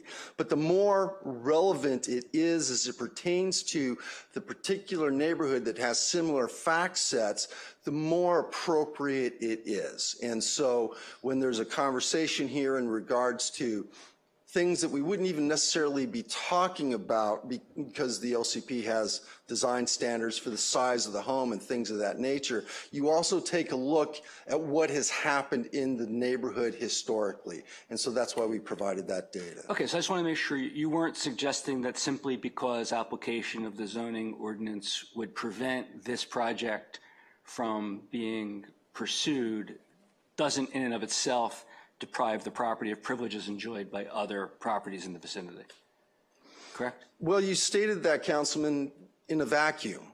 If I was to continue with what you said, though, with the demonstrated precedent of what has been approved and what has been built out there, then I would assert that, in fact, denial of this house's design as presented to you would be... The only, as I understand it, and you can tell me where I'm wrong about this, the only property on this block that has been developed since cityhood with a CDP granted by this body and the Planning Commission was limited to 1,000 square feet. Yeah, it was a very small house located right up at the narrowest part, and it had variances for steepness of slope and setbacks and everything else. It was very different from this parcel. But it was a 1,000 square foot house, approximately. Mm-hmm. Does it have a basement? Mm-mm. Does it have 3 bedrooms? No, it does not. Okay. So is it not economically viable? I don't know. I didn't represent that project, and I'd like to think if I had, it might have been configured somewhat differently in regards to its outcome. And in seeking the variances in that matter, the applicant wanted something larger and better, right? I don't know. They had to go all the way up to the Coastal Commission to get that. Okay. You think they were seeking exactly what they ended up getting? If I give you answers to things, you've learned to expect I'm going to be knowing exactly what it is I'm talking about, and I have not looked at that entire record all the way up through the Coastal Commission. Fair enough. I just want to point out on page, now there's no numbers at all. The page that follows the 2 pictures of the septic tank. Oh. That helps. It says June 26, 2022. No adverse impacts is the. Yes, sir.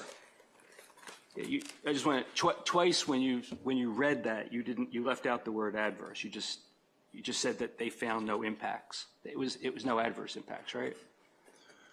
Well, by and large, when you're talking about impacts to development to a riparian area, that is presumed that those impacts would be adverse. It's not something you see where somebody proposes a house and there's a beneficial impact to the riparian area. So that's adverse is not only used in the citation we gave you, but it's highlighted in red. So I think that was transparently clear. So you simply omitted that because it's implicit in impacts.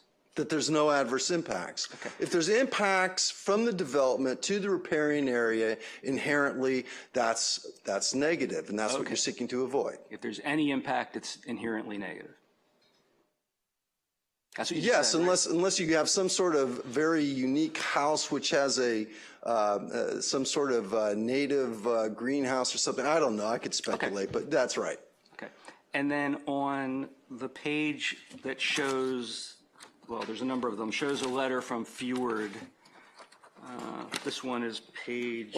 from Ford? Did you say Fjord? Ford. I'm sorry, I thought there was an I there. When he speaks in his Scottish brogue, I thought there was an I there. Come across I that way. just read it. It's the second time that the letter appears. Yes. And there it says, at the end of the first line, would have no quantifiable positive biological benefits. I was listening very carefully and reading when you said it. You left out the word quantifiable. You just said that it would have no positive biological benefits. Because it's one and the same. When you talk about things scientifically, you have to be able to measure it. It can't be this theoretical, well, you know, there might be something there. So when Mr. Ford, who is one of the most experienced biologists in this entire area, says that there's no quantifiable impacts.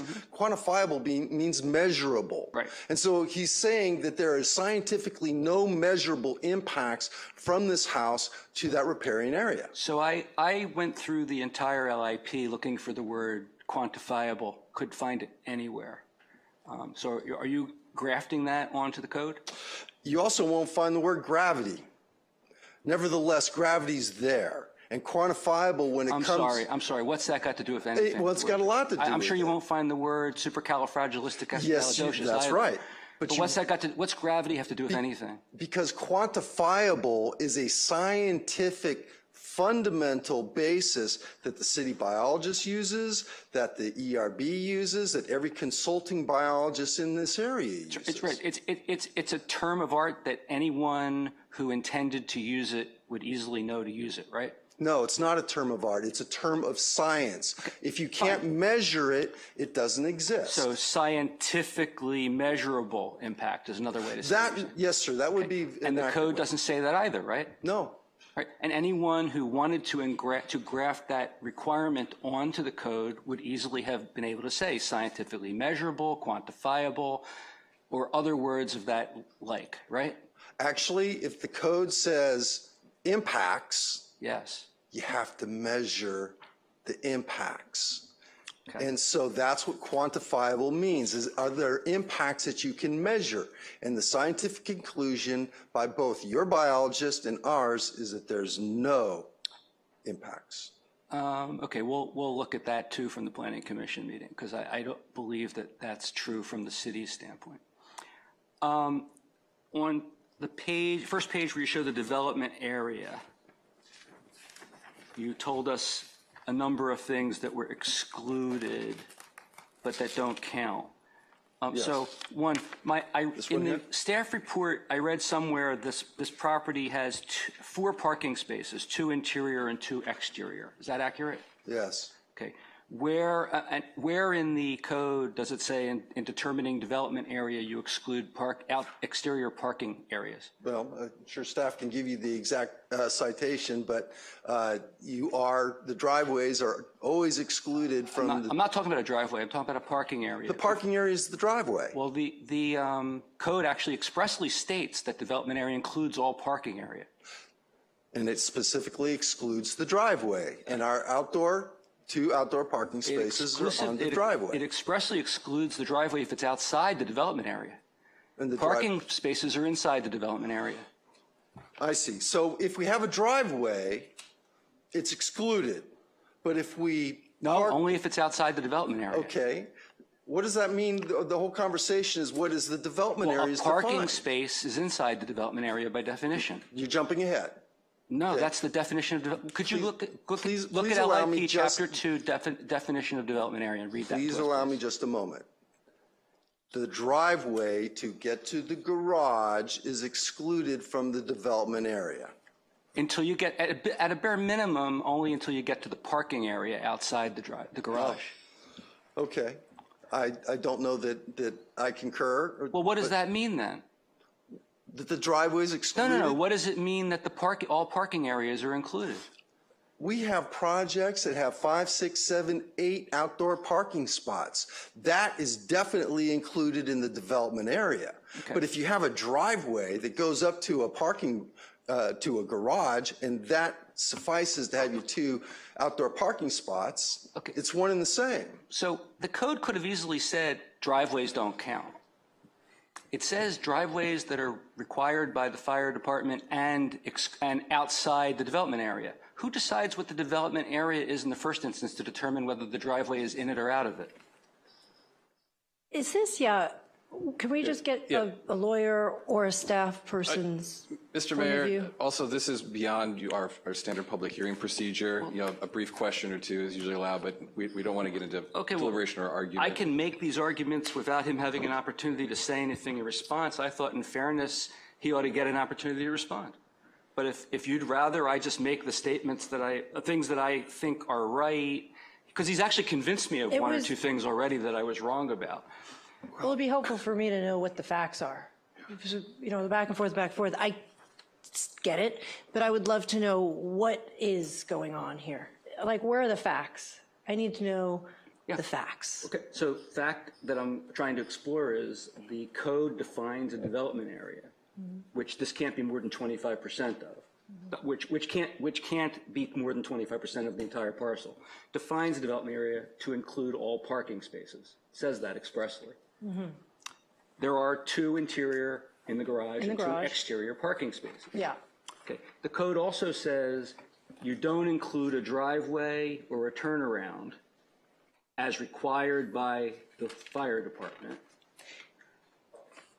if they're outside the development area. So I'm trying to understand why it is that this driveway, which includes 2 parking spaces, is not in the development area. I see. So, just a curiosity question, are 4 parking spaces required or only 2? 4. 4 for this project? 4. So close to. And you got fire department sign off? Yes. And because I'm obsessed with the entrance of that, because I also have driven there twice, and it's very narrow up at the top. Sorry to take us off track, but that, in my opinion, how has that been addressed? I have a slide at the end of my presentation that I can show you and the rest of the council on the fire department approval and how that's addressed. That would be helpful for me. But by the way, fire department approval is not the same thing as fire department requirement, right? Well, they approve things that they like, whether they require them or not. Say that again? If the fire department approves something, it doesn't mean they required it. It just means it met their requirements at a bare minimum. It might have had other things that they like as well, but they didn't require it.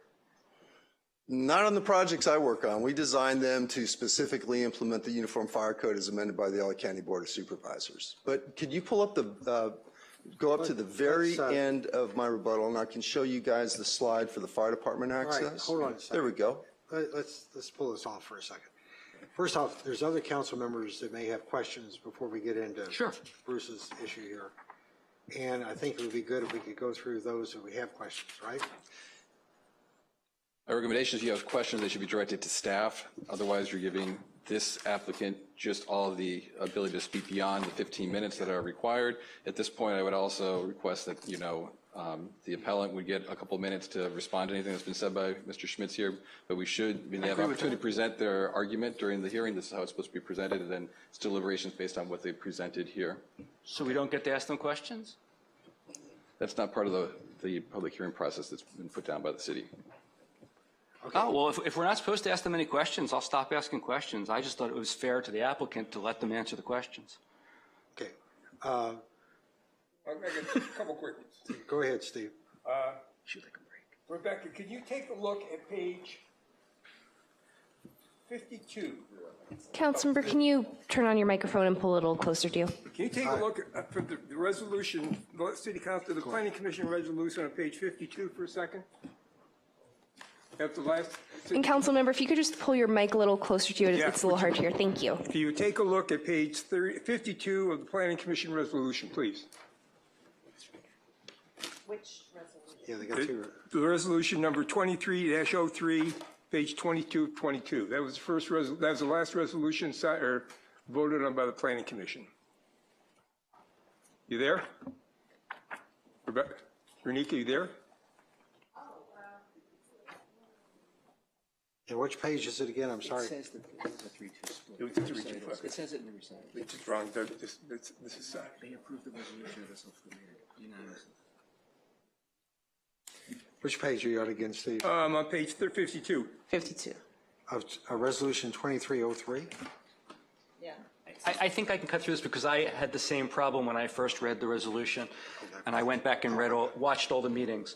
It was a 3-2 vote. It was a 3-2 vote, but then there was a subsequent meeting to approve a resolution, and Craig and John both said, well, now we're just deciding whether this captures what was said against our wishes at the prior meeting. So they voted to approve the resolution, even though they disagreed with the That's result. what this represents, Renika? This is... That is correct, as Okay, if got the, it. yeah. When they measured the setbacks from the creek, what part of the creek did they, where was the measurements made from? From the center of the creek? From the riparian area? Where were the measurements started? It was measured both ways, both from the flow line of the creek and from the edge of the riparian habitat. And which of those numbers do we get in the staff report? Let me see. I did include it in tonight's presentation, and it is in your staff report. Are you talking about what was approved by the Planning Commission, or? I'm talking about what was shown. There was a comment made by Ms. Healy saying that the measurement was incorrect. I'm just trying to figure out where the measurement was made from. I suspect it's because there is a setback called out from the flow line of the creek, which normally we don't use. But because there's also a variance for the OWTS setback from the stream, I believe that was why the flow line dimension was provided. But that wasn't made from the edge of the riparian area. Again, it's stated both ways, the setback from the flow line and the setback from the edge of the riparian habitat. And that's in the staff report someplace. It is. It's in your appeal report for tonight, and I believe it's in one of the Planning Commission reports as well. Yeah, I couldn't find that one. Okay, last one. Don said that the septic systems that they have are run by solar power. Is that in the project design? I believe so. Could you find that if you could, please? I couldn't find that either. I believe that's a building code It's requirement. code. Huh? Yeah, It's a building code requirement to have photovoltaic. They have septic? I mean, have A house in California is required to have photovoltaic system installed on it as part of the building code. is that right? Okay. Back to you, Mayor. Okay. Halen or Mary Ann, do you have questions? I'm still waiting for the fire department, but I mean, we can table that because I'm not going to let that go. They had it up a second ago. No problem. If you could put the fire department back up again?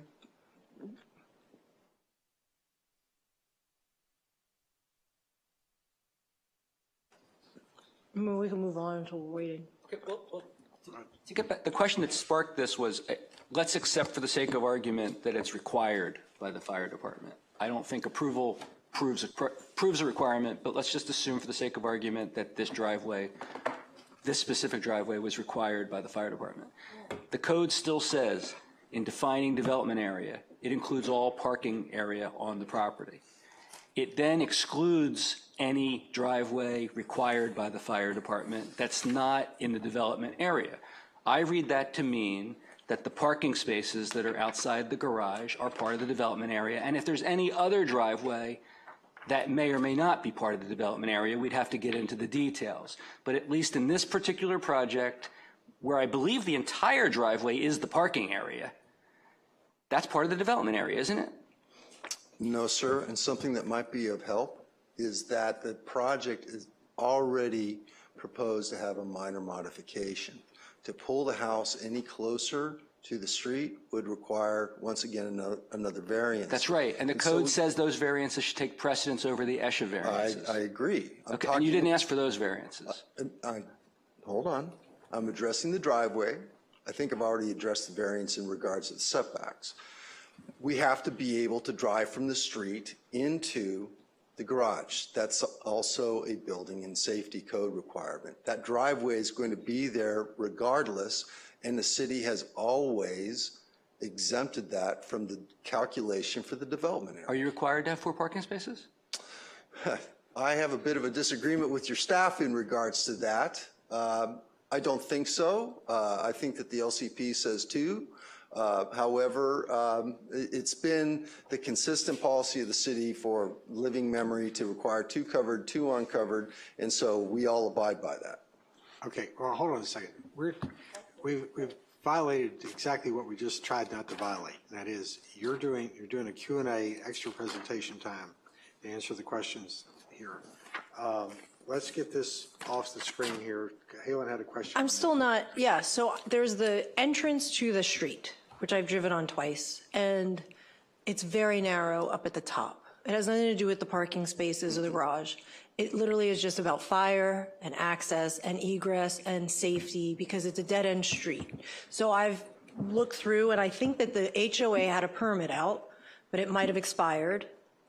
So I was wanting to learn more about that because it's very important for safety. That would be a question to Renika. Oh, Renika, thank you. Can we finish with Don first? No, Let him finish with after we finish with Don and Sure, let's Pat? table that. But I And thought Pat. we were done with him. No. Oh. Well, I think we're done with him as far as your Q&A goes. Yeah, that's Keeps right. taking down the slide, though, for the fire department access. Would you like me to get that out of the way? Because it's actually very simple. Yeah, why don't you get it out of the way? No, that's something Renika should address. Somebody should address this. I prefer it to be Renika.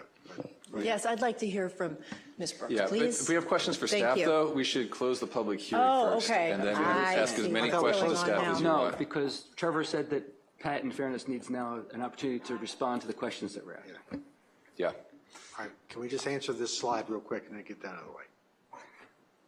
Don, question? Yes, sir.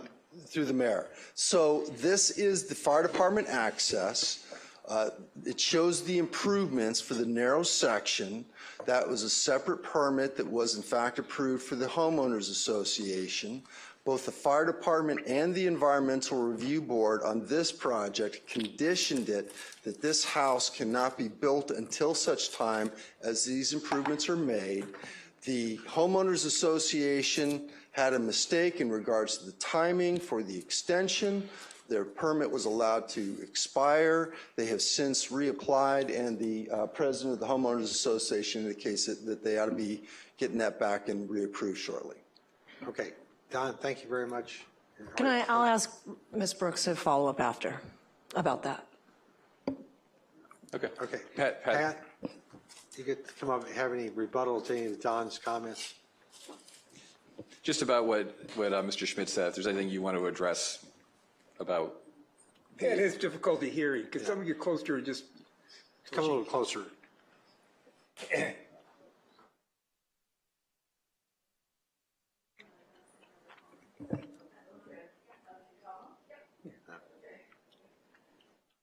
Thank you. I want to say that the provisions for the variance are different from just setting back as much as feasible. I mean, that's very important. Also, the LIP says the way you measure a setback from a stream is from the top of the riparian area. Right. Stream flow is mentioned nowhere. Right. Okay? It doesn't matter that earlier houses built under the county are larger, and this is smaller. I think you have to look at the cumulative impacts of the 4 remaining lots. And if you allow this size house there, you're sending a message to everybody else, that's what they can build. And it's going to really, really impact the stream. And that's what the LIP is to protect, our natural resources. And for Mr. Schmidt to say, well, I haven't proven that, well, he only looked at 2 aspects, and that's all the ERB and everybody else looked at. And an earlier staff report, they recommended denial, and that was the correct one. The Planning Commission erred in approving it. You know, there's so much more I could say, but, you know, it's late. Okay. All right, so do we have any other questions from the council members to staff? Wait, if you want to close the public hearing, and then you can take questions. Is that the public hearing's closed? Got public hearings closed. All right. All right. I have a couple of questions to Renika, if I could. I sent them to you earlier. I believe in Mrs. Healy's statements to us, she had two comments I couldn't find in the package. One was about the oak tree recommendations, and also about having the Chumash do an investigation. Yes, so I actually did respond to your email. It was relatively late in the day, but I did pull up the recommendations from the arborist. It was to address some oak trees that are on the adjacent parcel. Do you want me to read the recommendations into the record? It's the typical native tree protection measures to include fencing around the native trees. I believe there were a total of 8 recommendations, if I'm not mistaken. Let me see. Oh, I believe it related to the fact that there was a basement, if I remember. Both of those were related to the basement issue. Oh, let's see.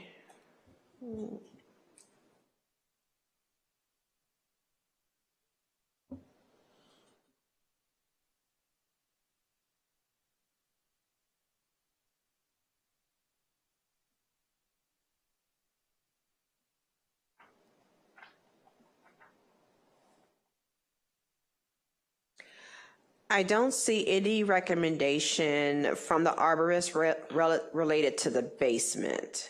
Okay. It was in the context that if you put if I read it correctly, if you put a basement in, you need to be concerned about any impact on the oak trees that are nearby.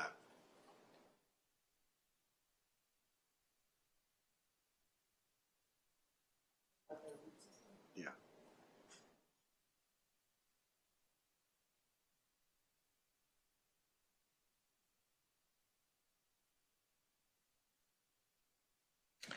There is a recommendation related to soil excavation. It doesn't specifically reference a basement. Well, it does say that if there's soil excavation within the protected zone, that the excavation should be done by hand tools. I am not familiar with the adjacent development to know if the basement is within the protected zone of the trees. Okay. And when I went out and looked at it, I didn't know I was looking for the oak trees proximity to the site, but okay. And then there was a question about the Chumash.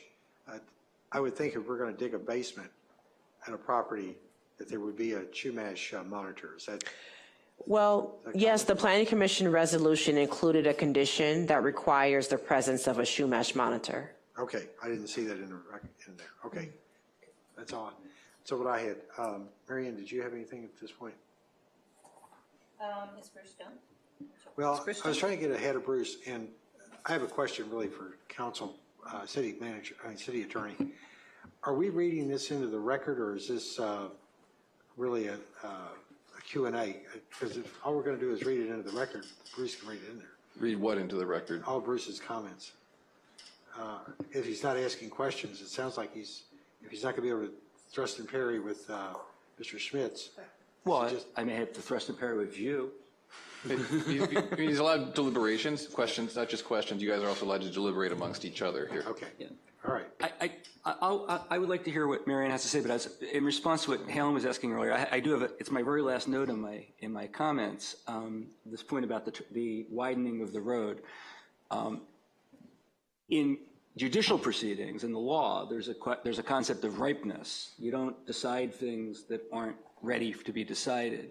If there are other things that might prevent what you're being asked to do from ever coming to fruition, you don't make the hard decisions as to whether to permit it or not until those other conditions are taken care of. This is very odd because there was an approval of the widening of the road, which is necessary, and now there's not.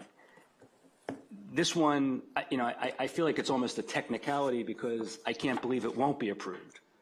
But technically, there's no approval at this point, but they put it as a condition, so it it's a seems, condition. I'm able to get over that one because I know that this house can't be built unless Without and it. until the road is widened. Which is like the biggest point of all of it, Right, in but my that's- opinion. But this can't be done, I mean, I have problems with this project, but that's not one of them because I know that this house cannot be built unless and until that road is not only approved for widening, but I think actually is widened. Is that correct? It has to actually be widened, not just approved for widening? It needs to be completed, that's correct. Okay, and I gotta say, I wonder whether your clients aren't hurting themselves by getting the approval from us if it occurs, before that occurs, because that eats into the time you have to complete your project before the approval expires. But That was that's your my next decision, not question, ours. was the order of operation. I don't know if you're allowed to come back up, but the order of operation is, the biggest thing is getting the road widened, because that's what the fire department, it needs to build the home. But in the meantime, you're going to maybe get permits and variances for this stuff, and then they might expire, because it's a big task to widen that road. There's easements, there's other property. I looked into it. It's not a simple feat. Through the mayor. The public I hearing's don't been know closed. if you're allowed. That's right, the hearing's closed. Yeah, I don't think you're allowed. Sorry. She waved me up to answer a question. Yeah. Can this project be built without that street being widened? No. Thank you. No problem. Mary Ann, do you have anything? It looks like we're going to be a pile with Bruce. Well, let me ask this, if I'd like to take a straw vote before we begin the further deliberations as to where we are on this, because I have problems with this project. I think there are some very specific code violations here, separate and apart from the things I talked to Don about, or they're included, but they're not all of them. But I don't need to waste the council's time or the public's time if we have 3 votes against this. I only need to do it if we have 3 votes in favor of it, and then I might be flipped, or someone else might be flipped. But I don't even need to talk if we're already inclined to deny. Well, if you've got violations of code or whatever, let's make sure we go over those, because I think that would be a pivot point on whether or not the project is appropriate. But we need to hear what those are, because they certainly haven't been brought up by. But the conversation will be a lot shorter if I know where the other council members are. I don't know if you'll know that until we hear. Sorry? I don't know if we'll know the answer to that until we hear those points. I haven't even heard Mary Ann's thoughts yet, and she's And I think before we take a straw vote, let's hear what you think are the major pivot points, because I'm not comfortable. I've got an opinion at this moment, but I'm still open for I'll do discussion. that. I'll give you the headlines, but I would like to hear from Mary Ann. And just one last comment I'm going to make, by the way, about this report is, I made the comment that it's unusual for me to see a rebuttal from the party that is the respondent. This presentation we were given is 39 pages long, 38 pages long. It's obvious there was a 59-page presentation. That's not rebuttal. That was a presentation that was cut in the middle so that there would be a last word. And to me, that's problematic. I don't like that process. The 4 headlines are. Does Mary Ann want to go first? No. Oh, go ahead. Okay. Go ahead, Mary Ann. Go ahead. No, go ahead. Okay. So I'm not going to get into the details right now, but the first reason that I think this project must be denied is that as the planning staff advised the Planning Commission, but is not now advising the City Council, the applicant has failed to establish that the proposed house is sited as far from the ESHA as is feasible. I think that one's a no-brainer once we go through the facts. This can be sited further from the ESHA, and therefore, ipso facto, it violates the requirement that it must be sited as far from the ESHA as is feasible. That's exactly what the staff told the Planning Commission in writing. It's exactly what Adrian Fernandez told the Planning Commission twice during the hearing, and it's a fact. It's an irrefutable fact. And if this goes to the Coastal Commission, which it will do if we approve this, they're going to find that, just as they did with the house that was improperly determined to not be on a bluff edge. That was Zumara's house? Yeah, no, not Zumara's. Okay. PCH. Second, the Planning Commission itself, I'm sorry, the Coastal Commission itself took that, appealed that to themselves, and then said no. Second, also as the planning staff advised the Planning Commission, but is not now advising the City Council, the applicant has failed to establish that the proposed development is sited to minimize potential ESHA impacts to the maximum extent feasible. And again, that was expressly explained by the staff at the meeting. And I can play the clips where it was explained and what the rationale was. But it had to do with the fact that the only quantifiable impacts that were discussed by the experts were biological to the water, and they weren't all the other aspects of the ESHA which are impacted by this development. Third, the proposed development exceeds the quantifiable limits on allowable development area specified in LIP section 4.7. One example is the parking spaces not being counted. There are multiple other examples, and I will go through each and every one of them if necessary. Is that the 25% rule? Yes. Okay. Yeah, this is more like 40%. Fourth, the applicant has failed to establish that there are special circumstances or exceptional characteristics applicable to the subject property, such that strict application of the zoning ordinance deprives the property of privileges enjoyed by other properties in the vicinity and under identical zoning classification. And they've also failed to establish that the grant of the requested variance will not confer a special privilege upon the applicant, that special privilege being a 3-bedroom house with a basement. So those are the headlines, and there are a lot of facts that go into each one of them, but those are the headlines. Okay, would I then ask staff or the attorney that those are facts or those opinions? Those are facts. Those are conclusions based on facts that I haven't discussed yet. Of your conclusions. Is there a way to get to the bottom of the real conclusions or the reality of it all? Renika is our expert Okay. on this at this point. So there were a series of questions from the council member regarding how staff calculates the development area. I believe he believes that we should be including improvements that staff does not include in that calculation. Some of those improvements include electricity, pipes and things that staff typically does not know at this stage of the process. Those are project details that are prepared for the plan check review. I think Renika is also saying that the interpretation proposed by Councilmember Silverstein would depart from how staff has consistently determined the development area in the past. And if that's true, then I would caution to make a departure here without a warning to the applicants that there's going to be a change in how these terms are going to be interpreted by the council. Sometimes there can be a room for interpretation one way or another under the code, but there is an obligation to treat similar applicants similarly and to be consistent if our decision is to receive deference by the courts in terms of the interpretation of our own code. Actually, I don't know that these decisions receive any deference anymore after the U.S. Supreme Court held that the administrative state is acting outside its scope of authority. The definition of development area is plain and explicit in Section 2, Chapter 2 of the LIP. And there are words, plain English words, in here that are being ignored by the staff. I'm not saying that they're ignoring them now and didn't ignore them in the past, but there are words in this ordinance that are being written out of the ordinance, and they're plain English.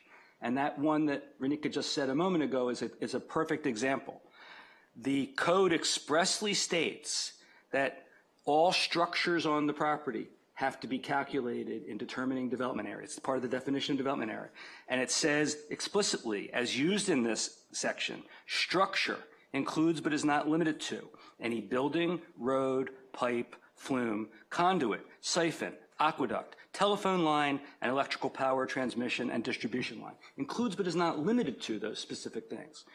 We just heard that none of them were counted because we don't know what they are. We also know the development area as calculated by Mr. Schmitz is to the inch of what is permissible. So if you add 1 inch, you're over the permissible limit. We don't know what those additional inches or feet or yards are because the staff doesn't look at them. So this clearly violates that code provision.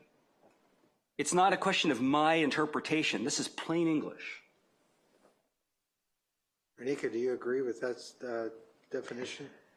As the city attorney stated, staff has never included those elements in the development area calculations. There have been at least 100 resolutions adopted by the Planning Commission that address the ESHA.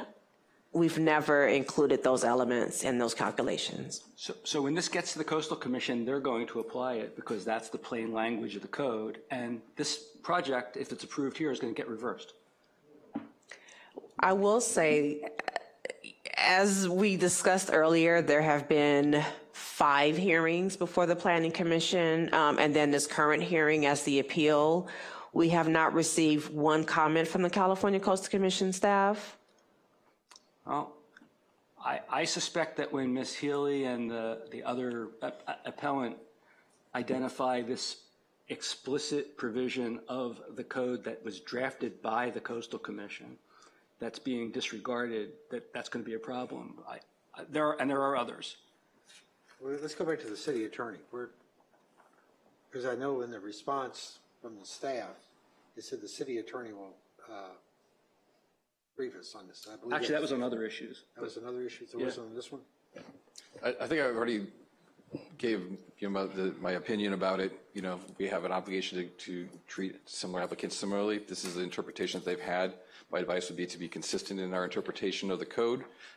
If the council feels that it's been improperly applied, they have the discretion to go and make that determination. But it differs from the practice that has been put forward by staff in applying this. And I guess my question to staff is, telephone lines, electrical lines, if they're buried, I mean, do they count or not? I mean, how would you know until you got the project done? According to the excerpt read by the council member, because it has a fixed location, it would be considered a structure. Tell me what a fixed location is. I'm thinking if you've got the line buried to the house and it comes up in an interior wall and all it's sticking out is maybe a meter, how does that affect the house? This is not TDSF. This is development area.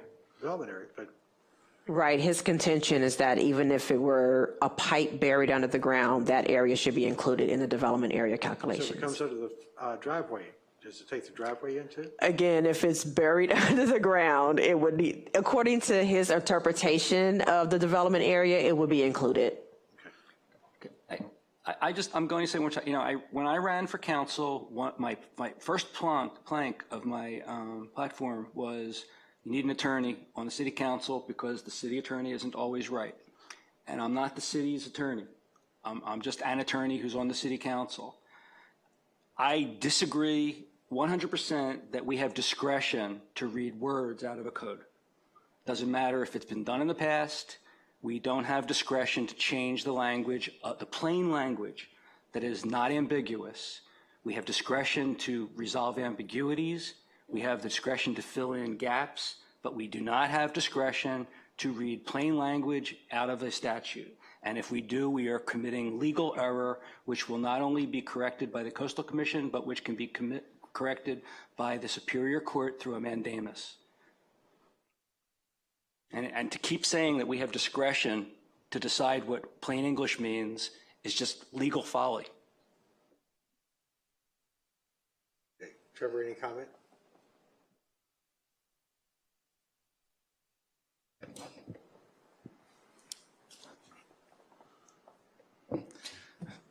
I think we've smashed this issue back and forth. We have a disagreement. It's up to the council how they want to interpret and apply the code. You've heard what staff says about the application of this provision. You've heard the interpretation from Councilmember Silverstein. It's for you guys to make the determination about it. Okay. All right. I have a question of staff. This goes to the building pad issue. Am I correct from your explanation of what a building pad is that this property at this moment in time has no building pad because it's not previously been developed? That is correct. So in reference to compliance with the development area calculations, it is basically the building pad that is being considered for the site.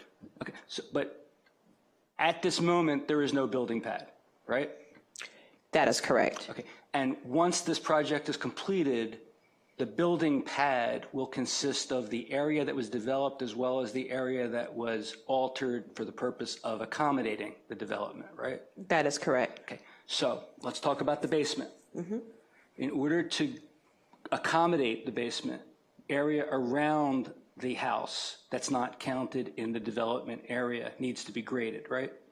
Yes, there's 5 feet of over excavation to accommodate the basement, but again, that's an area where staff has not included that 5-foot over excavation as part of the development area. Okay, so if 10 years from now, somebody wants to put a different development on this property, will that 5 feet of area that was graded to accommodate the development be part of the development area?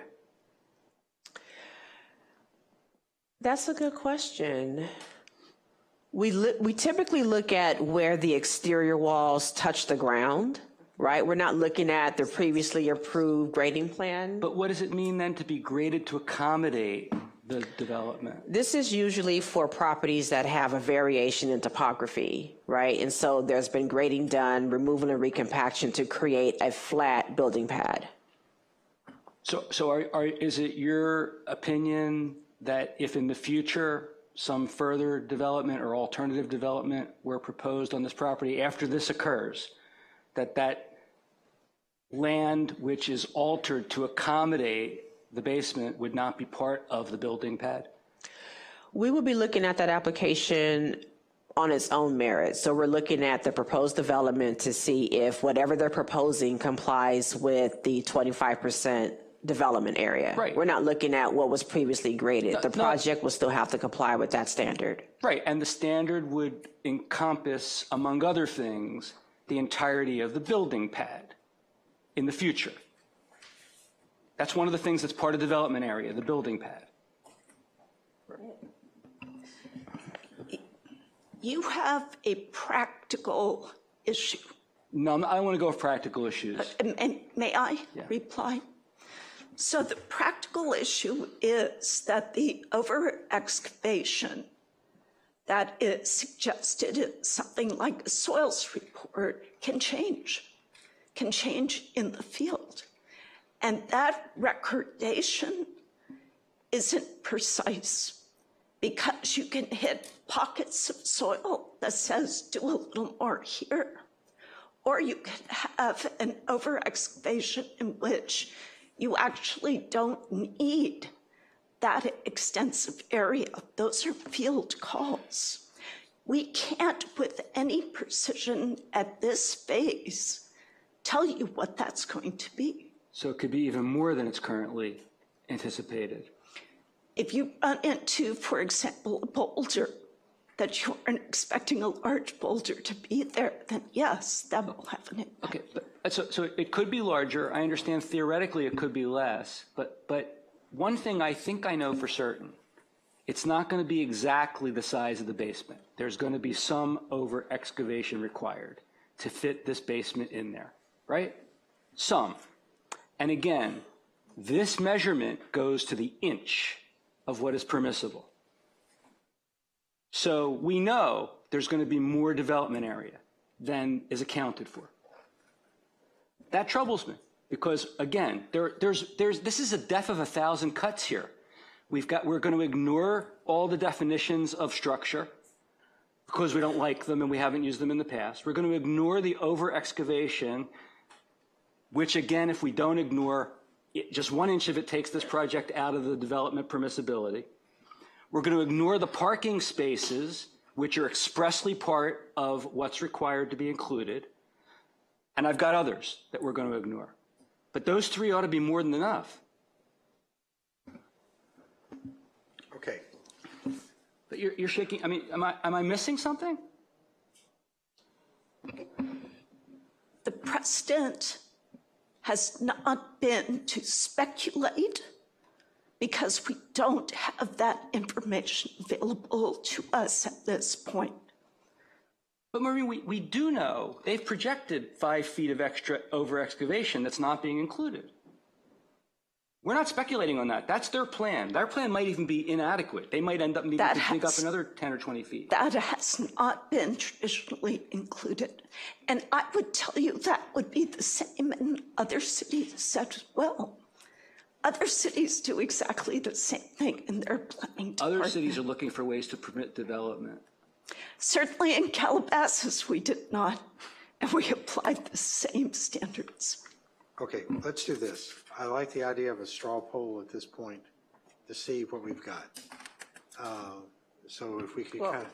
I haven't heard from Mary Ann. I'm sorry to put you on the spot. No, that's okay. Okay. I was hoping to say something now before. I would like now to that I've got a hear little it. bit more. Okay.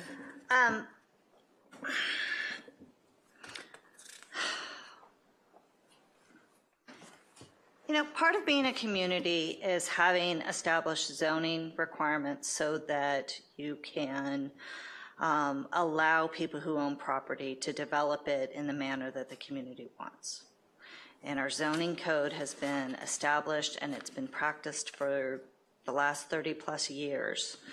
And especially since we got the local coastal program to balance the protection of the environment along with creating a reasonable development of that property so that people can have some semblance of a basic house.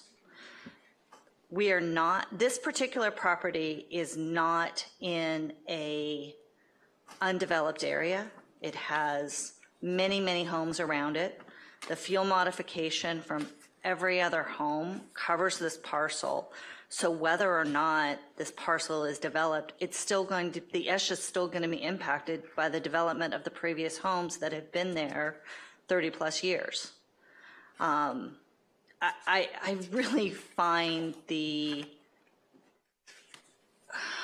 overanalyzation of this to be all you want to, Bruce, all you want to do is have no development whatsoever, which is just unreasonable. These lots exist out there, they're vacant. We have guiding rules in the municipal code and the local coastal program as to how they should be developed. They've been practiced. We've had our local coastal program since, and have been using it since 2004. And there have been countless properties, including properties in ESHA, proposed and developed. And can you point to every property that has had a negative effect on the environment by being built? I mean, the fact of the matter is zoning allows for development of single-family homes in this area. And this home has been proposed. It takes into account the reduction of size and the effect on the adjacent land as required in the local coastal program.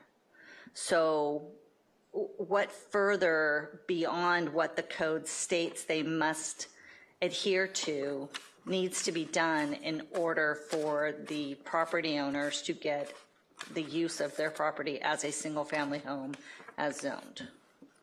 Okay, so the answer to that question is twofold. One, there's plenty of things they can do to comply with the code, which they're currently not complying with. And again, I'm going to talk about the other two big gating issues, which we've only been talking about 25%. We haven't been talking about cited as far from the ESHA as feasible, and we haven't been talking about the impact issue. The other thing is, I mean, I forget, I lost my thought on the second thing already, but you said that all I want to do is have no development. That's absolutely not true. I've actually been in the minority in seeking to approve some developments in the 4 years that I've been on the council. I even wanted to give somebody a variance in one instance from TDSF maximum because I thought that their project made sense and they were willing to make some concessions to get it that were valuable to the city. So it is absolutely not the case that I'm opposed to all development. I voted along with the majority for multiple projects, and I voted in the minority to support some projects. I even voted to support one of Don's projects, but I think it was the first hearing I had as a city council member. But I've also been one of the most stringent observers of the code. So there have been many times when I have said this project doesn't fit within our code, when others have been willing from a practical standpoint to allow it to go forward because they like the idea of having a development on that land, on that property. I like the idea of these people being able to develop their property consistent with the letter of the law. And insisting on the letter of law is not being pedantic or anything. It's the law exists for a reason. So I think I got the sense that if we had a straw vote on the 25%, I'm on the wrong side, but maybe I'm not. I don't know. I mean, I still haven't heard an explanation for how you can ignore 2 required parking spaces when the code says expressly you count the parking spaces. I don't see how you can, again, you can interpret the words out of the code that you don't count the driveway if it's out of the development area. But the code says parking spaces are in the development area. So what I take that to mean is the parts of the driveway that are not inclusive of the parking spaces are out of the development area. But we've got this large portion of the driveway, I think in this case it's almost the entire driveway, which is parking. So that's being ignored. And by the way, is that have we always disregarded the entirety of the driveway? Every single square inch? Yes. Okay, so. Well, one driveway. Sometimes people have 2, but we only exclude 1. Yeah, so I mean, I just think that there's rampant disregard of the letter of the law that's been going on. In fact, that's one of the reasons I ran for council, was to instill the letter of the law into what we do. And, I would love to see these cases go up to the Superior Court on mandamus and have this city slapped and shown that it needs to follow its codes. So, but you want to take a straw vote on the 25%? No, I'm going to make a motion to approve this project as called for. Well, I'm not done deliberating. So well, that's fine. I can still make a motion to make an improvement if you still want to have deliberation. I'll second your motion for discussion purposes. Anybody have any other questions or comments? If not. Oh, I have more comments, yeah, well, many more. Well, on the motion, we have a motion. Yeah, and I have comments on the motion. Do we vote after 10:30? Oh, yeah, we still can. Robert's Rules of Order say that we need 2/3 to cut off deliberation. No problem. Steve, you want to continue to deliberate or you want to end it? Keep going. So we're not going to have 2/3 to cut off deliberation. We need to finish the deliberation. The city attorney was going to say something. If he wants to make comments on the motion, we can make comments. I mean, he's deliberating about the merits of, approving the project. So you should give him a chance to make his statements. I would recommend. All right. Go ahead and make your statements. All right. So this proposed development includes a request for 2 variances to ESHA protection standards in accordance with LIP section 13.26.5E. A specific findings required for each of those 2 variances. That specific finding is, I'm reading it right out of the code, for variances to environmentally sensitive habitat area, buffer standards, or other environmentally sensitive habitat area protection standards, that there is no other feasible alternative for siting the structure, and that the development does not exceed the limit of allowable development area as set forth in section 4.7 of the Malibu LIP. So it's 2 separate independent findings that have to be made by this body. By the way, they're not made by the Planning Commission. And the first is there is no other feasible alternative for siting the structure. The second is that the proposed development does not exceed the limit of allowable development area as set forth in section 4.7. That requirement comes from LIP section 4.6.4A, which pretty much has that exact same language. So the 4.6.4A sets the rule. 13.26.5 says you got to make findings expressly that rule has been satisfied. Addressing the first prong of this test, the appellant argues as follows. Evidence has been supplied that supports the position that there's an alternative design. Evidence can be found in a letter from project biologist Ford Biological Consultants, the consulting wastewater engineer John Yaroslavsky of in situ engineering stated in his letter that an elimination of the third bedroom of the proposed single-family residence would result in a reduction in the required leaching area for the septic system. This would allow the applicant to move the house 5 feet closer to the street. Therefore, reducing certain components of the project would allow the applicant to move the house 5 feet closer to the street, that is, away from the ESHA. Thus, there exists a feasible alternative for siting the structure, and this finding cannot be made. That's the appellant's written argument. Now, interestingly, that is taken verbatim from the planning staff's recommendation to the Planning Commission. The appellant didn't have to do any homework. They didn't have to craft their own language. They took the words right out of the planning staff's recommendation and they put them in their appeal. What I just read is also in the planning staff's recommendation to the Planning Commission. It's also in the draft resolution that was presented to the Planning Commission. The planning staff prepared a supplemental report after that first one was prepared, and they again evaluated the effort to refute that finding. I'm not going to burden the record with the finding, but they repeated the same determination. So the planning staff, after considering the appellant's argument, the objector's argument, recommended denial and made that statement, which the appellant now quotes as its basis for appeal. They gave the applicant an opportunity to refute that. They postponed the hearing. They had another hearing. And after hearing from the applicant, they made the same recommendation, those exact same words. They said there is another feasible alternative. On pages 273 and 274 of our report is the supplemental staff report. It says the applicant has yet to provide any evidence that demonstrates that the relocation of the proposed residence further away from the stream, riparian habitat, is not feasible. They said on 274, the applicant has yet to submit any new evidence that demonstrates the relocation of the residence is not feasible. That's the planning staff. The planning staff's second supplemental report also explained at page 274, staff's findings are based on evidence in the record, including a letter from the project biologist and code requirements. And they said the findings to deny the proposed project were made because new evidence was uncovered that the proposed residence can be resited to increase the stream ESHA buffer, including evidence provided by the applicant. The applicant has yet to submit any new evidence that demonstrates the relocation of the residence is not feasible. That was the last word from the staff before the Planning Commission ruled otherwise. The staff today is not telling us the same thing, but that is what the staff told the Planning Commission, and the evidence has not changed. At the hearing before the Planning Commission, the Deputy Planning Director twice explained very clearly that the statutory requirement is that the development must be sited as far away from ESHA as is feasible.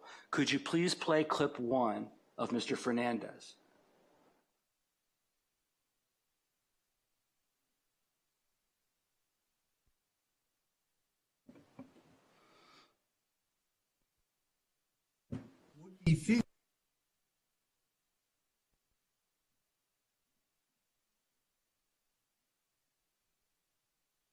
Be feasible to do so, then the code requires that development be as far away from ESHA as feasible. The requirement is 100 feet. We understand that 100 feet is not an option, but we need to try to site the house as far away from ESHA as possible. He then explained it a second time in response to some questions from Mr. Jennings. Could you play clip 2? Be feasible to do so, then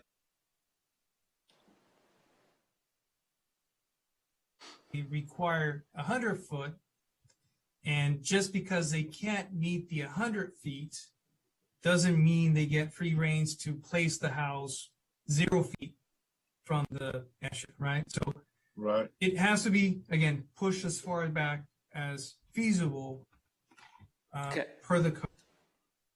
The word code was omitted, per the code.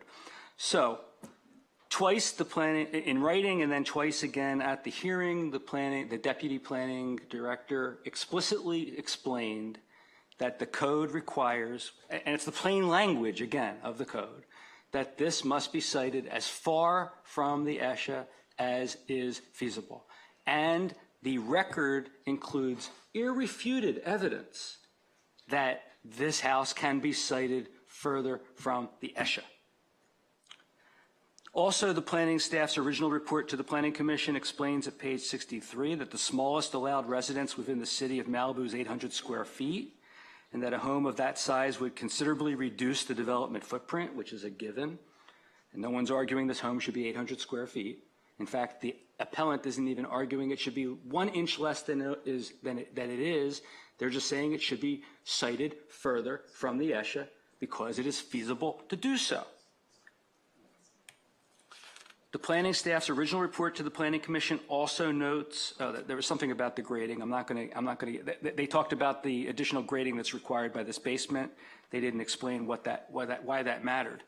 Now, the planning staff report we have today addresses the history of the plan before the Planning Commission. It explains all what I just said. It's on page 7 to 8 of the staff report. It again explains how this could be sited further away.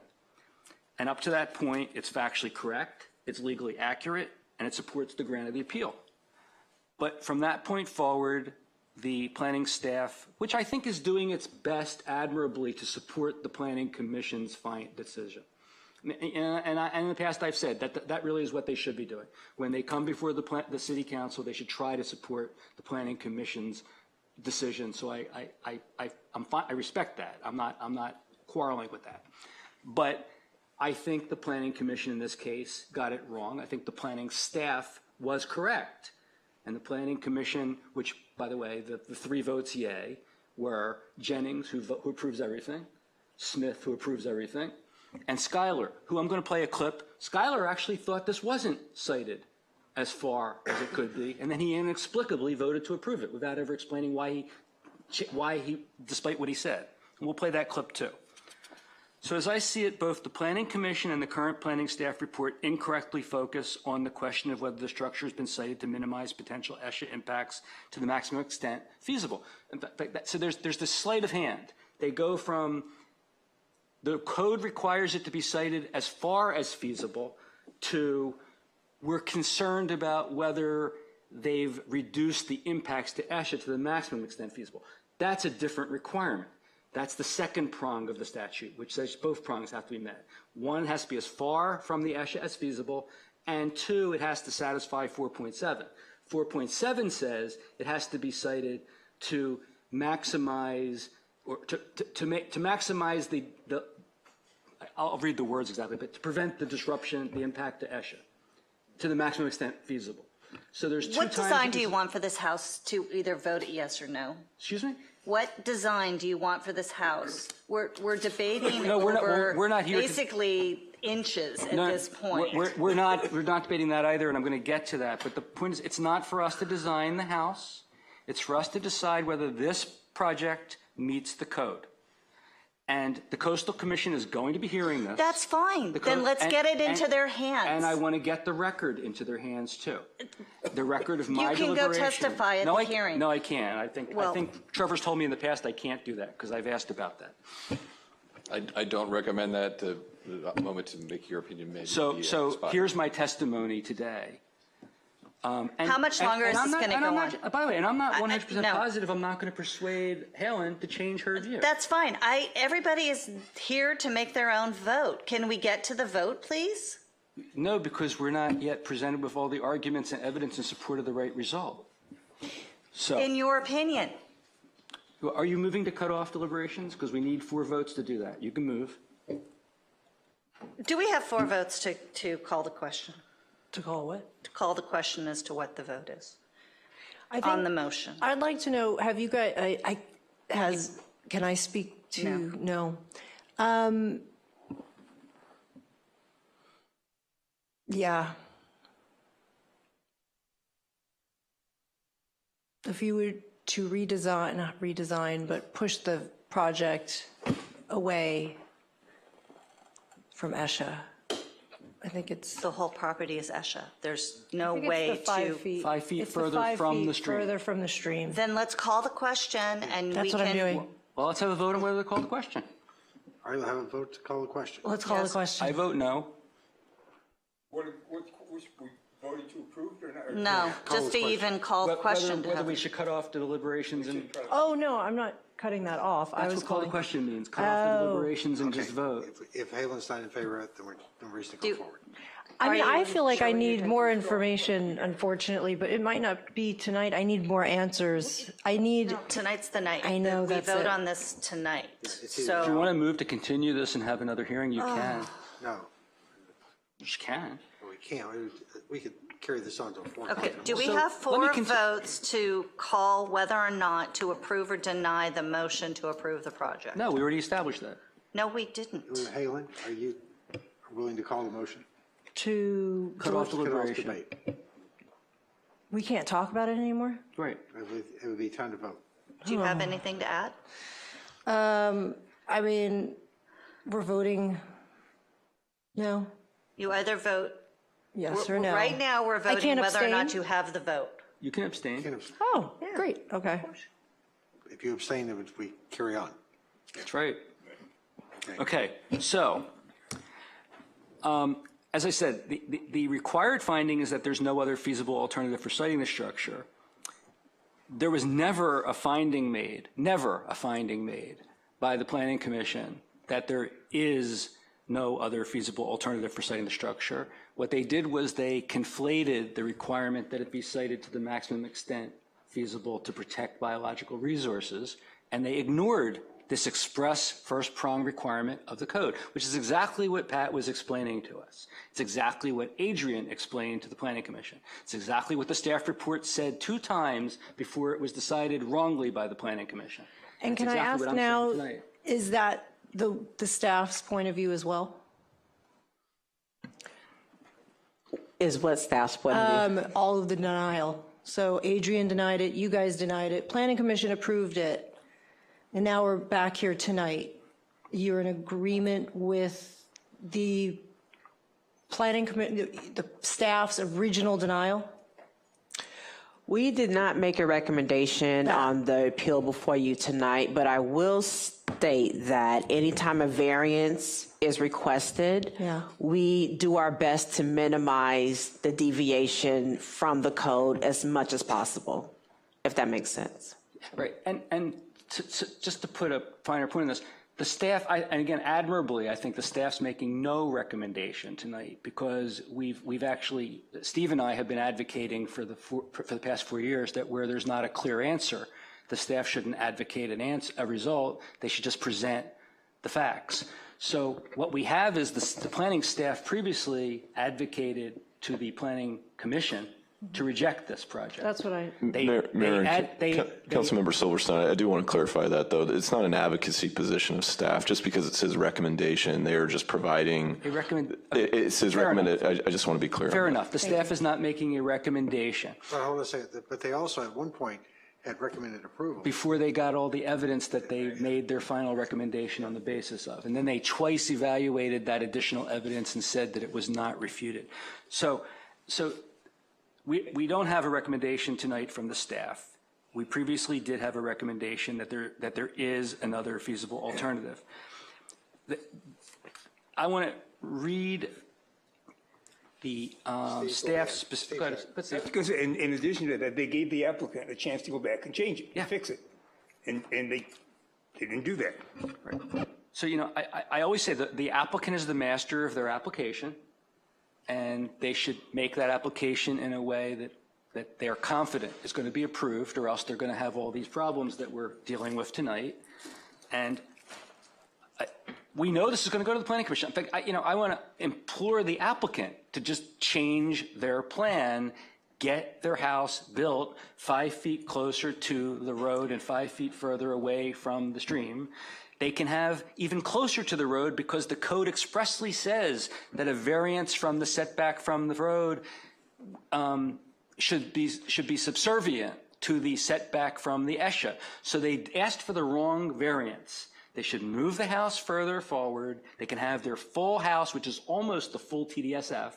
I mean, Don makes it sound like crying, like we're giving up things to accommodate this parcel. No. This house is being built almost to the square foot that's permissible. It's being built to the square inch that's permissible on the development area. That sounds if you reasonable to me. misinterpret develop area. So we're agreeing, I'm in agreement to move it back 5 feet.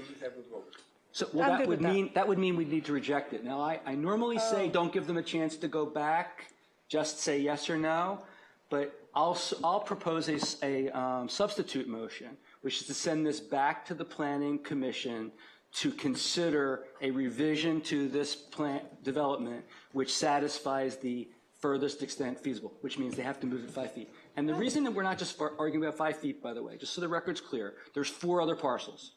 And every one of them is going to want that same distance that this one has. So now we're at 20 feet. So I'm sure one of them is going to have an argument for 10 feet. Another one's going to then have an argument for 15 feet. We need to consider cumulative effect. And that's also something the staff talked about and explained to the Planning Commission. And they, again, disregarded that as well. Okay. So I'll make a substitute motion, which means I need a second for the substitute motion. Then we need to vote on whether the substitute motion should be the motion that's heard. And if we get a vote affirmative to that, then we vote on the substitute motion. The substitute motion is send this back to the planning. I have a question before that. Well, can I get a second? I want to hear Mary. Councilmember Silverside, do you want to see if the applicant is willing to redesign the project? You said we couldn't hear from them. Can I have a question? Just if you're going to I want to hear Marion's question, please. Renika, how many, what's the depth of the driveway from the edge of the roadway to I believe it is 18 to 20 feet. So if the front yard setback was further reduced by 5 feet, they would not be able to park a car in their driveway? That is correct. So they would be in violation of the code for 2 unenclosed parking places? That is correct. And another variance would be required. I have a suggestion. Oh, yeah. May I make my statement first before you make your suggestion? Absolutely. You know, everybody's wondering why it's so expensive to live in Malibu. This project was submitted in 2005. Let that sink in. 20 years ago, this project was submitted. It has had how many hearings with Planning Commission? 3 plus continuances? 3 full hearings. 5 scheduled. So 5 or 6. We're talking about a single family home. This is why homes in Malibu either cost multi-million dollars and people can't afford to live here. I can't imagine how, you know, how long this has taken and the additional expenses and the millions of dollars that these people have put into this in consultants and redesigns and time wasted and everything else. And if we want a community that people live in and we have families in, we have to make the development process for single family homes reasonable. This is not reasonable. This is a 3-bedroom, 2-bath house.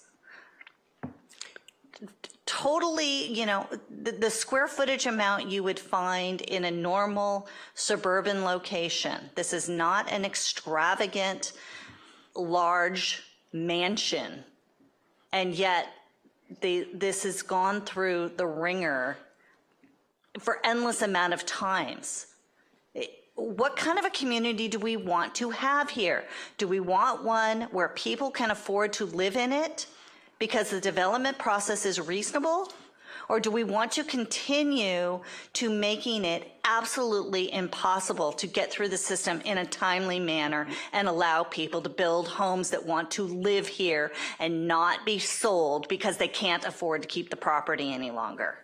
If people would follow the code from day one, if people would follow the code from day one, they would have their approvals way faster. And if architects would stop trying to take a foot when they have an inch, we would get these approvals done all the time. The fact is, architects in Malibu are trying to get every square inch of space they possibly can, and they make every creative argument that they possibly can to exceed the limits of the law. And unfortunately, they pull it over on our staff more often than they don't, and then it gets appealed. I shouldn't say more often than they don't. I take that back. They succeed from time to time. And when they do, those are the cases that get appealed. And we need to make sure we follow the law. All right, Halen. I just wanted to say, I feel very bad for you guys. I've been, you know, it's unfortunate and that this is the process, but with having geographical sensitive areas it is a tough situation in Malibu.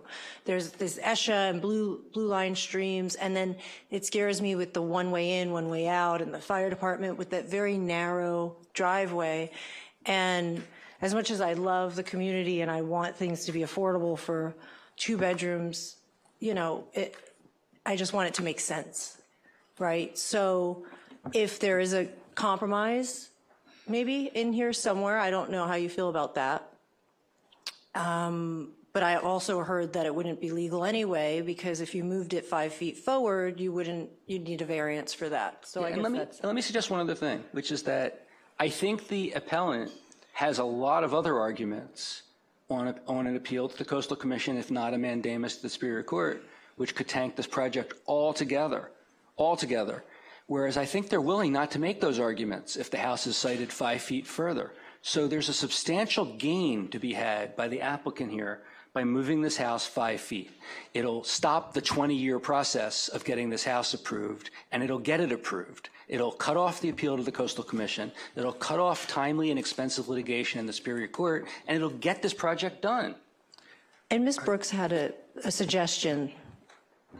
Well, I wanted to clarify, this 5 feet we keep talking about is not for the house. It has been for the dispersal field as part of the on-site wastewater treatment system. But if the council believes that they would support approving the project with that 5-foot increased setback, rather than sending it back to the Planning Commission to condition the project that prior to submittal to plan check, that the applicant submit plans showing that 5-foot increase setback, to go back to the Planning Commission would be more time, staff time, review by ESD. It opens up a bunch of other issues that they have to go through plan check anyway. I'm just trying to figure out a more streamlined way, if that's what you want to move forward with. All right, but in order to do that, they've got to reduce the size of the project, right? Take out the basement or take out a bedroom, right? They would have to figure, well, there was a reconfigured dispersal field for the 3-bedroom house with the basement that showed an increased setback by about 5 feet. So they could reconfigure the dispersal field without eliminating a basement. From what I understand, I don't know if John Yaroslavsky is still here, but there was an alternative that showed a 3-bedroom home with the basement with an increased setback. Same square footage though, right? Same square footage. Why is that? I have to say, I did not catch that in the. I didn't catch it. Why did they do that? It was a report that was provided for, I think it was the December 22nd, 2022 Planning Commission. I don't remember which Planning Commission, but it was something that was provided for the record as part of the requested alternatives analysis. Because the way I read that, or I thought it was, they had to trade off space. Yeah, I thought so too. Yeah, basement or space in order to get that. That's what I thought as well. Yeah, there were 2 alternatives from the septic designer. Again, one was to reconfigure the dispersal field, and the other was to reduce a bedroom from 3 to 2. I thought there was also the basement option of maybe making it smaller, or? I believe that was part of reducing the bedroom count. Right. Well, I don't know if the applicant Can we can ask the confirm. applicant if that was one of the options, because I sure didn't see it. John still on? Yes. Because if the option is to change the dispersal field. Mayor, Mr. Yaroslavsky has been logged on. He's the one who designed the system and did the alternatives analysis. So perhaps it would be most appropriate that he addresses. Let's ask him. I think that's an excellent. I don't know why we didn't see this before. But I didn't see it. I didn't catch it either. Yeah. Is he still awake? John, you should see it pop up asking to unmute. There you go. Yes, I'm here. Thank you. So what I did is I reconfigured the septic system. I moved the tank, I believe, and I do think that we did request a reduced setback to the basement, Don. If I'm not mistaken, we have to put that slide up. We asked for a reduced setback to the basement, and the only way that we could do that was to get a reduced setback, 8-foot setback to the structure. From the health department? It's actually on page 167 of the planning staff report to the Planning Commission. 160s. Reduced setback from the health department, John? 167 That is correct. was my next comment. Actually, if I could help, the next page I was going to get to says, finding one of the proposed draft resolution of the planning staff to the Planning Commission, the one that was rejected, said the proposed project does not conform with the LCP because the proposed residents and OWTS are not designed to minimize ESHA buffer impacts to the maximum extent feasible. I'll skip the parts that doesn't matter. It says, oh, I'm sorry, I take that back. That does talk about the basement being reduced. I thought it just said I stand corrected, I apologize. I was trying to help you. So is that Don, is that an option? I want to make sure I understand. So if John Yaroslavsky is saying that if we can get a modification from the health department in regards to the setback to the structure from the leaching element, which would allow us to maintain the integrity of the design and shift the house back up so slightly, 5 feet. Yes. And I would just like to hear from the appellant, I know only one's here, if that would be acceptable resolution of the appeal. Because they have other arguments, and I just want to make sure that if this is done, that's the end of it. But once again, going back to the driveway, Renika, if you move without seeing the diagram. If I recall, Lynch's, was it Lynch, the other family? Yeah. They had a concern with the design of the house, the window coming into their bedroom side, I guess. Yeah, and I don't think they have a legal right to prevent that. But my question to Renika real quick is, if we move this 5 feet, are we back in the same driveway issue? It's not long enough to put a car? So again, it was my understanding the project alternative was to reconfigure the dispersal field, not moving the footprint of the house closer to the street. Okay. So all you're doing is moving the dispersal field. That's the house correct. Stays exactly where it is, exactly the same house. That's correct. All right. Pat, would that be acceptable? Yes, I'd like to say the LIP variance, nobody's quoting that but me, and it says shall be limited as to size and location. Size is important, especially on the small lot. And of course, it'll be less expensive if it's smaller, because if it's a big 3-bedroom, it's going to be very expensive in this neighborhood, Marianne. No, but Pat, I get that, and I could easily make an argument and was prepared to vote that way. I'm having trouble hearing. I appreciate what you just said, and I could easily make arguments that this house needs to be smaller as well. I'm not there right now. But I'm asking you, if they reduce the dispersal field, as was just discussed, so as to make the setback 5 feet more, will that resolve your appeal? Would you still be going to coastal if we approve it with that change? No, I think it has to be much smaller. So it would not resolve your appeal. You'd still go to coastal. Yeah, no, it's very clear it has to be smaller. It's not just about 5 feet. It's about the impact of a large house. I mean, I went the other day to see it, and you look at it, and it takes up the whole lot. I don't know where the 75% open space is. Okay. So where that puts me, I mean, I was trying to find a way that would satisfy the appellant because, as Marianne said, this has been going on for 20 years, although it's not these applicants that have been going for 20 years, right? You guys don't look old enough to possibly have been doing this for 20 years. But if it's not going to, if this is going to go on, this is going to go on for another 2 or 3 years, and I actually see it going down at the Coastal Commission, if not the Coastal Commission in court, because for the reasons I said earlier, and I'm not even finished with the maximum extent feasible protection, which I think is where Pat was headed just now, but there are multiple violations of the plain language of the code here. And it may be that this council has repeatedly in the past disregarded the code. I'm not prepared to do it, and I really will be shocked if when it's presented squarely to the Coastal Commission, they're willing to do it. Okay. Is there a slope on this property? The property slopes. I'm sorry, I misunderstood. Let me ask staff this question. Of course. Thank you. The story poles, there's been testimony that the story poles take up the entire lot. Do we have a depiction of the story poles? And I'm sure I can find some photos. Okay. Yeah, just give me 1 second.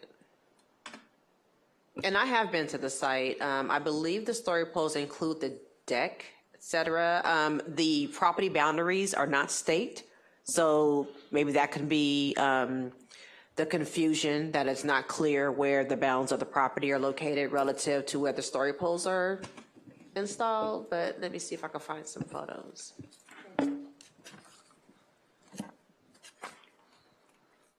These pictures are part of the record? No.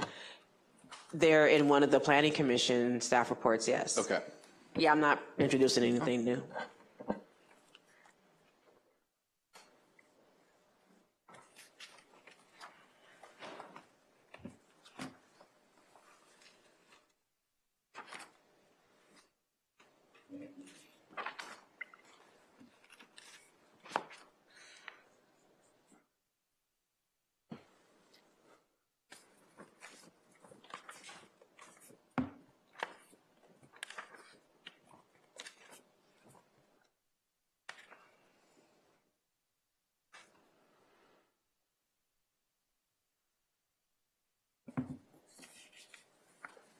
We're waiting on a picture of story poles, right?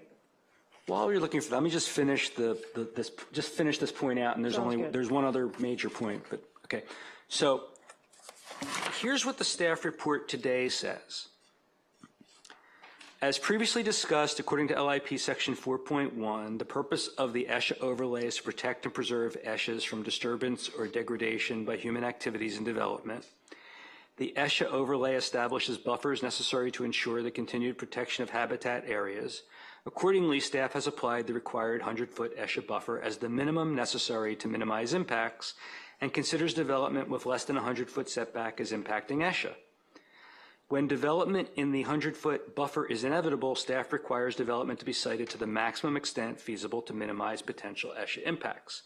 Therefore, when project alternatives were presented to further distance the development from Encinal Creek, the staff recommendation was changed from approval to denial based on the need to site development away from ESHA to the greatest extent possible. It then concludes the Planning Commission subsequently approved the project based on the analysis of the project alternatives that concluded no quantifiable advantages to biological resources would result from implementing these alternatives. Again, this reflects the planning staff today and the Planning Commission are not focused on the first of the two required findings of LIP section 13.26.5. To repeat, that requirement is, specific requirement is a finding that, quote, there's no other feasible alternative for siting the structure. They conflated that. They jumped right into the avoiding impacts, which is a separate second requirement. So they ignored this first requirement. They set it out, they explained it, and then they just disregarded it and went to a different one. As a matter of law, we cannot make that finding. The planning staff is not recommending we make that finding. The planning staff previously recommended that finding could not be made. The evidence is that that finding cannot be made, and we're being asked to make a finding that cannot be made. Attorney Russin, is this something? And one last point. That you? I asked the specific question of whether there was any precedent. I asked this question, whether there's any precedent for disregarding that something can be cited further and allowing it simply because there's no quantifiable benefit. And the answer was no, no precedent, one way or the other. So this has not been done before. When was that answer? When did you get that? It's in these questions and answers that were handed to us before this meeting. I asked the question whether Who did you ask it to? Renika. Oh. So the staff has not, there's no record that the staff has previously recommended approval of a ESHA variance that was not cited to the furthest extent feasible from the ESHA, based on there being no quantifiable benefit to doing so, because they're two separate requirements. And could I add something, please? It was the Planning Commission that established that standard in their approval. That wasn't staff creating it. So you indicated that staff had ignored it. So I just want to set the record straight. If I said that, I misspoke. The planning staff told the Planning Commission that in determining whether the development is cited to the furthest extent feasible from the ESHA, quantifiable benefits were irrelevant. All that was relevant was the inches and feet of distance. That's what I played Adrian saying twice. The Planning Commission, after hearing that, analyzed a different issue altogether. They just disregarded that issue, that legal issue, and they went right to finding number 2. They never made finding number 1. They cannot make finding number 1. The planning staff told them they cannot make finding number 1. The planning staff is not today telling us they can make finding number 1, that we can make finding number 1. Is that true then? Are you guys in agreement with that? Or the last 10 seconds? The finding not being true with staff and commission.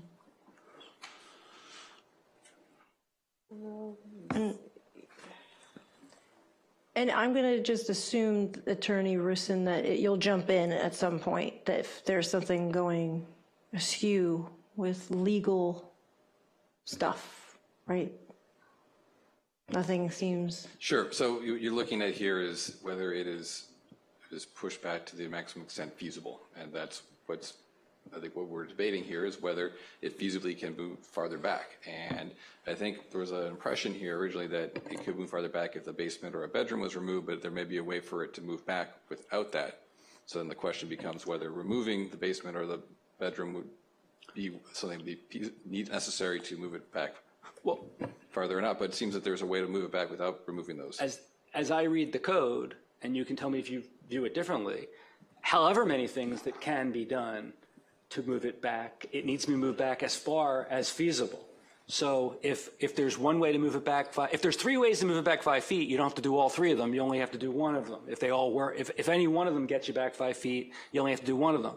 But if there is also one that gets you back 10 feet, that's even further back from the ESHA, and that would be the furthest extent feasible. I heard this record is devoid of any evidence one way or the other as to how far back this can go. We know it can go back further than it is. We don't know how much further back it can go. I think that was Pat's point. But then the appellant said she wouldn't.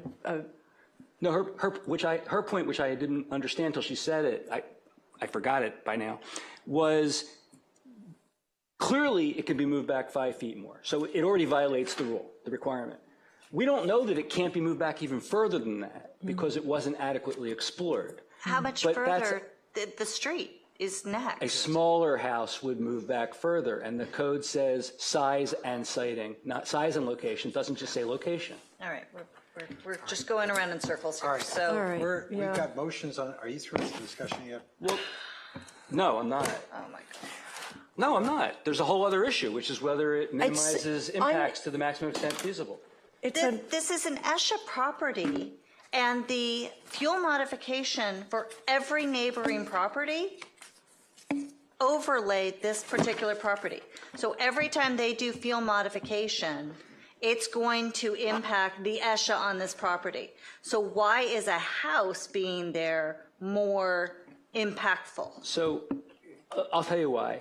And I'm going to play the clip. Marion, you always tell me, what do we have a staff for? Aren't we supposed to follow their recommendations? They're the experts. Well, the staff told the Planning Commission twice that this house was not cited as far back as feasible, and also that it did not minimize the impacts to the ESHA to the maximum extent feasible. And I'm going to play that clip where they explained why that's the case. So the staff, using its expert opinion, told the Planning Commission that this wasn't cited to the furthest extent feasible, and it didn't minimize impact to the maximum extent feasible. Both of those things. This is the first time I can remember where you want to find things different than the staff recommended. You're always telling me follow the staff. I don't agree that we should always follow the staff. I think we need to use our own independent judgment. But tonight you're telling me disregard the staff and follow you. I'm not saying follow me. I'm saying that the merits of this project meet the code. Do they? The staff said they didn't, and I said they don't. Do they meet the code? No. Who knows if they meet the code? That's what we have to decide. We decide that. That's up to us. Oh, God. All right. So there's a whole second problem, which is, as I said, the staff also recommended or advised that this was not even cited this wasn't designed to minimize the impact to ESHA to the maximum extent feasible. That's a whole separate analysis that we haven't even talked about. We're being told there's no quantifiable benefit, no scientifically demonstrable benefit, which has never been a standard the staff has ever applied in the past, and I can go through that. You know, we can short circuit this whole thing. If we want to have a straw poll to deny the motion, I'll stop, and there won't be a need to go further for the Coastal Commission's benefit because there can't be an appeal from a denial. But if we're going to approve this, I need to explain the further reasons why we shouldn't be doing so to the Coastal Commission. Let's do a straw vote. All right. How do you want to do it? Start down the line. The straw vote would be, is there an appetite to agree with this appeal? Okay, what's your project? Where are you? Huh? Where are you? I agree with the appeal. I agree with the appeal. You're next. You said go down the line. I vote to deny the appeal. I don't agree with the appeal. Now, I will tell you. Well, we got a fifth straw vote coming. And staff has denied, not denied this. I shouldn't say that. I have a hard time with this. So I'm going to deny, and I'm very sorry. I don't know if that's a vote, but that's a straw. That's me saying it out loud.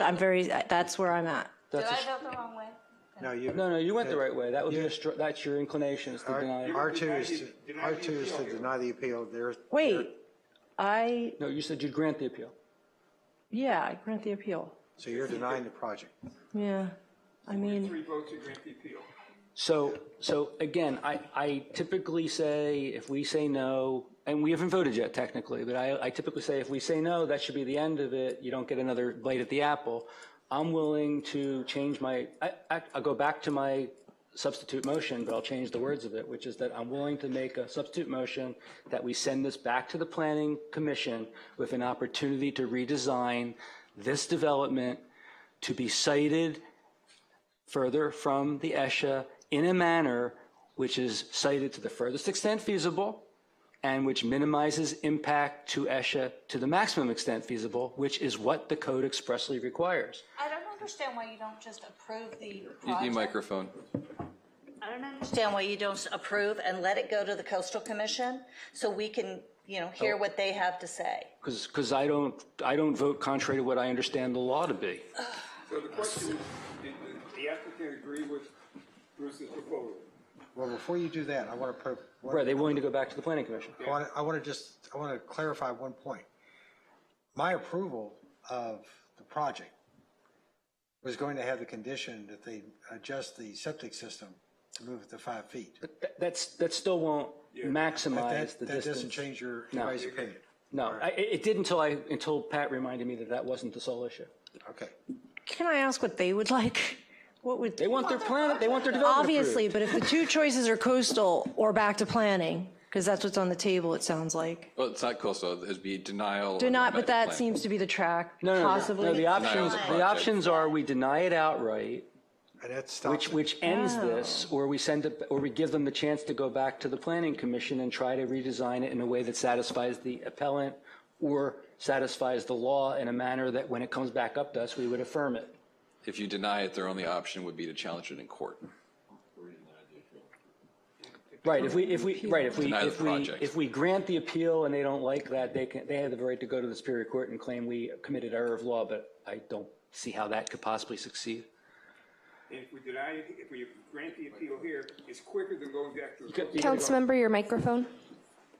We grant the appeal here, and they don't have to go back to the Coastal Commission, which could take them forever. Right, I mean. right.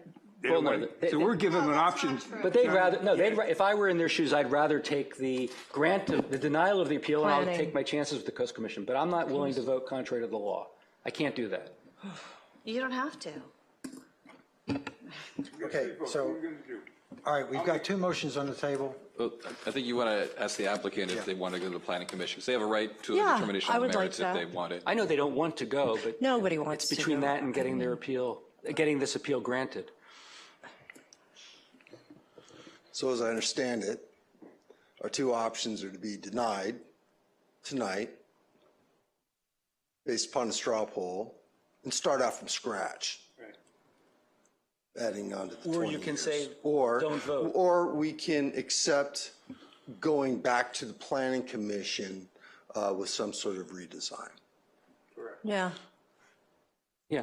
Well, And then we won't vote and deny your appeal and grant the appeal. I guess we really don't have a choice, so we will take it back to the planning commission. Hold on, could I give a moment to confer with my client? Yes, of course. Talk to your Yes. client. Can we take a break soon? I could use a break, yeah. I would not recommend taking a break right now. Okay, no breaks.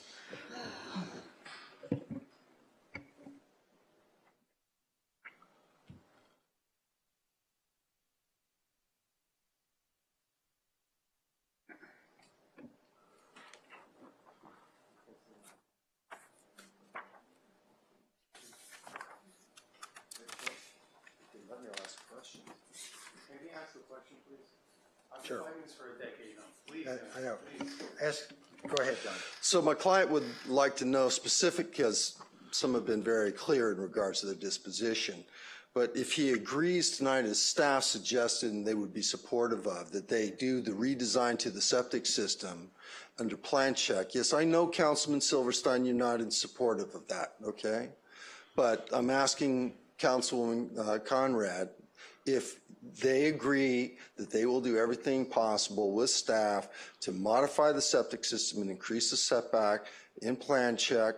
And if somebody wants to appeal to the Coastal Commission, I'm very comfortable with where we will be there. But would that be acceptable? Because it's been a long haul and they would like to go ahead and proceed with an approval. Am I allowed to say what I would, because I mean, I would be inclined, yes. I would see that that was being, you're doing what you're being asked, and it goes back to planning, and no. No, it does go back to planning. No, Plan check. Let me just explain what's going on. Okay, go ahead. How about we let the city attorney explain? Yeah. Sure. Sure. He's just asking, I believe the request is if the house remains where it is, but the septic system moves farther away is what they're proposing, if that would be sufficient to address the concerns that you have about the project at this point in time. It's not a promise about how you're going to vote in the future, but they want to know if that would satisfy the concerns that you have and your ability to make the findings tonight, that you can't make it. No, that's not what he's asking. And just to be clear. It would be remanded to the planning commission, right? No, that's not what he's asking. No? No. He You're asking wants to- us to give them approval to go forward, and as long as they satisfy You're the asking for planning a condition department, of the they get to go project. forward. With a special condition that we modify the septic system in the alternative that was vetted with you by Mr. Yaroslavsky to pull the septic system back. So here's where, okay, I'm sorry, Doug. It would be, we have a choice between an approval with an adjustment to the septic system. It is likely that the appellant will appeal it to the Coastal Commission. Or they can have it denied 3-2 here. The appeal is upheld, and it's denied then they have to start all over again, or they can withdraw it right now and go back to the planning commission and try and redraw it to something more akin to what it would take to get the 3 votes. Right, but the reason it's not acceptable to me that we approve it conditionally as contrasted with going back to the planning commission is, again, we know for a fact that this is not cited to the furthest extent feasible from the ESHA. Well, no, that's no, we know that for a fact. It's not my opinion, it's a fact. And this is just the dispersal field of the septic No, system? that's one way we know for a fact in which it can be cited further from the ESHA. That's one way we know for certain. It's argued by the appellant that there are multiple other ways which would get it back even further, and they make sense. They include no basement, they include no third bedroom, which, by the way, there's not any other house that's been granted a variance which has a basement and a third bedroom. So that would be a special privilege, which is a different issue altogether. But there may be ways to get it back 10 feet. There may be ways to get it back 15 feet.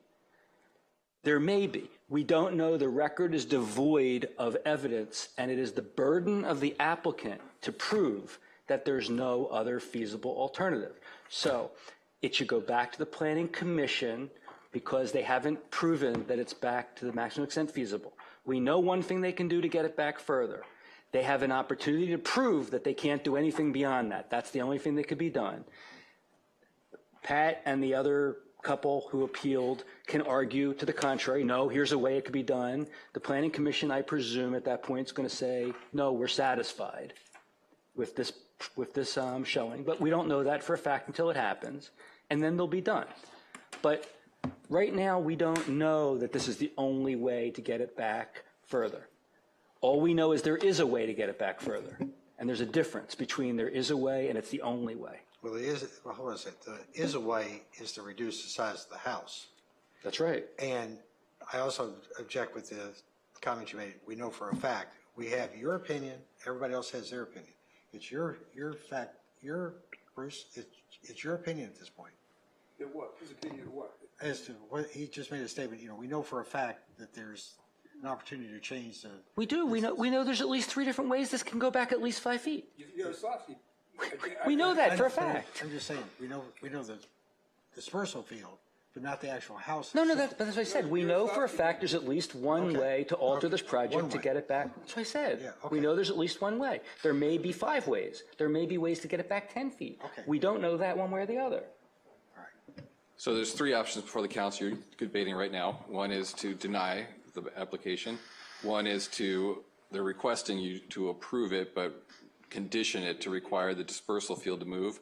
Or the third option is to remand it to the Planning Commission and no vote tonight. We would just remand it to them for a decision. But we need the applicant to indicate that they would rather have that than a decision on the merits. Right. So Helen, you're the swing vote. I'm not willing to support a conditional approval. I'm not willing to support an approval. I'm not willing to support a conditional approval, but I am absolutely willing to support a remand. If you're willing to support a conditional approval, then there's going to be 3 votes for that, but I'm going to need to finish explaining what the other arguments are because this is not the only argument. No, you're going to take a vote because you're going to lose that one. We already know that. Steve and I are going to say, let's continue to debate it until we're done. Doesn't the mayor have the authority to call the question if there's a motion and a second on the table? No. No, we need to terminate debate. You guys made a decision? Did you guys discuss the Planning Commission going back? That was the third choice. Yes, going back to the Planning Commission, the remand, as the city attorney stated. I have a question for staff as well as for you. It took 2 years after the Planning Commission approved this project, 2 years for these people to have their item heard in front of the city council. That is unbelievable. If we have to go back to the Planning Commission, I'm happy to work with your staff, and then Ms. Healy appeals it back up to you. How much more time are the Bedrosians looking at before they finally get an approval to build a home on their property? How long is it going to take? That's a very legitimate question, Don. and I watch the planning commission meetings, and when there's a approval and I know there's an appeal, I ask within a month, when are we going to hear this? This one was, I didn't know anything about this one, but it's a legitimate question, and it's a legitimate gripe within the question, and I agree with you that after the planning commission should hear this post haste, although it needs to be redesigned first, and we should hear, if there's an appeal, we should hear that post haste. I agree with that. Does that mean it gets to the back of the line and then it has to be worked up? No, that's the point of it. By remanding it, it doesn't go to the back of the line. It stays in the front of the line. We don't know when it's going to go to the planning commission hearing. There are countless factors that can determine how long it's going to take before it's back before the planning commission. Not, the least of which is, how much money do these poor people have to keep doing this? These are always arguments that are made that have nothing to do with the law. They're just practicality issues. Yeah, it's a practicality that somebody wants to build a home on a piece of property that they have, and it should be processed by the jurisdiction in a timely and efficient manner. In accordance with the law. I vote for number 2, which is you guys move it the 5 feet. I feel good with that. Okay. All right. Okay, so make sure you're concurring. That means you're going to deny the appeal. Right. Mayor, is your microphone on? I'm having a hard time hearing you. To confirm, Councilmember Conrad, your preference is to approve the project with the condition requiring the leach field to move 5 feet. Is that right? I don't want you guys going back into a process. Okay.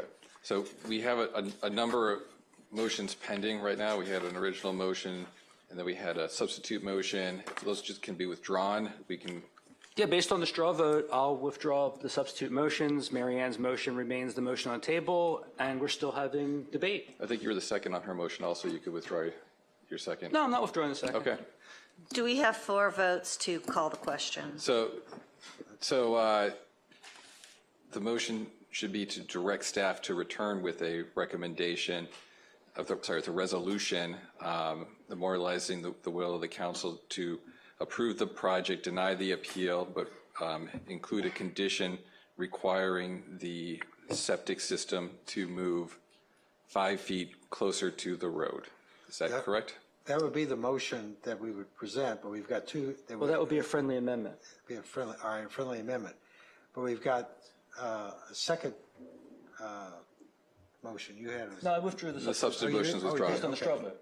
All right. Are you still going to need to go through all your stuff? Yeah. All right. Do we have 4 votes to call the question? Do we have 4 votes to call it? Well, look, Pat's going to take this to the coastal commission. Microphone. If we do what we're suggesting now, Pat's is not happy with the solution, right? The house is too big. She's going to go to the coastal commission, and if we got testimony we've got to have in place to make the case to the coastal commission, we got to do that. Okay, so we don't have the 4 votes, so Bruce, can we just put it in by written word, or does it have to be read? I'd be happy to be able to do like they do in the Senate and just submit it in writing, but I don't know that we have a protocol for that. It needs, if it wants to include anything else in the record, it would need to be done before the motion is passed. Okay. Bruce, Mayor, how much more stuff do you have? How much more you got? I mean, you've been going at it for 2 hours already. I mean, seriously, how much more do you have? I thought it was over. First of all, I haven't been No, going he at it for has. 2 hours. Do We've you been see all going these at it. pages he has to talk about? I know, but I thought we made a decision. No, he wants all this read into the record so when it gets appealed to the Coastal Commission, they have it. So I'm trying to determine how many more hours are we going to be here? Right, it takes. Oh, that's a lot. It's not, we're not talking about hours, and believe me, I don't want to be here any more than you do. Well, that's not true. I want to be here a little less. I want to be here a little less than. I don't want to be here a little less than you. How much longer? I can't tell till I start. I won't. I don't know. I really don't know. Can I go to It's the not going to be an hour. I assure you of that. I need a bathroom break. Yeah, bathroom break really quick. Sorry. Give him back. Can we take a bathroom? Yeah, I mean, human nature must call, but you cannot speak with anyone about it. The public hearing has been closed. There's no further deliberation. I would hear no one should But speak do to they the have council their members. answer? Do they feel like? Do you feel like you've got your answer? No, because we haven't voted on it yet. Let's And we can't vote until Bruce is finished. let's vote, and then you can finish. And No, you can't do that. darn it. Yeah, and look, It's an enduring. I genuinely am sorry that it's taking all this time, but these are complex questions, and I think the record. It really isn't a complex question. It is. It isn't. It really, you know, I haven't heard. I haven't heard a single legal argument, Marianne, from you as to why this satisfies the code. I've only heard, I want to let people build their houses. It's a nice looking house. Right, It's a community thing. It's a enough. small house. Let's read it Okay, into the record hold to know on. where this is going to go. Let's read it in, please. You want a break? Yeah, I thought we were taking a break. One at a time, I think. Marianne, why don't you go first if you'd like? Let's all take a break. We'll come back honestly, at 12 minutes after 12. Please, nobody speak with any of the council members. And council members don't discuss with each other as well. Don't discuss with yourself.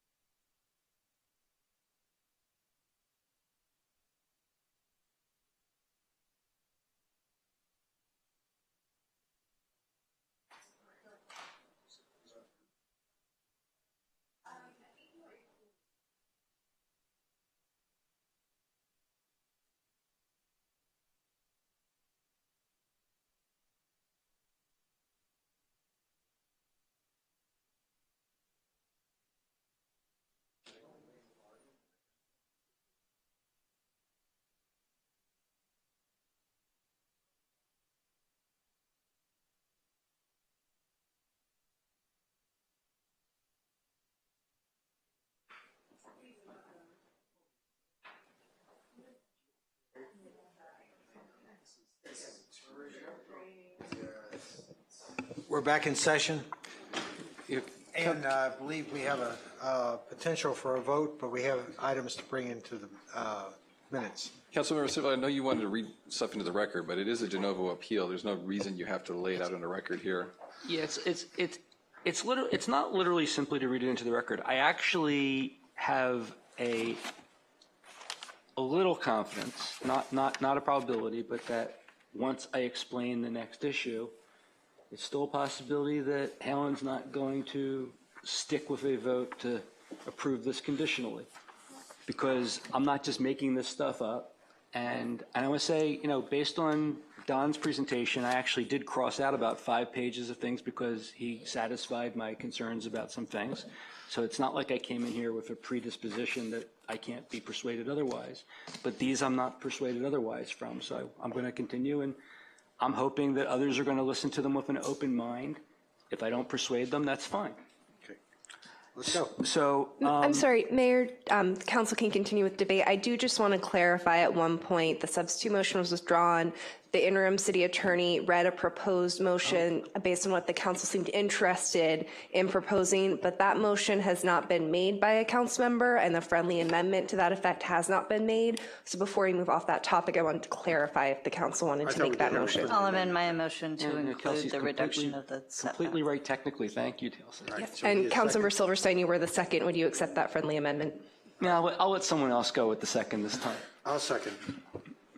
Well, if it's a friendly amendment, it needs to be the seconder that's going to do it. So you have to, All right, sure. I'll accept the friendly amendment for purposes of discussion. and that would be to direct staff to return with a resolution denying the appeal, approving the project with a condition added to require the septic system to move an additional 5 feet towards the road away from the creek, correct? Yes. Correct. All right, we have a second on that friendly amendment. So we've been discussing up till now the requirement that the development be sited as far from the ESHA as feasible, full stop. The other condition is that the development minimize impacts to ESHA on and adjacent to the property to the maximum extent feasible. And the planning staff, again, previously concluded that it was not designed to minimize impacts to ESHA on and adjacent to the property to the maximum extent feasible, as required by LAP Section 4.7. As reflected in the draft resolution of the planning staff that was submitted to the Planning Commission, this is at page 167 of our record, they made a recommendation of finding 1, the project as described in the application and accompanying materials as modified by any conditions of approval conforms with the certified City of Malibu local coast program. That's the finding that's required to be made. The planning staff said the proposed project does not conform with the LCP because the proposed residence and OWTS are not designed to minimize ESHA buffer impacts to the maximum extent feasible. So now we're not talking just about the distance, we're talking about the impacts, which we're being told by the applicant's representative can't be quantified. The basement could be eliminated to reduce the residence setback to the dispersal area from 15 feet to 5 feet. So that's 10 feet, by the way, not 5 feet. The number of bedrooms could be reduced as well as the size and configuration of the residence's footprint in order to increase the building and OWTS setbacks from the stream and stream ESHA. Staff goes on to say, pursuant to LIP Section 4.7, the siting, design, and size of any development approved in ESHA or ESHA buffer shall be limited, restricted, and/or conditioned to minimize impacts to ESHA. May I interrupt? Sorry, Bruce. Is there a way to get the parties that are here to come to a resolution? Doubt it. Really? Because, well, Pat and, what's the couple's name? Elizabeth Lynch. The Lynches want the house smaller, not just back further, not just sited different. And I know that applicants aren't willing voluntarily to make their house smaller, unless we tell them they have to. That's just not going to happen. I wouldn't do it. Well, I wouldn't ask for an illegal project. In my view, this is illegal, but I wouldn't reduce it if I thought I could get an approval. May I ask staff a question? Please. Do we have any idea what, if this house wasn't cited in ESHA, how large a home could be proposed on the same size parcel? No, but I can figure it out. Based on the net lot area, like how big it can be. You have the TDSF in here. It's only a few feet less than, the maximum TDSF is only a few square feet more than what this is being proposed. Like 20 or 30. I don't believe that's accurate. Oh, it's in the record. I don't believe that's accurate. Okay. Let me see. I'll find it. Oh, you know what? I believe in the February 2022 staff report, there is a conformance table that has the maximum TDSF based on the lot area. Yeah. It's. We have a page or somewhere we can find this? Yes, let me see. That was in part of my notes that I actually deleted.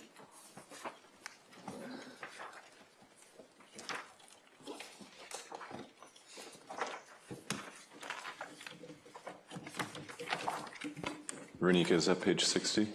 Oh, let me see. No, it's better further back. Halen, I know you're. That is page idea 60. is noble, but this is going to go until Bruce has read everything in. The February, No, if they could work it out, we'd be done. It'd be nice, maybe. Renika, you confirmed that that was the table? That Here is it correct, It's- yes. It's on page 60. Is that what you just said? PDF page Yeah, 60. Thank you. It says the maximum TSF is 2230, and this is 2197, so it's 33 square That- feet smaller than it can no, be. no, that's not accurate. What I'm asking for is not what the 25% of the allowable, I'm asking what, if this home wasn't cited on an ESHA property, This is what the, TDSF. they're different numbers. Then maybe I misunderstood something. Is this No, TDSF? that, the conformance table, this is on PDF page 60. There's a line item for the total development square footage. And then there is usually a separate, and there isn't, there's usually a separate line item for the development area, which I believe the maximum for that is 1,739 square feet. One more than is allowed because of the ESHA, huh? I believe so. Yeah, I mean, this house is being built almost to the maximum that it can be But square that's their footage. right. That's their right. They're under. No, it's not their right. I'm sorry, could you read to me out of the LIP how to calculate setback, square footage, please? Sure. Thank you. That's wrong again. Oh.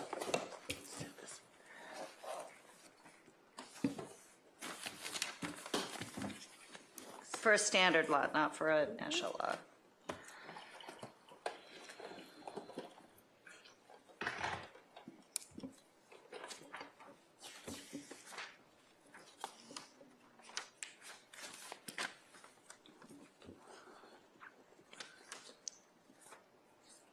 And for sake of time, does anybody see a clear path forward where parties could work together? Or we can get a resolution tonight. I want to know that we can get to a resolution tonight. Yeah, you already have a vote, you have a motion on the table. If you approve that, the resolution will be brought back on consent at the next meeting, and that'll be the end of it at the city level. As long as Bruce isn't reading, we're still staying. Yeah, I mean, we can get to a resolution by finishing the deliberations and voting. Councilmember, your microphone. Oh, I'm sorry. We can get to a resolution here at this body tonight. Once we're done deliberation, we can vote, and the vote will be the vote, and then there'll be an appeal if this appeal is denied. So we won't get to a final resolution, but we'll get to a resolution before this body. Or the parties can work it out, in which case they'll have a final resolution, because it will not be appealable if they've worked it out. But I'll be shocked if they're able to work it out. So are you ready to hear? I mean, it's lengthy. It describes the mathematical equation to apply. You want me just to go ahead and read it? Yes, please. Okay. So except as specifically provided herein and where otherwise restricted to provisions of the ESHA Overlay Ordinance, Chapter 4, of the Malibu LIP, and as indicated on the total development square footage size chart, the total development square footage associated with the construction of a single-family residence on a legal lot equal to or greater than 5 acres shall not exceed a total development square footage of 11,172 square feet. On lots 5,000 square feet or less, the total development square footage shall not exceed 1,885 square feet. Total development square footage shall be determined based on the following formula. Slopes equal to or greater than 4:1 shall be excluded from the lot area calculation.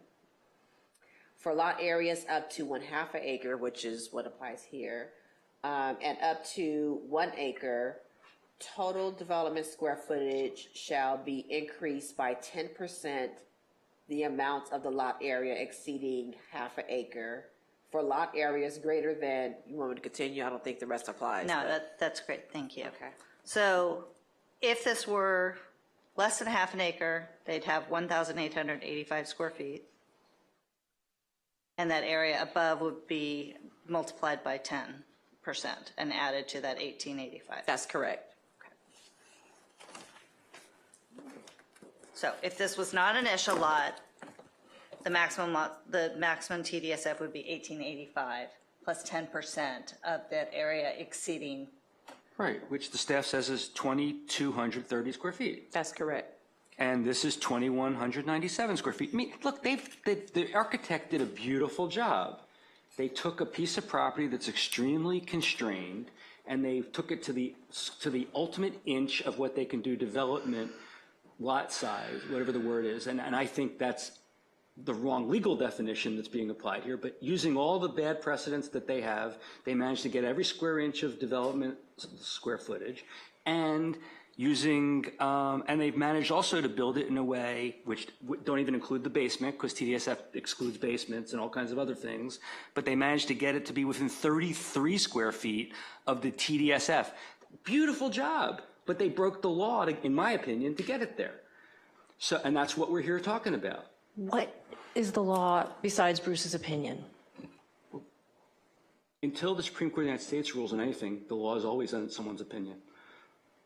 I think the thing to remember, the city staff, the planning department staff, and at least 3 times went back and said, you're doing it wrong. You got to fix it. And I don't think, they don't typically do that, right? So if and they gave them a chance to fix it, and they didn't do it. And if they had done that, it'd just be over. I doubt it. Did they not fix it? Yeah, and the point about the law is, the law, it's not subjective, it's correct. It's sometimes, subjective as to whether or not the planning staff. Okay. The way statutory interpretation works is when you have plain English that 2 reasonable people can't disagree what the words mean in English, then you don't have any flexibility. You got to apply the words. Where the words are ambiguous, then the decision maker has to resolve the ambiguity using all kinds of rules of statutory construction, which include trying to figure out what the spirit of the law is. It used to be the law that an agency, and we're an agency for purposes of this hearing, an agency would exercise its discretion, and courts would defer to that discretion because the agencies know better than the courts do. And the U.S. Supreme Court recently said that's nonsense. We don't know why that rule was ever adopted. The fact is the law, and it's for courts to decide, not agencies to decide what the law means. Now, as a trained lawyer who's been litigating for close to 40 years, I'm applying rules of statutory construction that I apply day in and day out in my practice. And I'm articulating what I understand these ordinances to say in a way which I think is fairly what a judge would say they say. Bruce, I'm not trying to this is a deliberation that I think is important. Helen wants to understand the question of what is the law, and I'm explaining my understanding of it. Well, you're trying to renegotiate the vote, but go ahead. No. The vote hasn't occurred for a good reason, because I'm not finished explaining why we should be denying the project.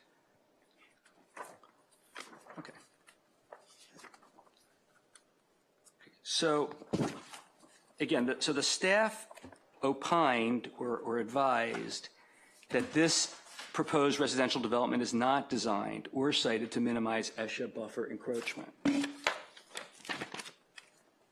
That finding supported by the following analysis in the planning staff report to the Planning Commission. Again, analysis which we're not being given tonight other than in the sense that the planning staff's report is in the record, but it's not the planning staff telling us this tonight. Here's what the planning staff said before. The proposed project is not the least environmentally damaging alternative in that it can reduce impacts if redesigned to reduce or relocate development further away from the stream.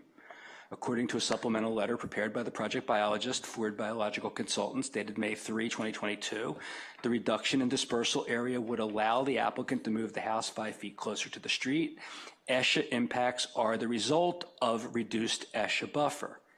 That's what the staff's, I'm being told we can't honor the express language of development area because it's been disregarded for years. Well, the staff also has for years said any encroachment is an impact. We're being asked to disregard that precedent, but honor the other precedents. And I think that's wrong. We need to be consistent. In my view, we need to follow the law, but at least if we're going to be consistent in honoring precedents that I think are wrong, we need to also honor the precedents that they think are wrong. So this is an alternative that would increase the stream ESHA buffer, would be more protective of biological resources, and therefore would be the least environmentally damaging alternative. That's what the staff advised, and that was based on 20 years of applying this provision of the code. Planning staff report also explains at page 159 the same thing. I'm not going to read it again. It's the same thing. They say that, but they say the LCP considers encroachments into stream ESHA buffer as ESHA impacts. So that's been their position historically. Any encroachment is an impact. So the more encroachment you have, the more impact you have. Since a feasible alternative for siting the proposed residence further away from ESHA exists, staff finds that the proposed project is not consistent with LIP section 4.7, which limits encroachment into ESHA or ESHA buffer to the minimum extent feasible. So this is the second prong. We were talking before about the first prong. This is the second prong. The supplemental planning staff report further explains at pages 159 to 160. The lot size is 6,950 square feet pursuant to LIP section 4.7.1. The maximum allowable development area is 1,738 square feet, which excludes the driveway, which again, I think that's wrong because it's a parking space. The residence includes a basement and a second floor for a total building size of 3,192 square feet, including garage. That's not TDSF, right? That's just some other number? That's TDSF. I thought we said it was 20-something in the, I thought it was a different number. No, it says including garage. What was on page 60? What did it say this TDSF was? 2230. The maximum TDSF is 2230. Okay, so this 3192 wasn't TDSF. That's something different, right? Basement. Right, basement. Marianne's saying basement. This includes the basement, which is excluded from TDSF? That is correct. Okay. The OWTS dispersal systems required to maintain horizontal and vertical setbacks to the residence and property lines, and therefore the residence is not able to be placed directly over the dispersal area. The proposed residence has 3 bedrooms, have an estimated wastewater flow of 600 gallons per day. The master bedroom is estimated at 300 gallons per day, and every subsequent bedroom is 150 gallons per day. The elimination of bedrooms would result in the reduction of the dispersal area. The elimination of the basement would reduce the dispersal area setback from 15 feet to 8 feet. But again, we're not talking about only 5 feet. That's 7 feet. And again, cumulative impact, other homes. This would have a minor improvement on the proposed development site planning because the septic tank is placed in between the dispersal area and the house, and the septic tank is only required to maintain a 5-foot setback from the house.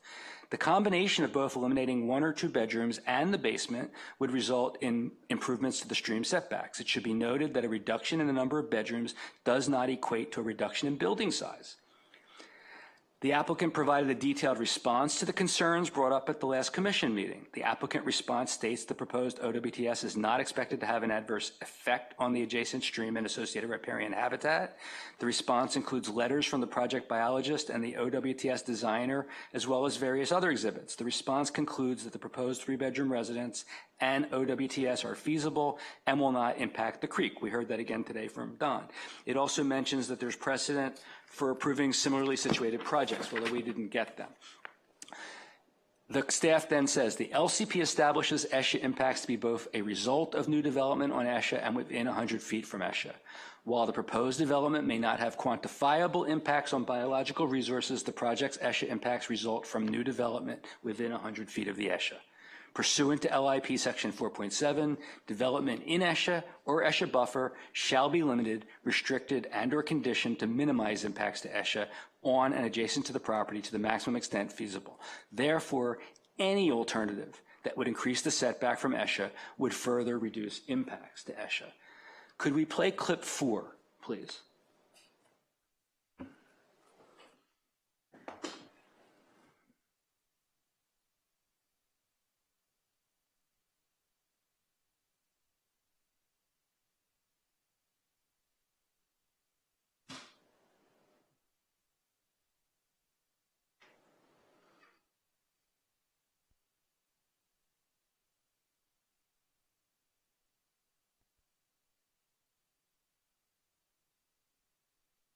Pursuant to the land use plan of the local coastal program, development adjacent to ESHA,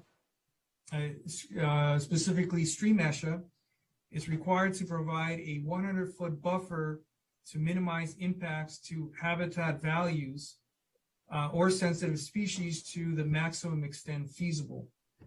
A reduction to the required buffer is considered an ESHA impact. Staff's recommendation to deny the project is due to the applicant's correspondence stating that the house could move 5 feet further away from the creek, which would reduce impacts and provide further protection from human intrusion into the stream and its riparian habitat. It is the city biologist's opinion that increasing a 5-foot setback to the adjacent riparian habitat from the proposed house, as well as the other future houses on the adjacent vacant lots, would provide a cumulative biological benefit. Next slide. And that was the presentation, the general presentation that was being made before there even got to be a hearing. Could you play clip 5, please?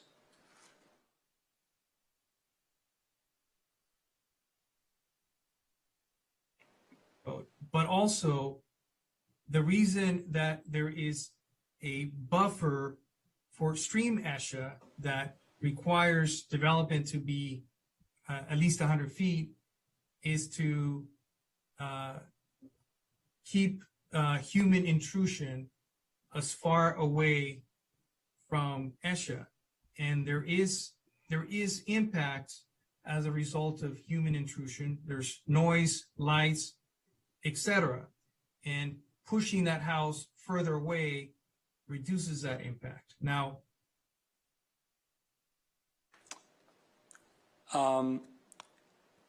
also clip 6.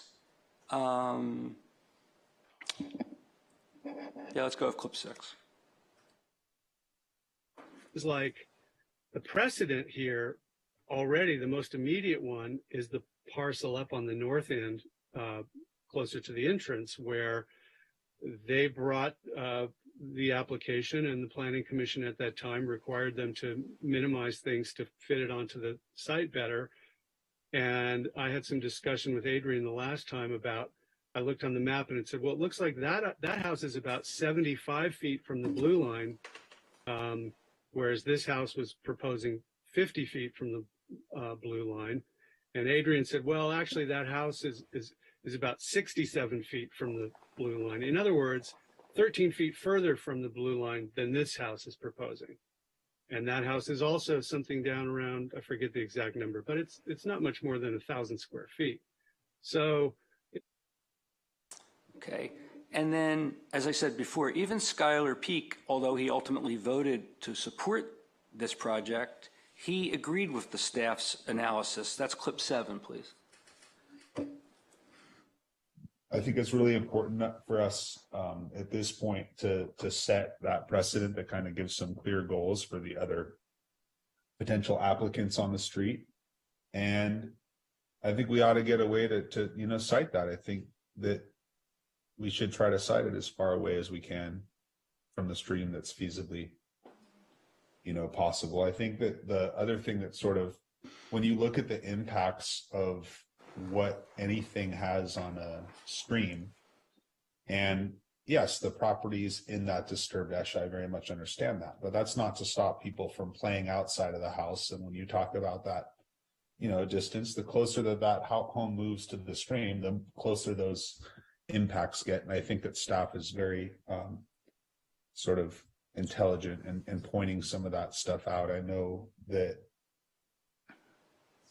an area of biological significance is very important to this community. So, and then what he did was he I don't mean this pejoratively, he then did what Marianne does.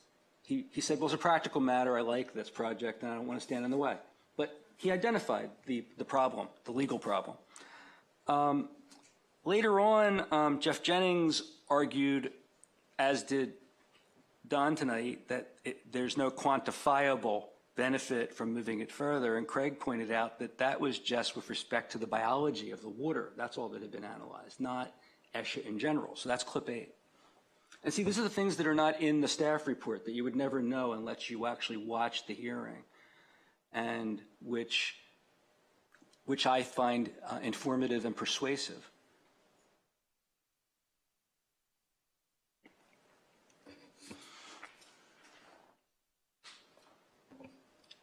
On its face, the motion is contrary to law. 4.7 says development in ESHA or ESHA buffer shall be limited, restricted, and or conditioned to minimize impacts to ESHA on and adjacent to the property to the maximum extent feasible.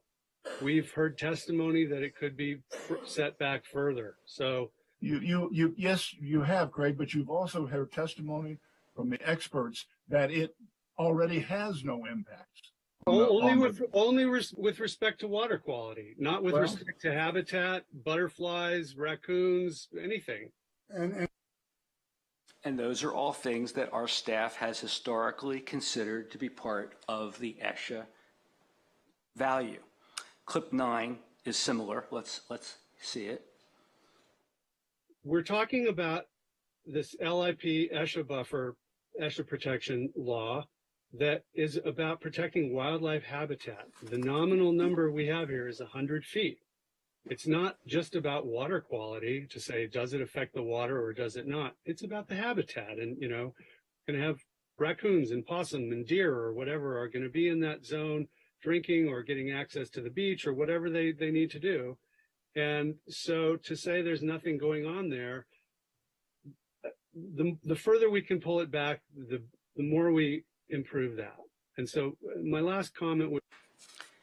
And again, the other house up the block was required to go back sufficiently far that it was only allowed to be built a little over 1,000 square feet.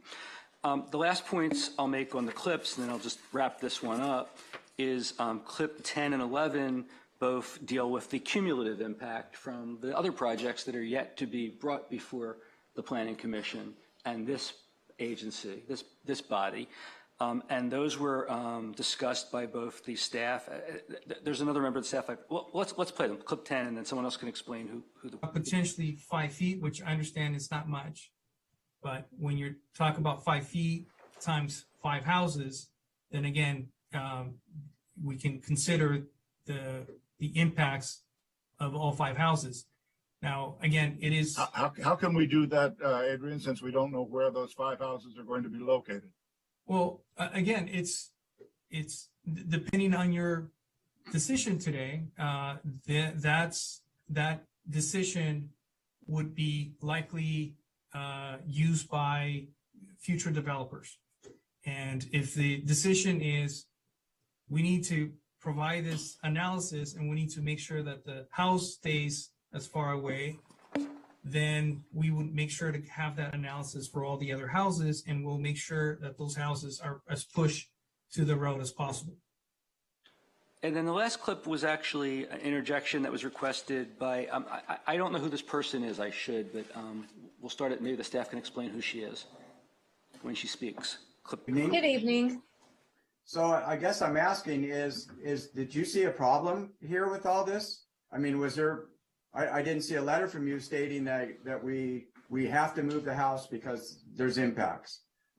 Is that true? I mean, do you feel like that's an impact, or you didn't give us anything? That seems a little odd to me that you wouldn't have chimed in on this like this. But anyway, can you give us a quick update where you feel about where all this is, please?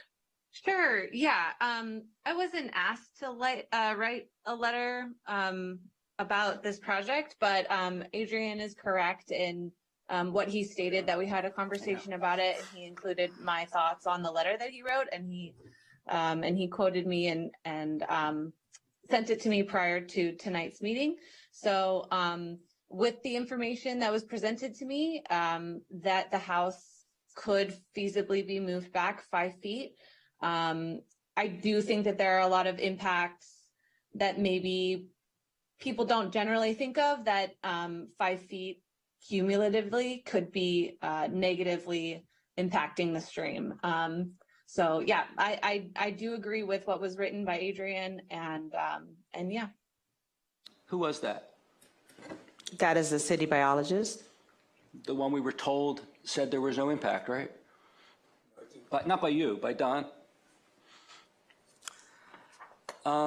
So for all of those reasons, again, the staff recommended denial of the CDP application, separate and apart from the fact that it's impossible to find that there's no other feasible alternative for siting the development. The staff, for great reasons that they all explained in detail, said there are impacts here, and they can be minimized to a further extent. The planning staff today, again, I said before, makes no recommendation, which I commend. So the only recommendation we've ever had from the planning staff is to deny this project. And the staff's report, and people are human, and there's only so much they can write and say, but it omits all of these things that we just watched that were at the Planning Commission. There's no discussion of these other impacts, none, anywhere in the wording of the entire 600 pages. It's only by watching the recording that you learn that. There's no discussion of the city biologist's statement about the cumulative impacts. At least I couldn't find it. But in any event, it's there. According to the planning staff's report to the city council, I'll skip that one to try to speed things up. As a matter of statutory construction, it's significant that the LIP section 4.7 uses only the word impact standing alone, not adverse impact, not negative impact, not damage. Those words are used dozens of times elsewhere in the LIP. Dozens. I did a word search. This didn't say adverse, it didn't say negative, it didn't say damage, it just said impacts. Moreover, there's no mention whatsoever of the concept of quantifiable advantage, quantifiable disadvantage. Indeed, the word quantifiable nowhere appears in the LIP in conjunction with the word impacts or otherwise. And again, people who write codes are presumed to know how to write them. They're presumed to know how to use words. All of these words are omitted. All of these words are the words that were relied upon by the Planning Commission. I believe the planning staff was correct to advise the Planning Commission that any intrusion into ESHA or ESHA buffer is, in and of itself, an impact that's required to be minimized to the maximum extent feasible by LIP Section 4.7. Indeed, the planning staff's approach brings the restriction of LIP Section 4.7 into harmony with the restriction of LIP Section 4.6.4a that variances that modify buffers or ESHA protection standards shall not be granted except where there is no other feasible alternative for siting the development. Those are consistent requirements. They both require that it be as far from the ESHA as possible, because any intrusion into ESHA is an impact. You know, a lot of people ask me today, were you impacted by the Palisades fire? And I say, of course I was impacted by the Palisades fire. My house didn't burn, but I was impacted by it. Everyone that lives in Malibu is impacted by it. Impacts don't mean quantifiable damage. Impact's a very broad word by design. And as the staff explained, any intrusion into the buffer is an impact. Also, again, we're not just talking about 5 feet, not even just 5 feet for this proposed development. This may be within 5 feet of the most feasible siting of this particular project, but it's not a materially smaller house that still is economically viable, like the one up the block, which is 40% smaller. Now, again, in preparing for this hearing, I asked the acting city manager to have the planning staff state whether there's any precedent for the city council, the planning commission, or the planning staff to approve or recommend approval of a variance to permit development of a single-family residence in ESHA or ESHA buffer when there was evidence in the record that there was a feasible alternative that resulted in a lesser incursion into the ESHA or ESHA buffer. The answer is no. There's no such precedent. That's consistent with the fact that the Deputy Planning Director repeatedly informed the Planning Commission that the planning staff views any intrusion into ESHA or ESHA buffer to constitute an impact upon the ESHA, and always requires that the proposed development in ESHA or ESHA buffer be sited to the farthest extent feasible from the ESHA. So not only can we not find that this is sited to the maximum extent feasible from the ESHA, we cannot find that this minimizes impact to the ESHA to the maximum extent feasible. They sound similar. They're two different wordings.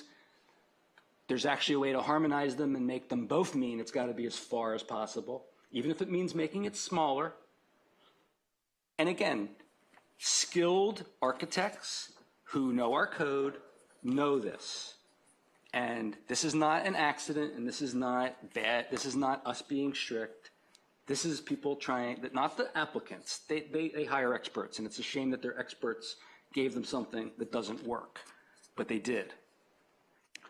I happen to think there's a possible interpretation, and I'm not advancing this one, but there's a possible interpretation of 4.7 that says there are two separate requirements. One is the 25% limit, and the other is a separate limit that you can't have anything that's beyond what's economically viable. I'm not advancing that, but I do want to note that I asked the city manager to have someone from the planning staff answer the following question. Where, if anywhere, is there written guidance within the planning department for determining whether the minimum amount of variance required to provide a property owner with an economically viable use of the property that can't be developed without a variance? In response, Ms. Brooks replied, the planning department does not have written guidance on analyzing variance requests while establishing the economically viable use of a property. We do, however, work with applicants to minimize the extent of the deviation from the code when a variance is inevitable. I take that to mean that only the smallest single-family residence permissible by law should have been permitted to be developed on a residential property that requires a variance for any development whatsoever. In other words, you're going to work with them to minimize the extent of the deviation from the code. 1 inch is a deviation from the code. So the minimum deviation from the code is as little inches, as few inches, or as few feet as is feasible. We know for a fact that there could be 5 feet less. We don't know whether there could be 10 feet less or 15 feet less by redeveloping this structure. And that was the obligation of the architect under our code. And again, I find it admirable that tonight the staff is doing its level best to support the Planning Commission's decision. But the Planning Commission's decision was wrong.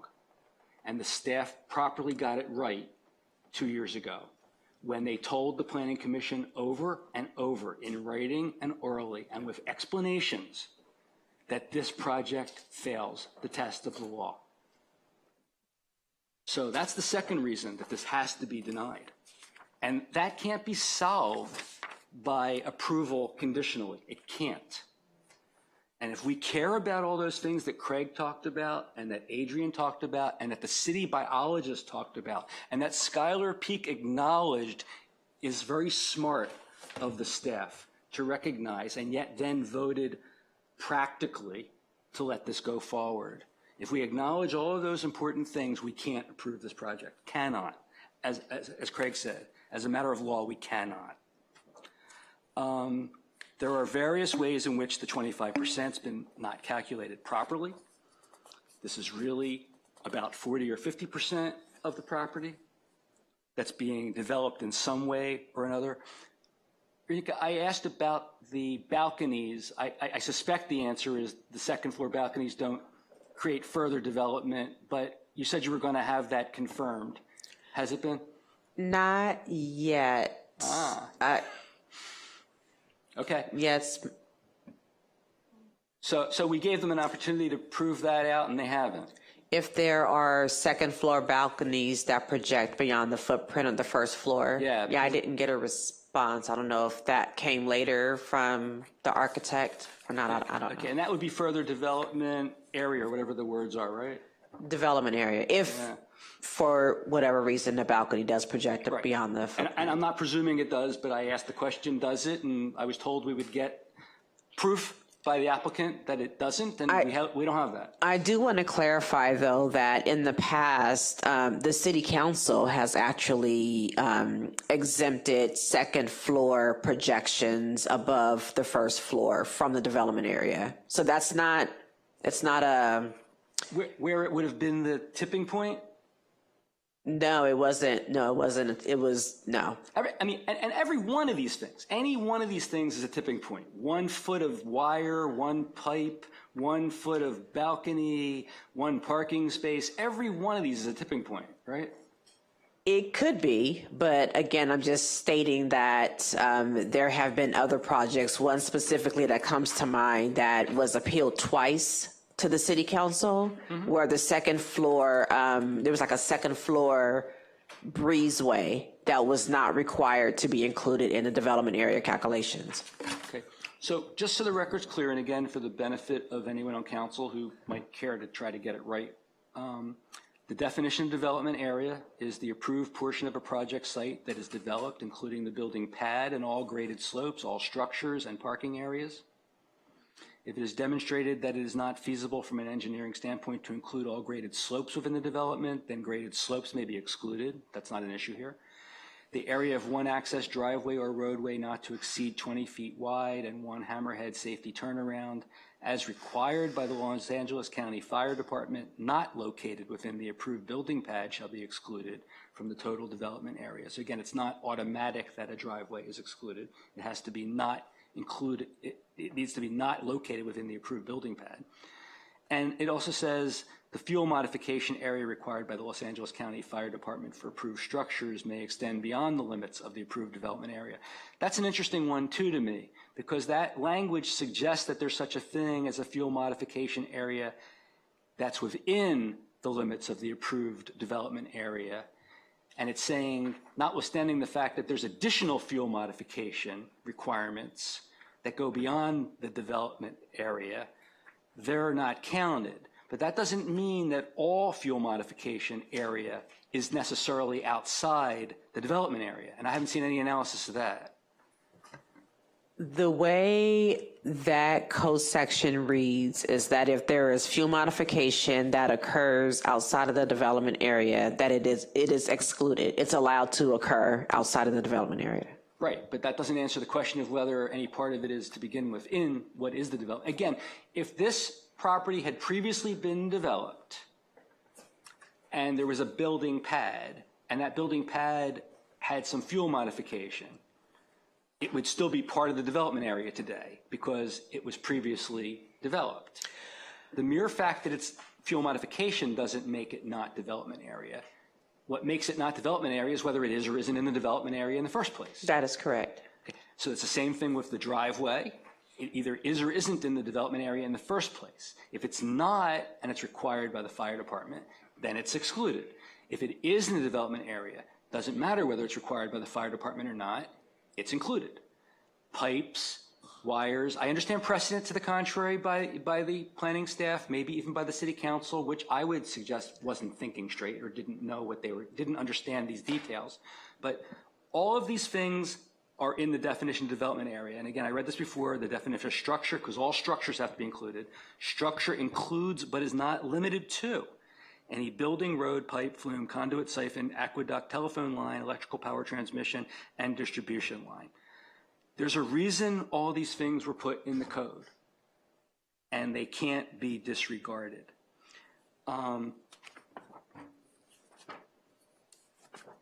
I also think, and I said this before, but I'll just to make the record complete, the grading that is necessary around the basement, not the grading of the basement. And by the way, I question whether the grading, whether the entire basement isn't itself an incursion of the ESHA buffer separate and apart from the house, but I'll give that one because I don't understand that one enough. But to the extent that you need to grade beyond the basement footprint to build the basement, because you can't just put a scoop straight down and lift up the space the basement's going to go into. Since this project goes to the square inch limit, I don't see how you can't consider the disturbance necessary to accommodate the structure as not being part of the building pad, which is going to be created by this development, which necessarily would be counted next time. And it doesn't make any sense to me that you don't count something now, but you would count the exact same thing later. So I mean, I think there's a lot of problems with this. The other problem is that I think there's a special privilege going on here. The special privilege being getting a basement and a third bedroom with a variance where no one else has gotten a variance to build a house with a third bedroom and a basement. Other people have gotten variances to build houses, but not with basements and third bedrooms. And again, the house up the block was required to be approximately 1,000 square feet, similarly constrained, further from the stream. And I don't know how you could say this isn't a special privilege when that's the case. So those are my remarks, and I actually did knock out a few of them. And again, I think that we would be committing, I mean, it's just, we can't disregard the law to do something we like. And I think a vote in favor of this project is disregarding the law to do something we like. I like it. I mean, I grew up in a city. I wouldn't have these kinds of rules living in a city. I never would have thought of them. But now I live here, and my constituents, the residents that elected me, care about these things. And this code reflects what they care about, and I got to vote to support what they care about. Okay. Has that completed the entry into the record? It does. Well, it hopefully completes what might persuade our swing vote to vote contrary. All right. We have a motion on the table. We have a second. It's time to go to a vote. A roll call, please. And to be clear, this is the motion that will direct staff to bring back a resolution denying the appeal, approving the project, conditioning the project to, the city attorney can speak to it better, but to rearrange the septic system. To move the OWTS 5 feet closer towards the road. Yes, so a yes vote is in favor of all of that. Mayor Pro Tem Riggins. Yes. Councilmember Silverstein. No. Councilmember Conrad. No. Councilmember Euring. No. Mayor Stewart. Wait a minute. No, vote. You changed it. See, it wasn't just reading it into the record. Mayor Stewart, if you can vote on the motion. Right. Yes. Motion fails. And that is why we deliberate until we're done. Okay. All right. But, no, we need an alternative motion now. The motion failed. The alternative motion, which is a gift, even though the applicants will not think of it this way, is to remand this to the Planning Commission as opposed to simply denying the project. Can I get a second for that? Or? I'll second that. Don, are you trying to say something or not? Okay. Is it still your client's wish that it be remanded to the Planning Commission rather than a decision on the merits? He has a right Yes, to we have will a accept a remand to the Planning Commission. I'm sorry, who was the second on that motion? The motion is to remand this to the Planning Commission, and there was a second by Steve. I had a second. All right. This would Roll allow call them vote, to please. redesign the project. Councilmember Silverstein? Yes. Councilmember Euring? Yes. Councilmember Conrad? Yes. Mayor Pro Tem Riggins?